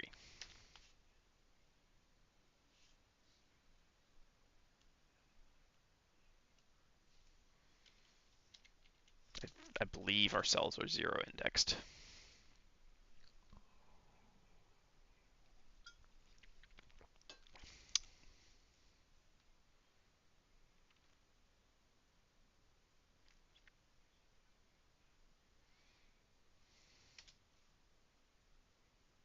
Yeah, it's cell 3 popped here, and then cell 0 popped up here. Our networking is done. All right, so let me reconnect on this and see if the bug is still there. Let me just grab this, refresh, and that, and boom. Bug is fixed. Okay. I think the first thing we should do, because I'm going to be restarting this a lot, I think the first thing that we need to handle is setting up a, here, let me, more actions. For now, I'll do this properly later, but for now, keep above others.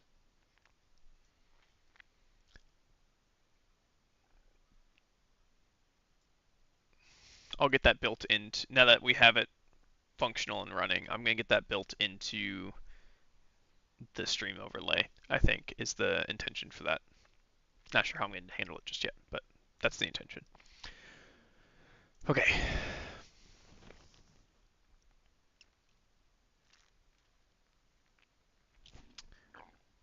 I just said what we're about to do, and then I forgot. Oh. So,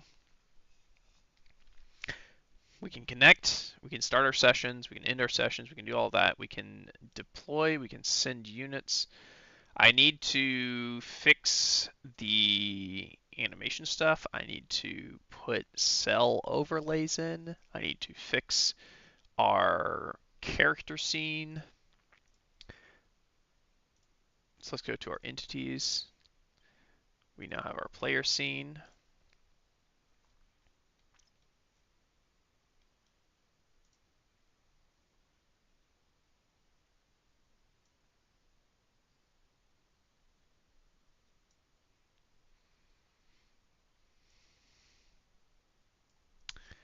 Oh, I have more room to move that over. Good. Let me get a little bit of extra real estate. There we go. That's a little bit easier to work with. Okay.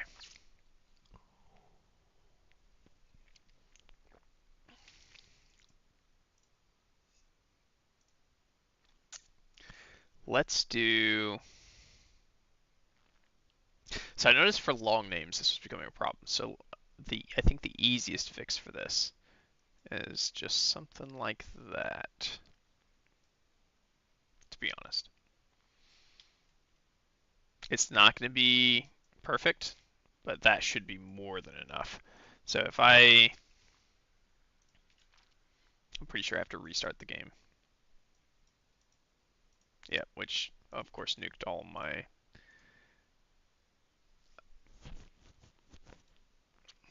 I wonder if there's an easier way to handle that. Okay, good. Like if there's a Godot version of hot reload.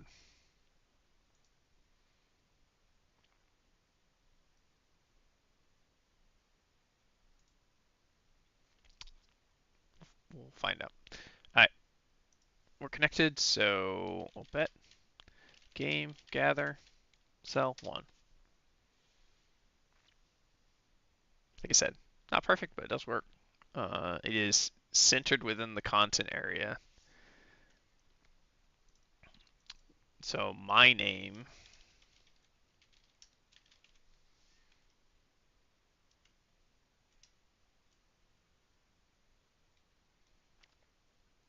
Maybe we make it a little bit larger.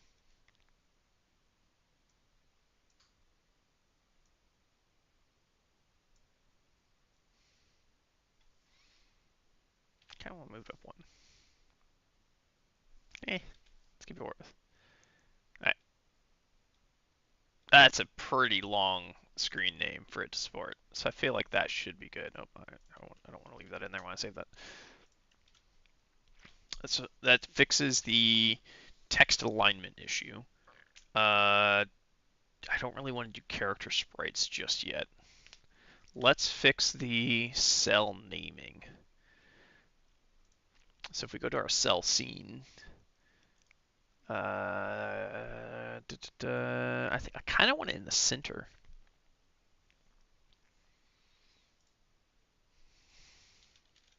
Let's see how it looks in the center.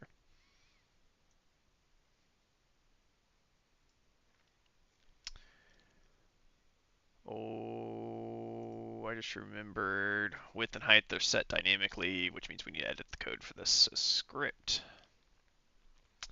For cell ready, we need to set our label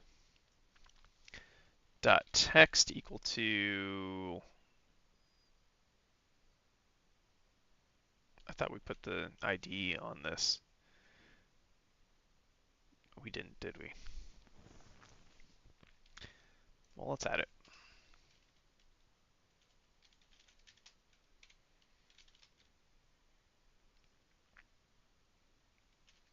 No, we can't call it ID.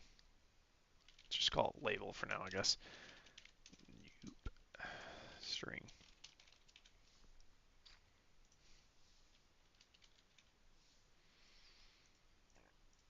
And then we generate these within our scenes. So we need to go to, I'll come back to that. For now, so we can test. So we would then want to do label dot position dot x width minus its own. Oh.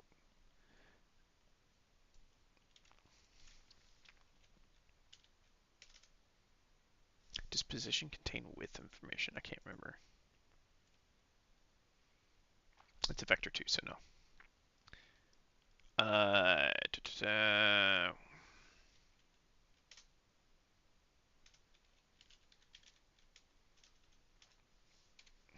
I don't remember what the, wait, we just want to offset it for now.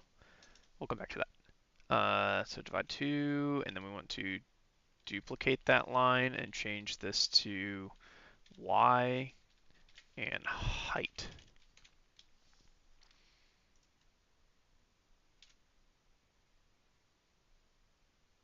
I believe this is relative.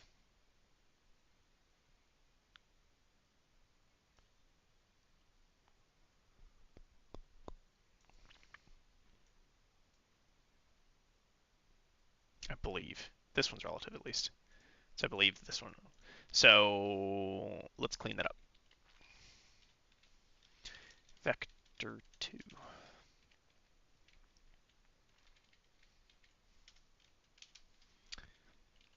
Should be width than height.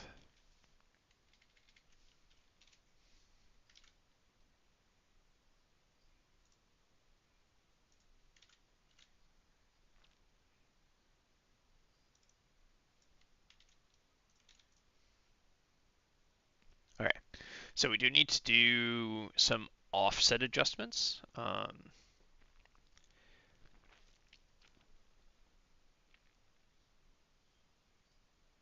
Is it layout? No.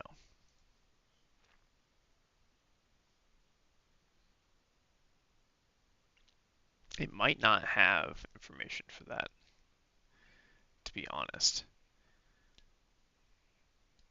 for width and height.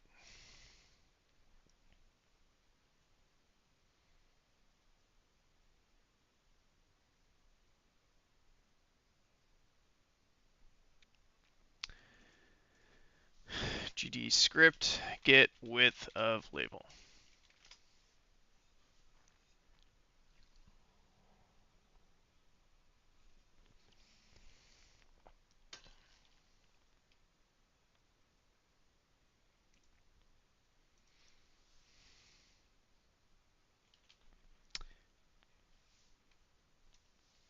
Dollar label dot get minimum size.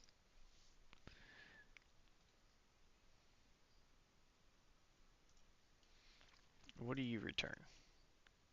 A vector2. So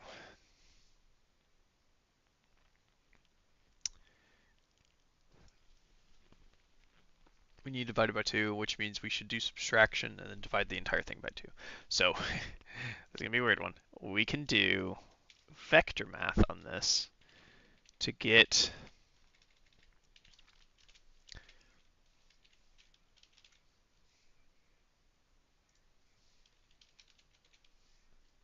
that.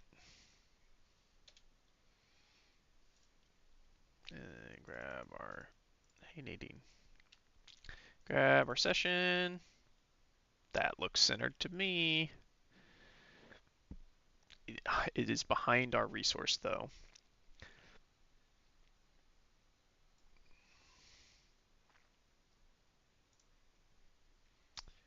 So we need to go into the 2D, grab you.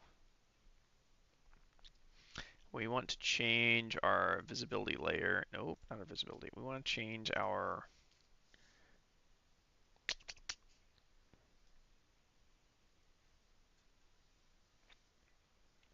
ordering. Yeah, ordering. So I change both of these normally.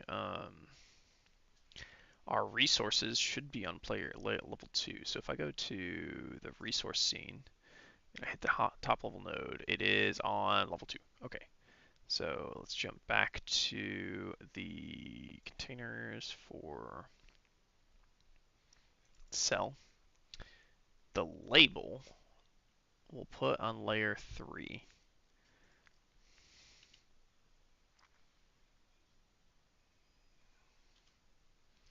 So now if we save that and restart,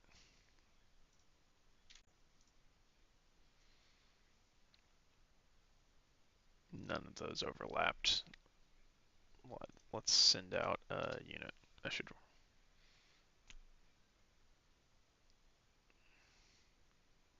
Doesn't quite go over it. And we'll just re-roll.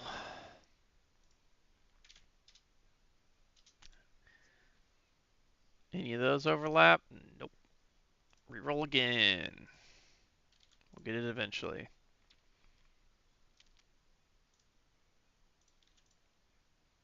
There we go. We got one. All right. So that forces our labels to go up over everything. I don't like it being that bright though when everything else is so grayed out. So let's find our line. All right, I should probably do.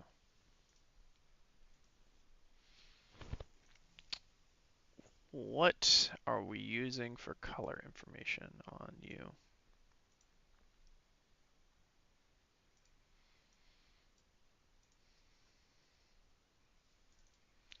Let's grab you. Alpha 96. That's good enough. Label. And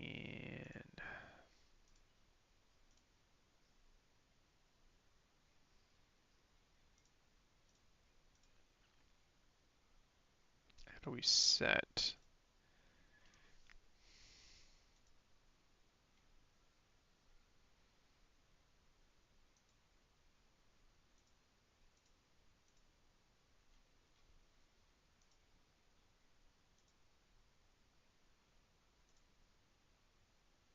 font color.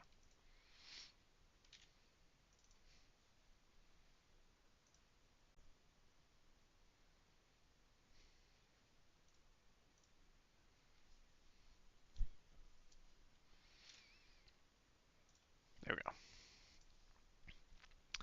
Let's grab our session. We might need it a little bit darker than that. Just a little bit. Okay. Color. Let's crank this up to 128.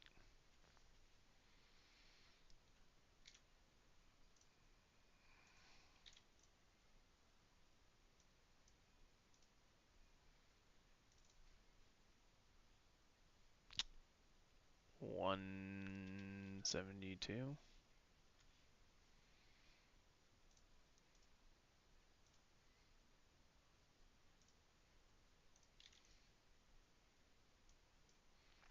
Damn, what if we just cranked all the way? Is it 255?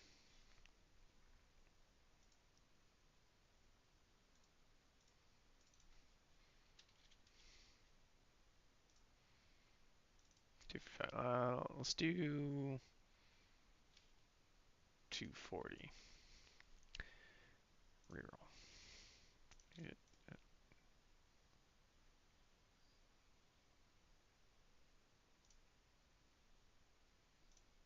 Yeah, we might want 255. It's probably the best bet. Yeah, we'll just call that that. It should be dark enough to see. It doesn't need to be super dark or anything. That's just the goal is legible enough. Now let's get our label injected.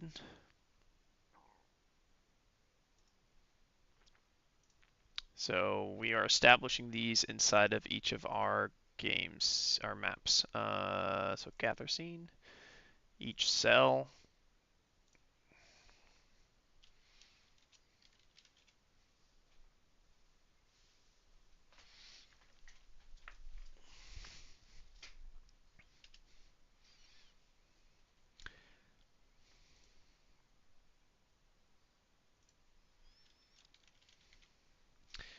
We should probably rename these to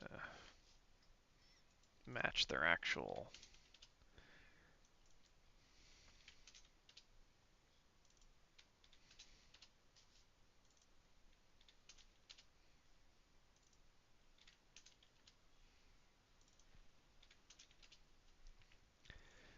Cell 1, cell 2,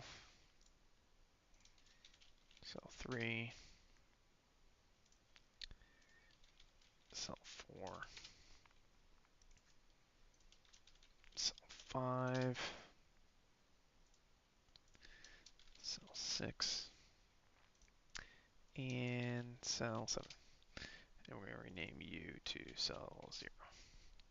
Let's do the same in build, which has a cell 0 with a label of cell 0. I did space these, right? No, I did not. This one's spaced. None of these are. You just fix that.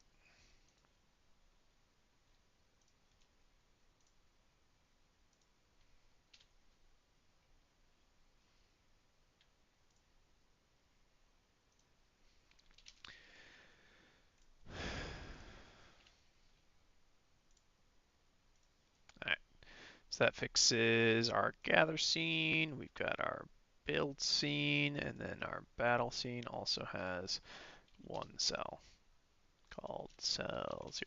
Because we haven't actually addressed those yet. I just want to make sure that we aren't skipping past things.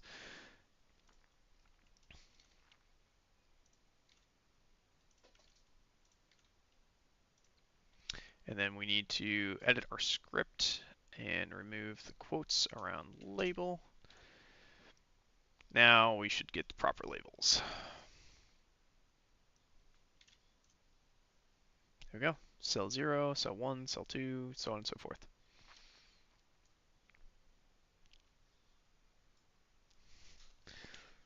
It's not the most legible. Maybe I add some drop shadow or something just to make it pop a little bit more without being too in your face. 2D version of containers cell.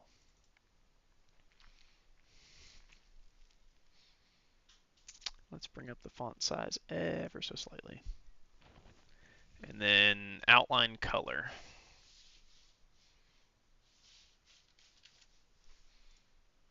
Oops. If we set the outline size with an outline color, and let's change the color to be black.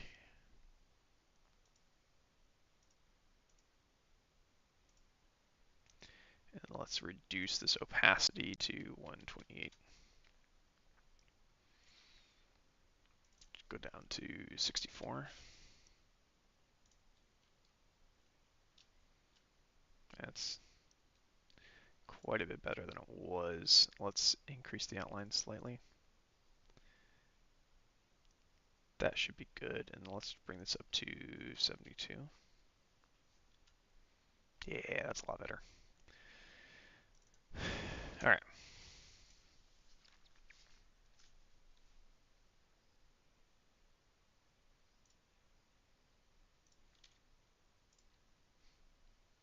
It's a whole lot more legible than it was. Okay, so we now have our cell content rendering. We have our networking all established. We can do everything but client-side reconnects to the server. The server supports it, but the client code doesn't have it in there yet. Essentially, everything on our Discord server side should be done. The only additions we need to make there is eventually we're going to add more, just like more commands, more content, more whatever. And so I need to get a way to render the scene into my OBS consistently, which is going to require me fiddling around with how and where it displays the window, I think. I have to come back to that one. Sizing on the window is also going to be another thing I'm going to have to figure out. So I'm going to have to do that still. I'll fiddle around with that and see how I can get it into OBS consistently without, because once the product is once the game's in a done state, not going to be an issue. We're not going to be constantly restarting Godot. It's going to be a launch a thing, map it to your OBS instance, call it good. But while we're going through the iterating and the game's constantly relaunching, it's gonna require a little more work, I feel like. But okay, give me a second. My knee's locking up again, so I need to stretch it for just a moment. But I will be right back. Give me 1 to 2 minutes.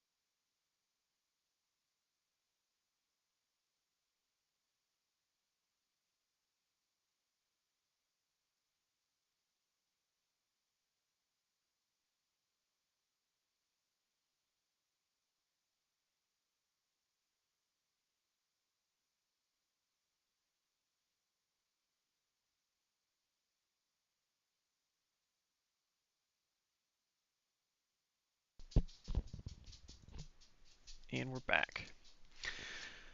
Okay. It'd also be nice to get the game display showing even when I'm in the Be Right Back scene on OBS. So I'll have to account for that as well. Okay. All this is running. I forgot to restart my music.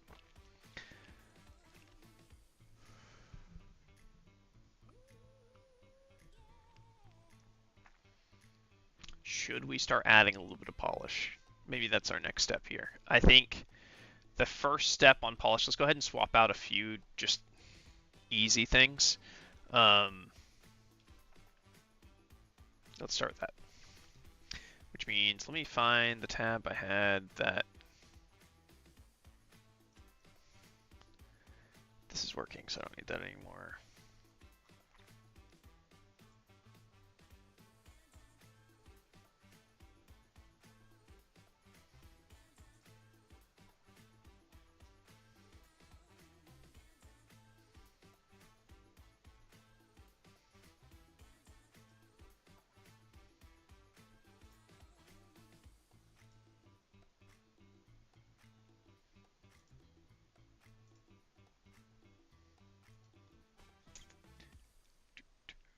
Give me just a second.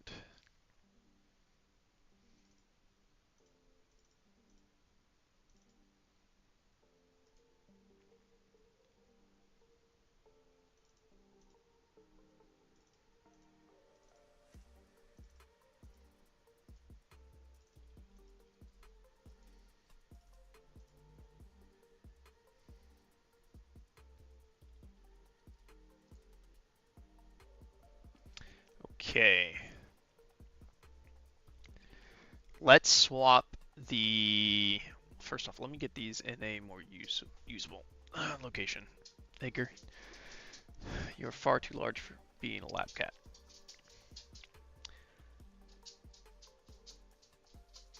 So let me grab... Copy this and move it into our project.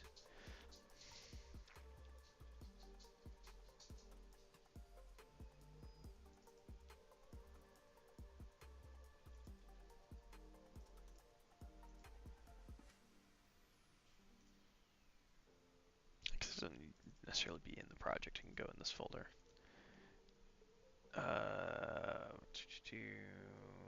Paste. Okay. So in theory, I should be able to reference these now, even though they're not directly in this project. If not, we'll move them. Let's do our player entity. No, let's do our hub first.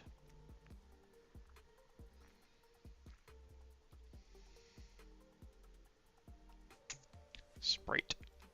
Let's change you. You're still 48 by 48 when you keep that in mind. We want to change you to be a image.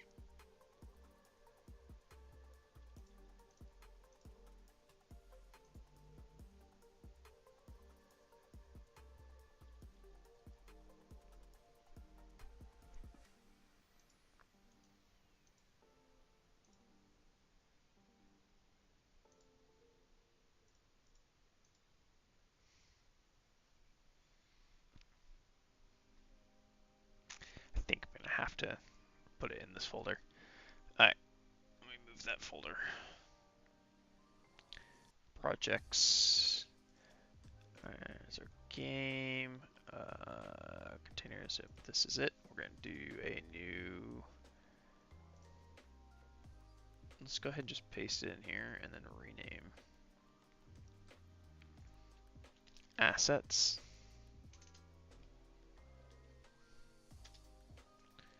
And then within here, that'll have to work. At some point, you go through and clean up these files.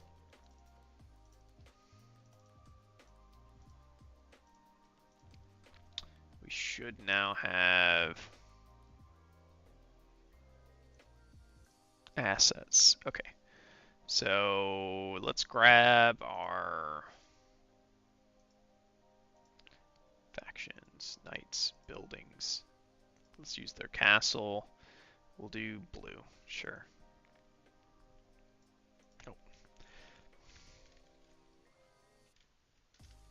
Let's see, can we get it this way?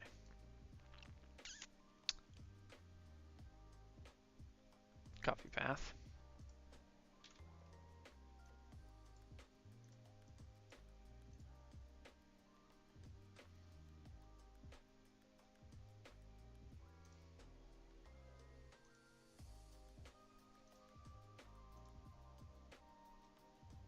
Interesting. That's not what I was expecting that to work. Well, let's try a different route. It's 48 by 48. We need to remember that.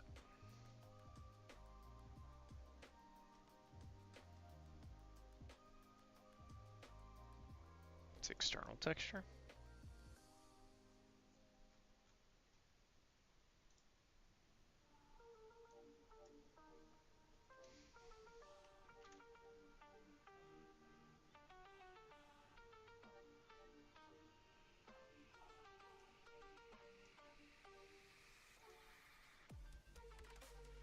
Path.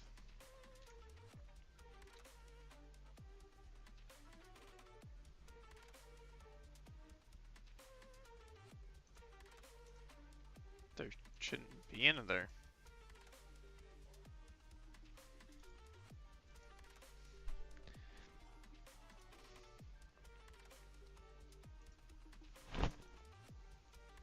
Oh, hey, look. Let's link it this way.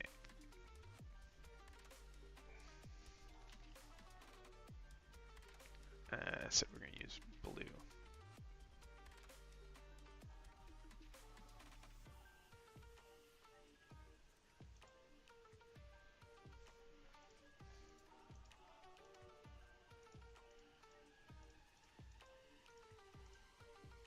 I don't understand why this isn't showing our asset in here.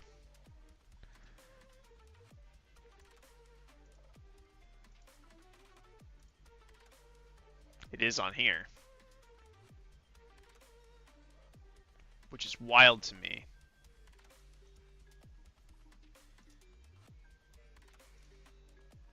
Obviously, I need to fix sizing.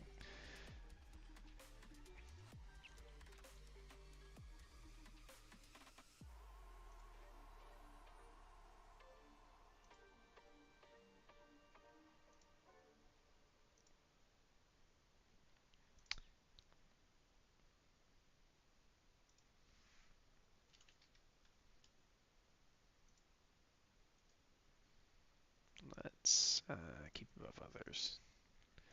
Move you over out of the way a little bit. All right.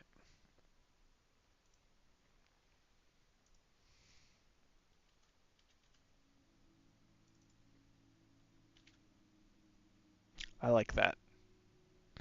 I like that on size.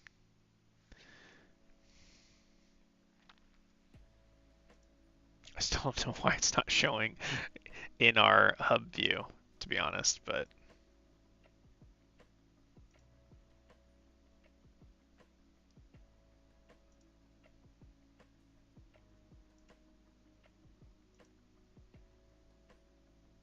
okay.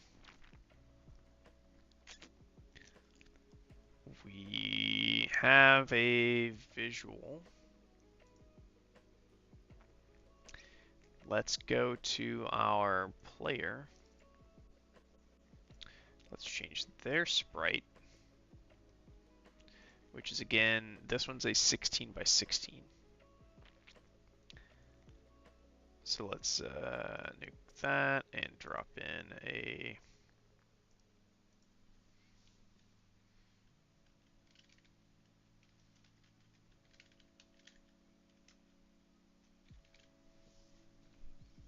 I don't remember what they called the pawn.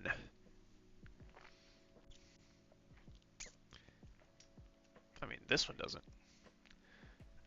We should be able to set the region.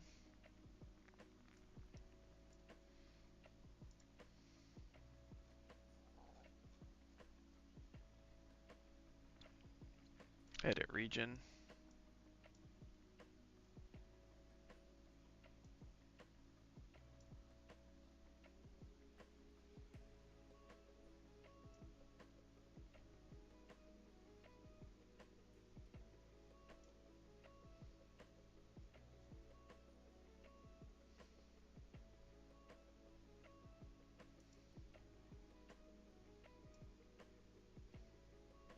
Don't know what the sizing is on this.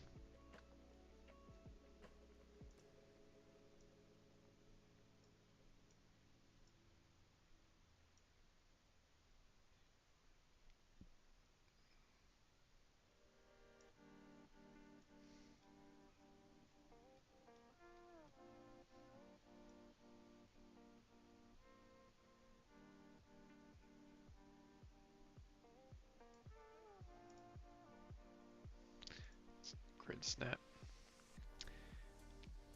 Let's do offset 0, 0.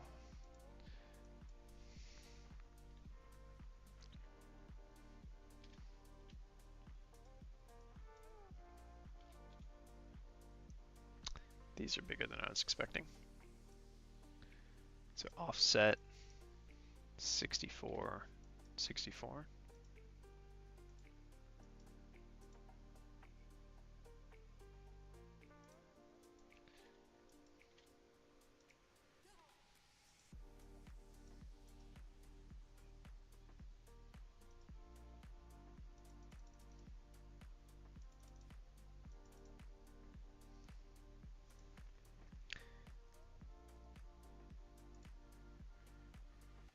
No.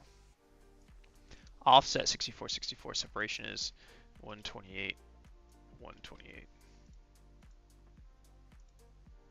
There we go. Okay, so we got boom, boom, boom. All of them look good. Oh, we do have some that go outside of it.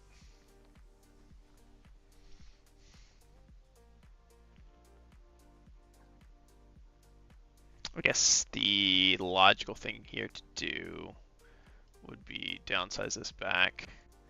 Our step being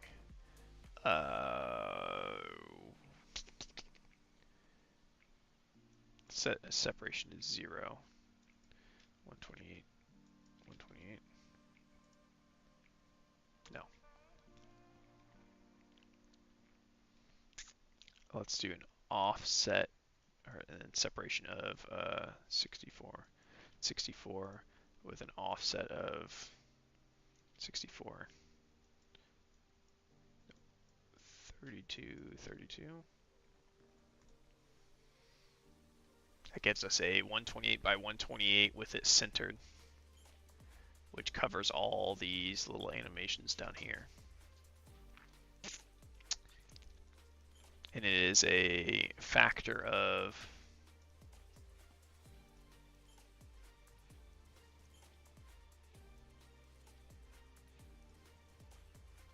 there we go.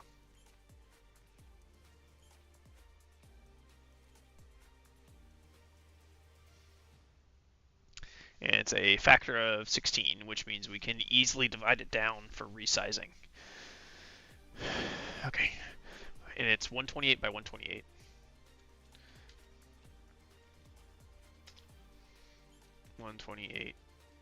Divide 16. 8. So we need 1/8.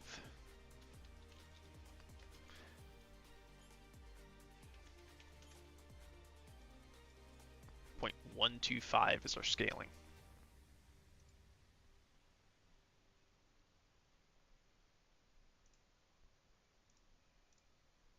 Transform, scale 0.125.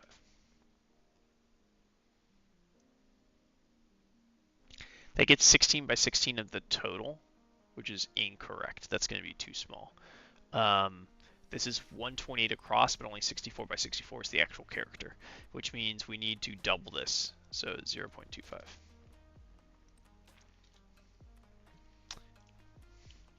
Oh, bet. Game Gather 2.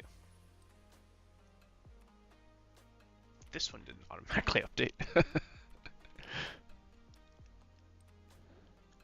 Interesting. I wonder why this one didn't update, but the other one did.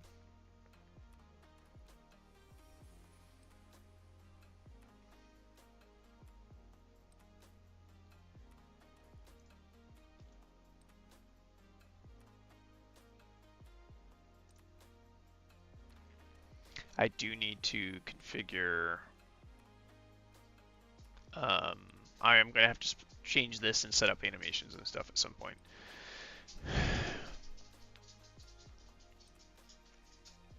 But before we do that, let's make sure this is running.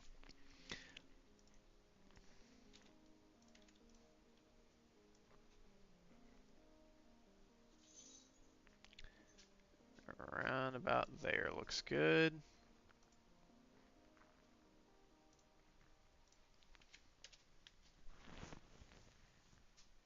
Hey, we got a little guy, just a little pawn. I do need to fix the rendering of resources off screen. I need to set resource types, which is going to have different images. And then I wanted to break the resources instead of into a singular piece into a cluster. You would choose a cluster or a part of the cluster to go mine.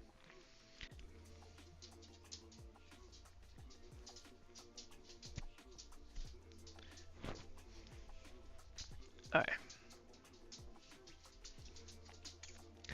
Let's start with assigning types to our resources.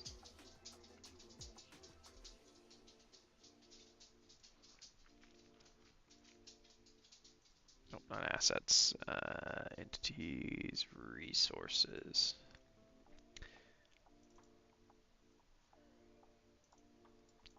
So we want when it is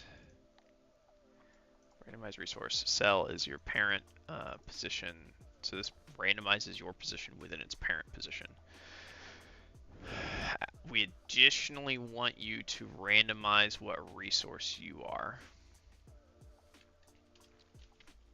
which is going to be resource type equals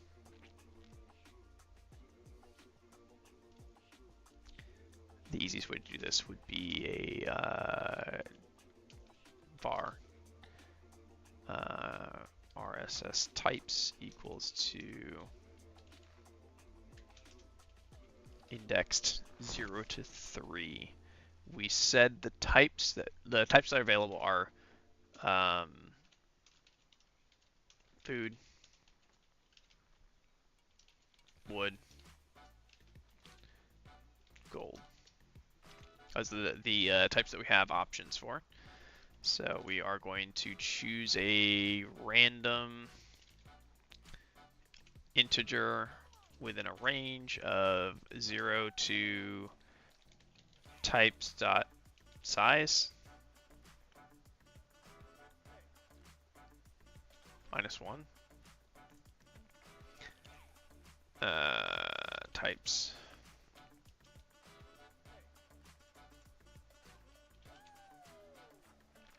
So this will now give us a resource. We then want resource of these options to drive what image is loaded in, which means we probably want to create 3 named sprites, I think would be the best way of doing it, instead of, and we just toggle which one's visible.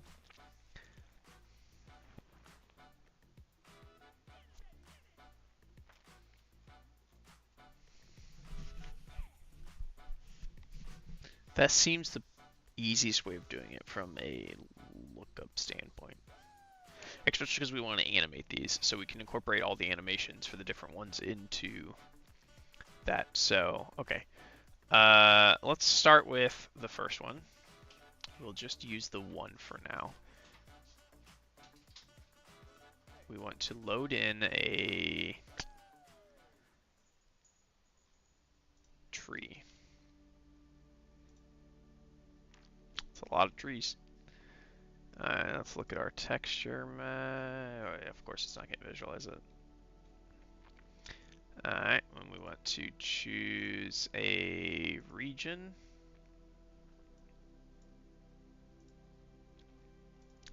Edit our region. It looks like we probably don't want an offset on this one.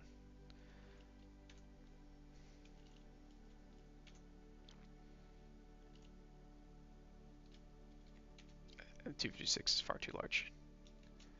128 plus 64, so 172.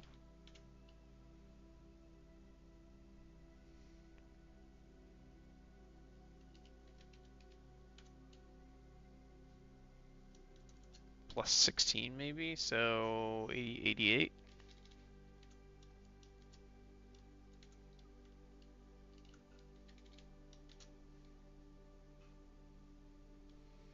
With a separation of 0.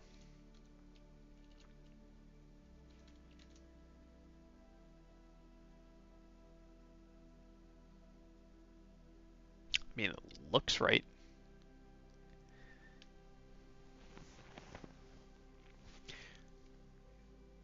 This is what's concerning me. I feel like it's offset incorrectly.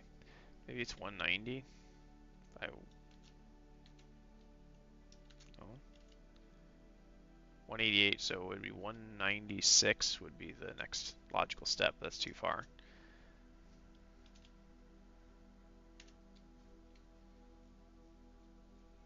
That's such a weird number to design off of from a sprite size.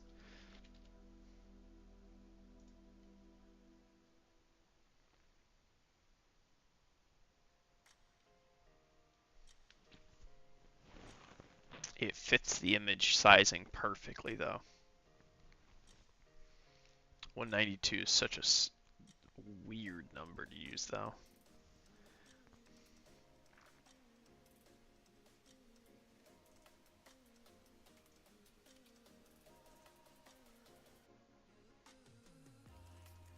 We need to set some scaling. I didn't look what we were doing. I'm pretty sure it was 48 by 48. So it's something like 0.3. That feels like a good relational size for a tree to a building. Sure, we'll go with it. We want to introduce, so this is tree sprite. So let's duplicate into wood. Nope, nope, nope, nope. Gold sprite. We also want to rename this to the resource type, which is wood.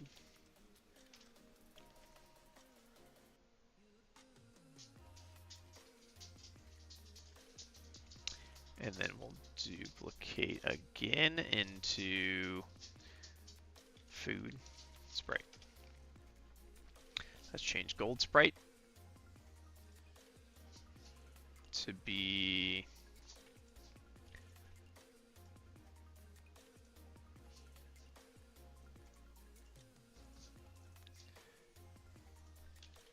gold.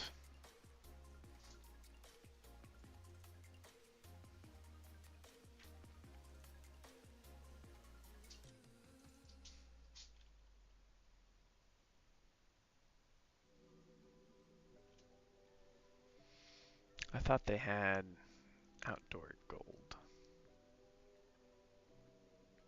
Dead. Happy sheep. Rocks, rocks, rocks.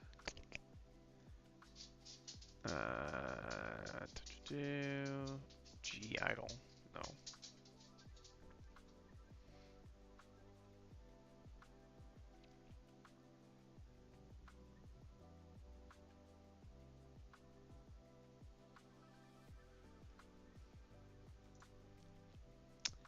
Well, let me find resources.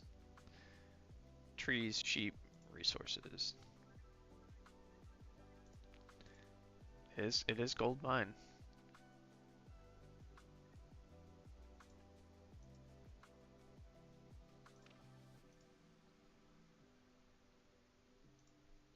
Alright, well, let's do that. Gold mine.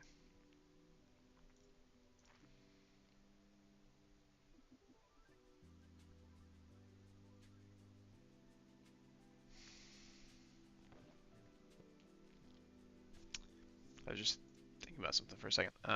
Gold. We'll do inactive.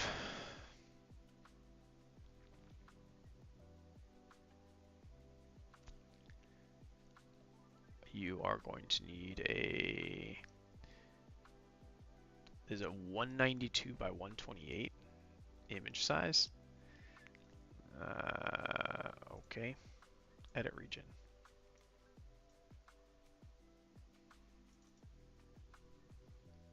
One 28.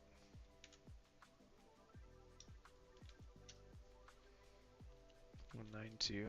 Tab. 192.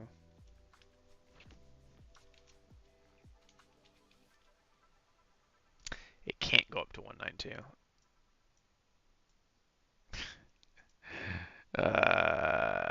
Pixel. What's the auto slice look like on this?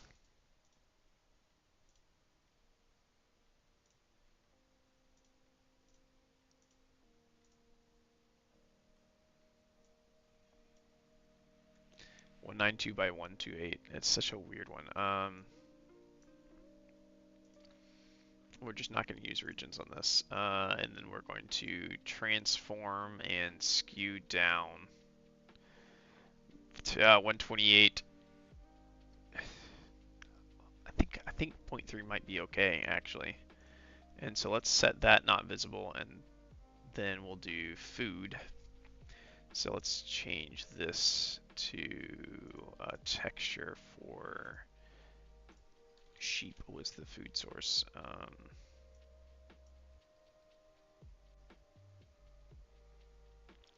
Let's do sheep all, which is going to require us to do region, so edit region.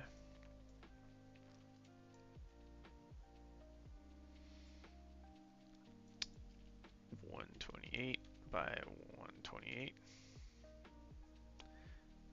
Does that look like they all fit? It does.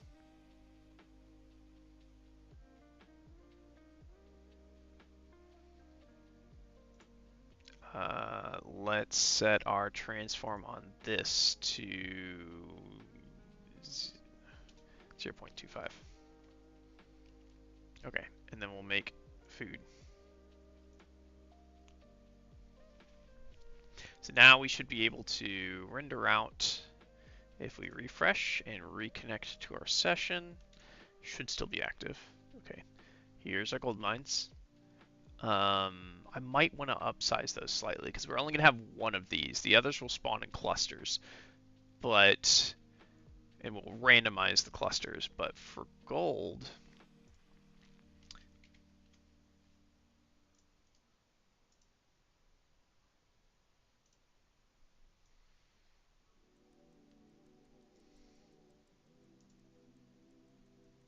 are we good with that on size?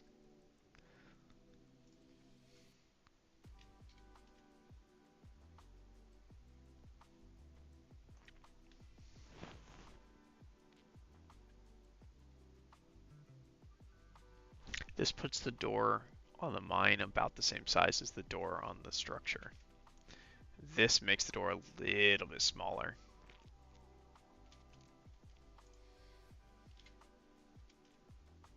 Let's meet the middle ground. 0.45, sure. Alright, and then we should make that invisible and this visible. Oh, let's double check our trees. Our trees look good. Our sheep look a little on the small side.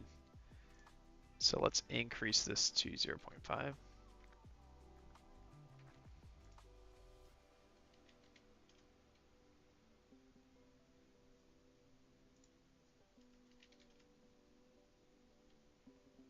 I like 0.5. So now we have those, and so we can go bet, game gather, sell 1.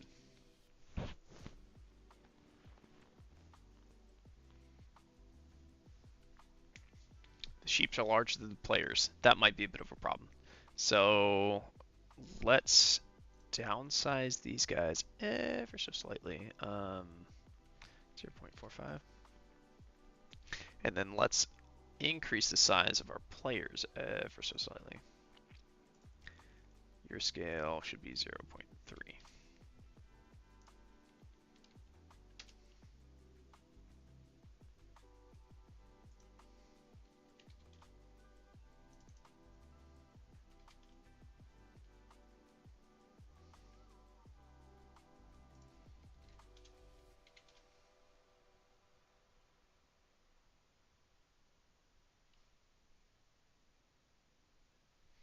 still need to fiddle around with animations and getting them to line up and stuff like that.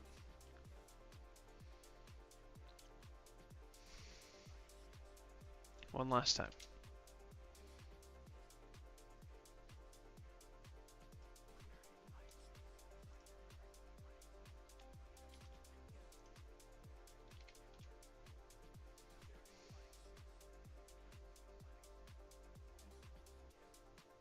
Yeah, I like the size of that.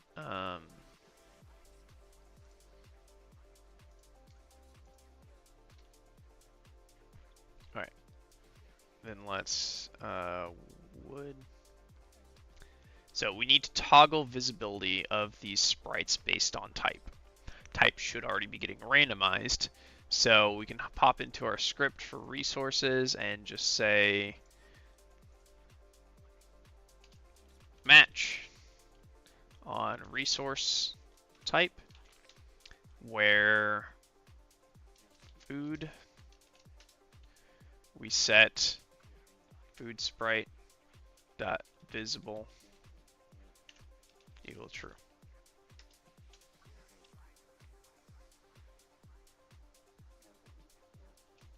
Wood, then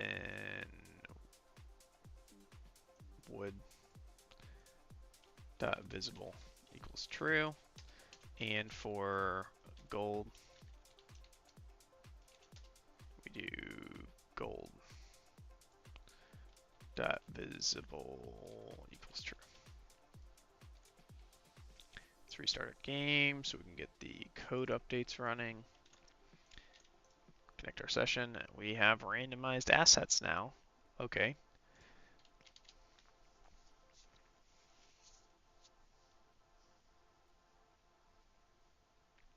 So we are going to need to get a little creative with how we're handling the different types of collections. The sheep have an attack when harvesting sheep we have an attack animation. When harvesting lumber we have an axe chopping animation. And then I guess for the gold mine we just enter the gold mine. And then it switches the sprite on the gold mine. I do want to get animations for the different tiles in place as well though.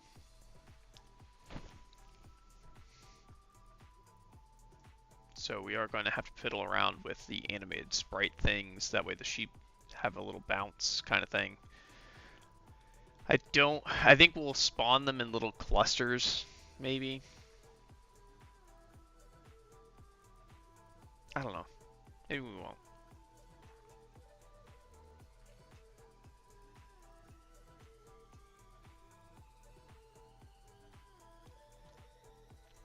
I think we are going to have to... I don't know if it's worth doing now. All the animations and stuff, but eventually I want to add animations for these the attack animations. We might have them have a little idle animation. Well, we'll definitely have an idle animation. We might have a little wander animation for the sheep. We might do them in little clusters and herds and stuff like that, but they'll be stuck within their cell so that we can keep the command structure as simple as possible for Twitch. We do need to introduce one more sprite, which is the toggle difference between a discovered and undiscovered. So let's see if we have any good to do like UI style deco. Let's do it this way.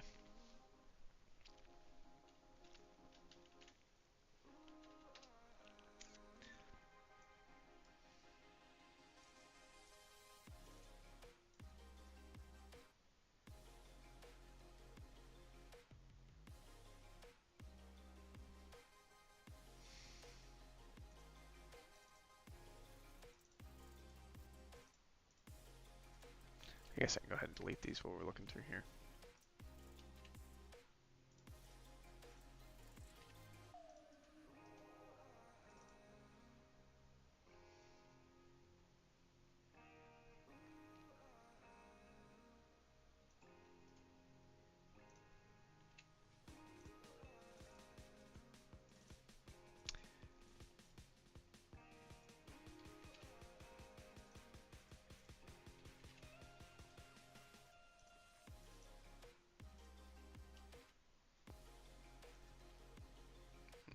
I don't really want to drop in enemy tiles to show undiscovered. That seems odd.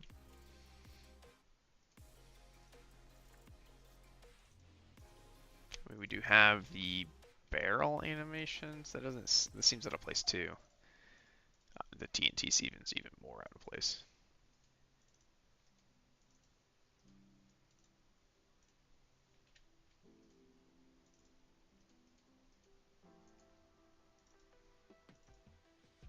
Torch doesn't seem like a good animation for or option for it. Although it's being held by a goblin. It looks like.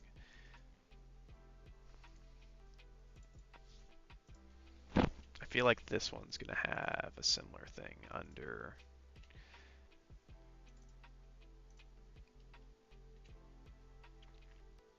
Yeah, we don't really want to use castle or castle construction stuff, or house construction stuff.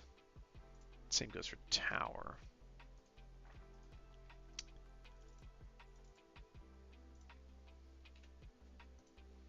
We are going to need the archer stuff at some point, so that we already have plans for that.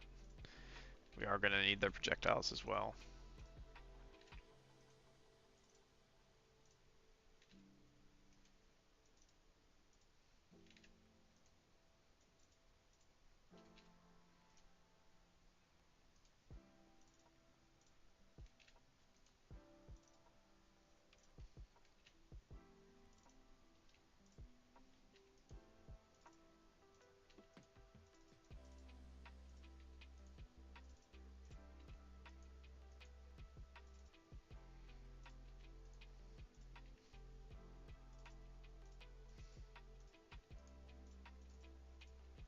Just cleaning these Mac annoying files out of here while we're going.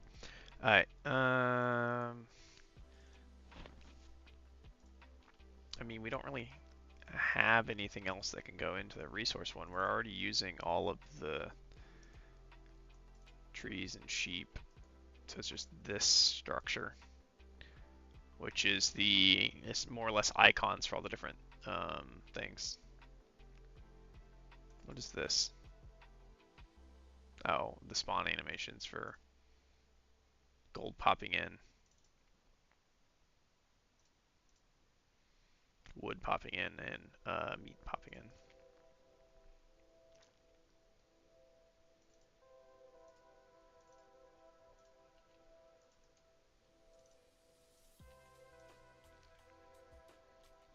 I don't. We're gonna use a lot of these.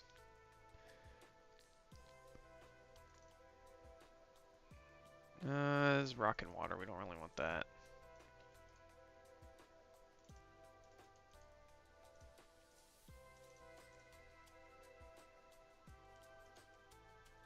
What do we have in our tile map? Not really what I'm looking for either.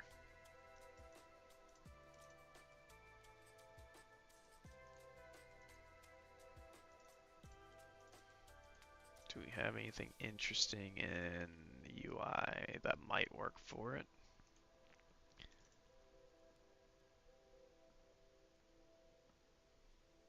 Yeah, not really. We got some stuff for buttons though. That'll be useful.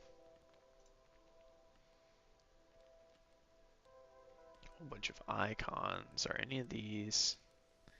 That's not quite what we're looking for. I wouldn't be opposed to like a question mark, maybe. I don't really have one though.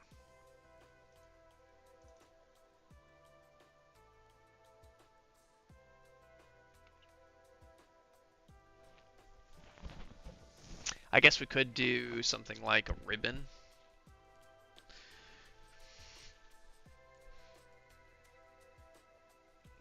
Write some text across it saying it hasn't been discovered, undiscovered, unknown. It doesn't feel right though.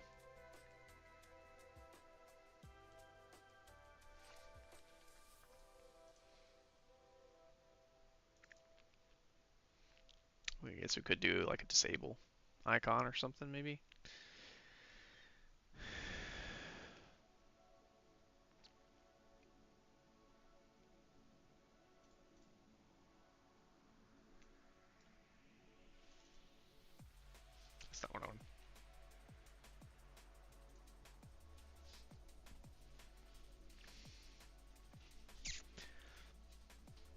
These are more meant for sound icons.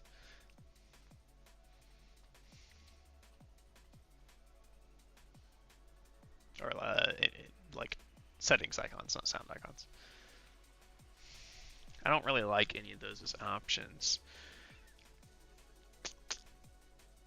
What's another thing we could do that would be relatively simplistic for us?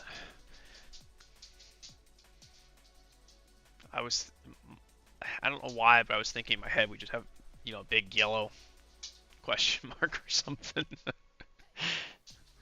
It would be fairly easy.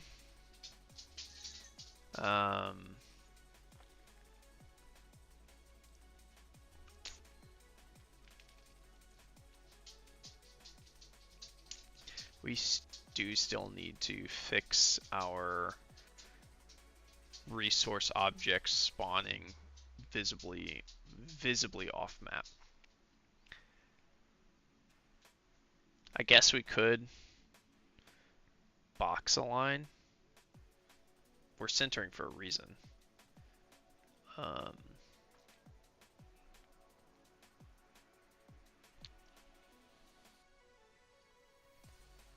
Box line top left, set a size. Set the max distance it can go to the right based on size. The max distance can go down from the top based on size. We're doing a center right now on the, like it picks a spawn point somewhere within the cell and then it centers. I guess we could set when we set the center, we could inset it on cell based on half the size of the object. That would do the same, while allowing us to keep center. The reason we want to keep center is because we set the center point of, we pick a point and then we center the image on it for our resource, but that's also the point that is the center point that our unit travels to. So when they want to enter the mine, that's how they would do that.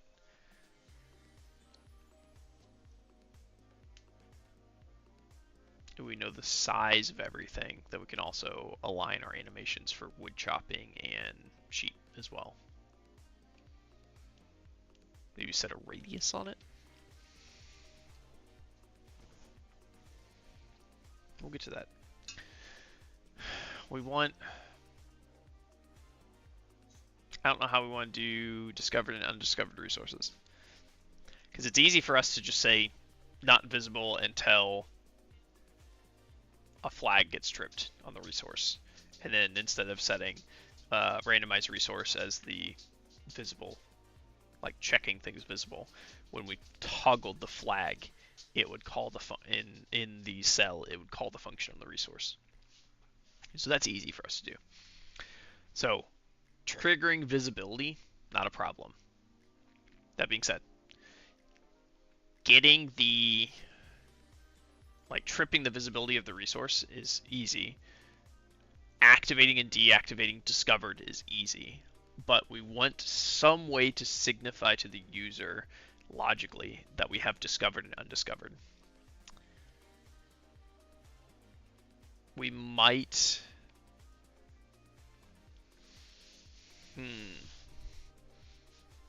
we're also running into an issue. It is completely randomized, and food is a requirement, because it determines the intention right now is that the wood and gold will determine you can use to place your structures, and then food will determine your unit cap. That becomes an issue when we have it completely randomized, because if the randomization is not in your favor and you get one sheep like we have showing right now, that could pretty much screw a run.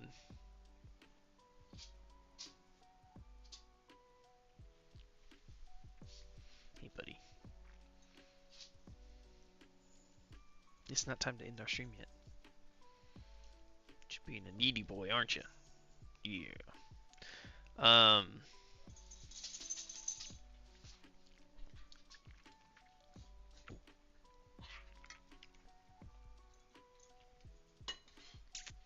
that could be a bit of a problem. I guess we need to do a little bit of work on our randomizer and maybe weight it a little bit. Because right now we have 5 gold mines, 1 sheep, and 2 trees. And so we do want it to be randomized to some extent. But like a build like this could, if I guess there's 2 ways to do it.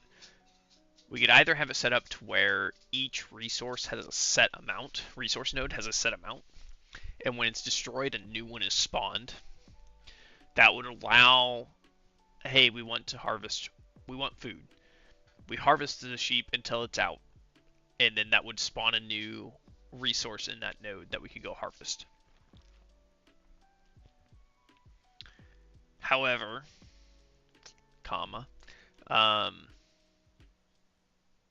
we've run into it would randomly spawn a new resource. So it is all randomized and it has all the same weight. Maybe when we respawn, we could check and see what other resources are available. So it's not truly random. Because there's going to be, we have 7 cells. No, 8. We have 8 cells. So if one gets taken out, we could check and see how many of each resource are in the remaining cells. So in this case, if we take out the sheep, we have 5 gold mines, which is 5 out of 7. So we would weight that inversely. So if we do it of 8, we would say there's a 3/8 chance of it being gold. There's 2 out of 7 is wood. So that would give us a 5/8. And we can't quite do an inverse.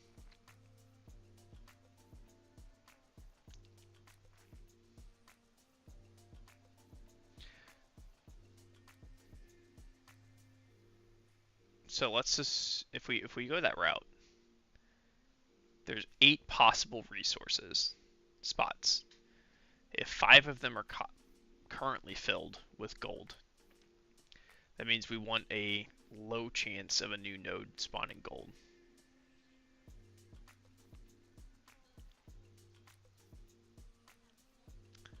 So if we do 3/8, and then the wood would be 2, which would be 6 out of 8. But that's already more than we can afford.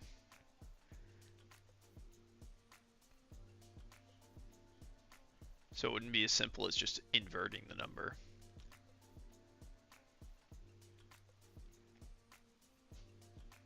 I mean, 5 out of 8 are currently, which would be just over half.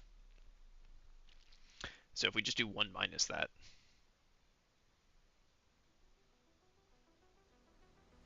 that means our weight would put it as a little under half. We don't want it as a pure number on that though, because if you're at 5 out of 8 on gold nodes, we definitely don't want it to be above 1/3 spawn chance. You know what I mean? And so let's bring up a calculator. 1, 2, 3, 4, 5. There's 8 possible, so 5 divide 8. So we would have a 2.75. So essentially just over a 1 in 4 chance of spawning a gold node. We would have spawning as gold. Yeah, it's not going to work because we have to take all of them into account, because from this standpoint, 0 out of 8 of these are sheep, which would put a 100% chance, and we can't have a 100% chance of spawning that and a 25% chance of spawning something else. That math ain't mathin'.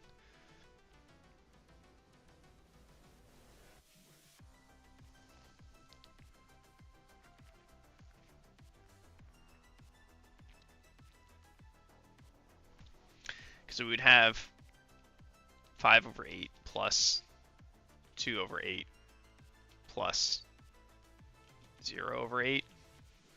So we're 1 shy. So our current one has actually 1 over 8 on sheet, which adds up to 1.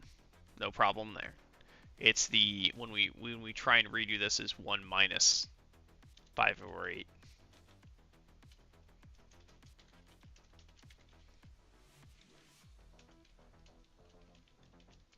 Plus 1 minus 2 over 8. See, that's where we start running into the issue. So doing an inverse of it is the problem.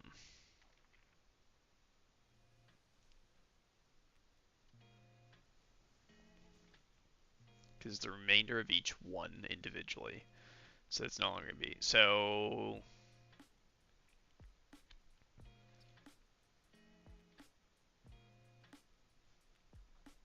I guess the easiest way we could do this would be kind of how I did my card shuffling system. We have a set quantity of resources that get drawn. So we just keep like a batch. We have, let's say, 4 of each resource, which would give us 12 total to select from. And then we just need to, when we randomize, we just choose one of those randomly and then remove it from the possible options in the future. And so that would guarantee, one, as we draw those resources, it's going to reduce the amount we could have in the future of that type of resource, which increases the odds of getting our other ones, which is what we want. 2, it provides a way for us to like it handles our weighting problem, but it also ensures that our randomized distribution isn't quite perfectly random, but also provides weights on the initial. So if we wanted to weight towards sheep, we can just, instead of giving 4 of each, we give 6 sheep and 4 of the other 2. So it gives us a way to weight towards certain things, which can help tweak outcomes for better from a balancing standpoint. It also provides a nice, easy way for us to handle introduction of the randomized things in the future, because we talked about possibly doing like upgrade things that you could gather. And so we could introduce a new resource type that is like add 1 to the queue kind of thing. And so you have a 1, going back to that 4 of each, you would have a 1 in 13 chance of finding this, which would be your upgrade token or whatever. So it provides a nice, easy way to handle a lot of things. We could also use that to set caps. So we only want people to be able to gather so much resources, for example, within a certain window. I don't like that, actually. I really don't like that now I think about it. It's great when we're thinking of it from a timed battle phase stance in a single player situation, but 1, we want it to be a multiplayer situation. 2, we want the potential PvP situation in the future, but both sides would have the same restrictions, so it helps balance a little bit on that front. But part of that is a scale thing.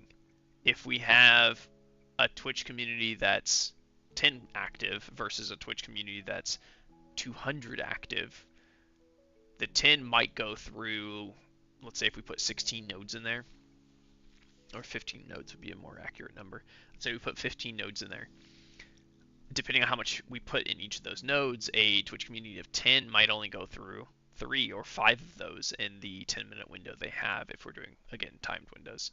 Whereas the community of 200 might cover all 15, and then what do we do for a community of 1,000 active members? Do they just sit there idle for 8 out of 10 minutes because it was rated instantly? So we could either have phases trigger when you run out of resources, or timer. We could have phases run.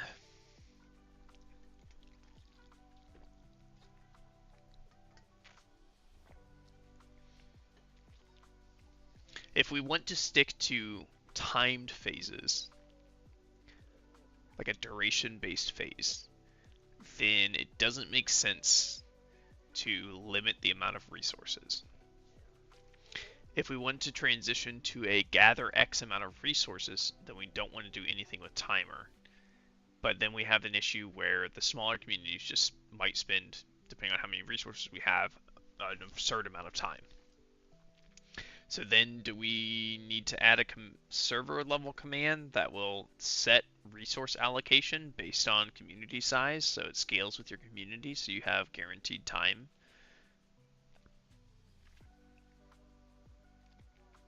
I don't like that. I don't like that at all. I really like the time approach, because if it's always spawning resources and you have a set amount of time, the amount you can gather is directly related to how engaged your community is. And there's no repercussions for being highly engaged versus low engagement. Because the AI that you're facing off against will scale based on your engagement as well, is the intention behind it. So if you have, I think the intention with the AI is it will track how many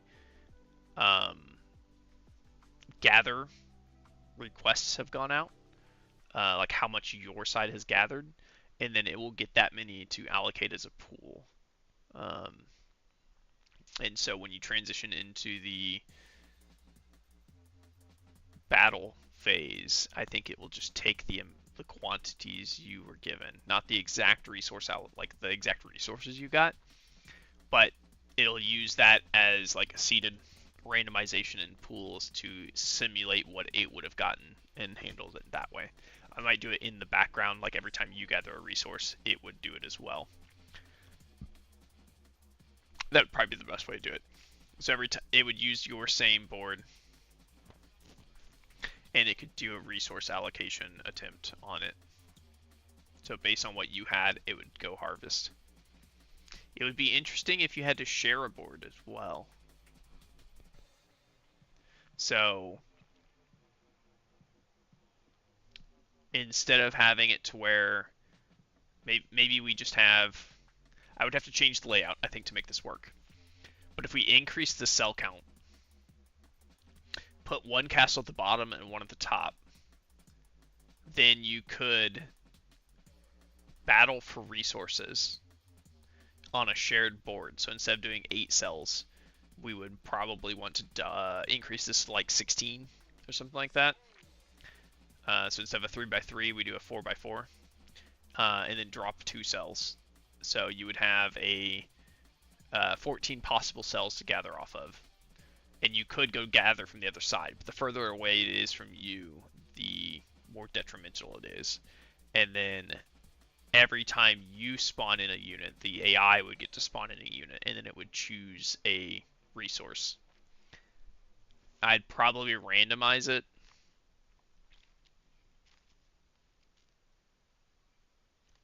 Weighted randomization based on what it has the least of, and then choose the closest.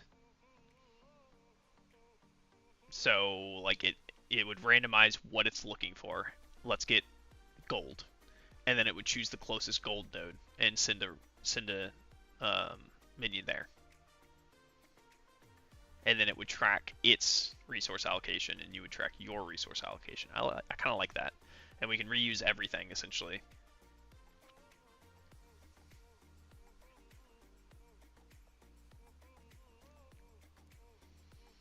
I just need to add a little bit to the logic to check when you're versing an AI, and that would also give us a way to verse a second player, although we would have to add a lot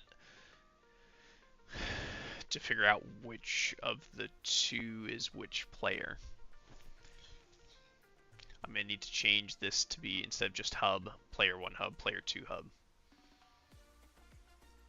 So there is some changes that would have to go into that to be able to allocate. But I think it is the better option, because then I don't have to randomize and hide all that behind the scenes. does make the cells smaller, which means they make things a little bit harder. I could make the screen size a tad larger, but we're also already getting to larger than my camera in size. I could extend it vertically. I think a 4x4 is not too big of a deal, but it also isn't giving a whole lot of options either. I could do like a 4x5 even, and extend the height, but that would be an option as well.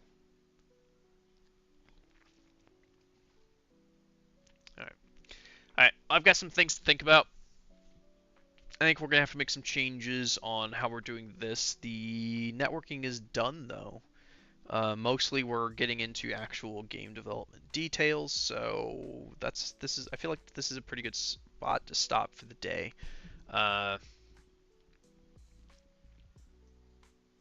We might not do discoverability. We'll just do a thing to where eventually it taps out on how much resources is there, and we'll have to do some gated randomization. But yeah, okay. So I think this is good for today. We started a little bit late. We're ending a little bit early, but I'm getting a little bit of brain fog anyways. I've been thinking about things a little bit too much. So tomorrow we will pick up where we're leaving off here. I think the goal tomorrow is going to be to increase this to at least a 4x4 and set up the 2 players instead of just 1, which is going to require some code changes and some allocation stuff, and then we will configure it around AI. It'll put us in a better spot long term if we want to introduce the PvP aspects. We'll still have to figure out some networking stuff on the bot side on how we allocate the 2 streams. That might require a little bit of configuration and setup, to be honest, but we can figure that out. So yeah, thanks for joining me. We will get back into this tomorrow. What is today? Today's Wednesday. So yeah, I will be streaming tomorrow on New Year's Day. The Happy New Year's Eve. And I guess I'll see you guys again next year. Have a good one. Let's see who we want to raid today.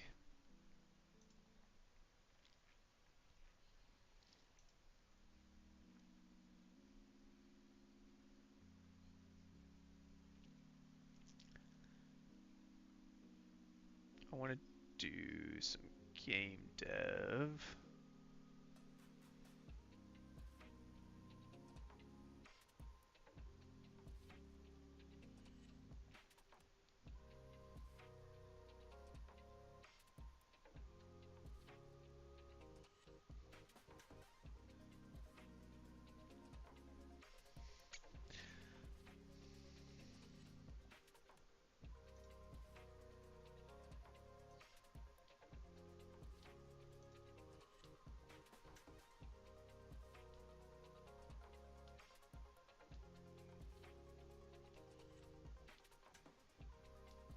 Oh, looks like someone's working on an MMO. Let's ship over to them.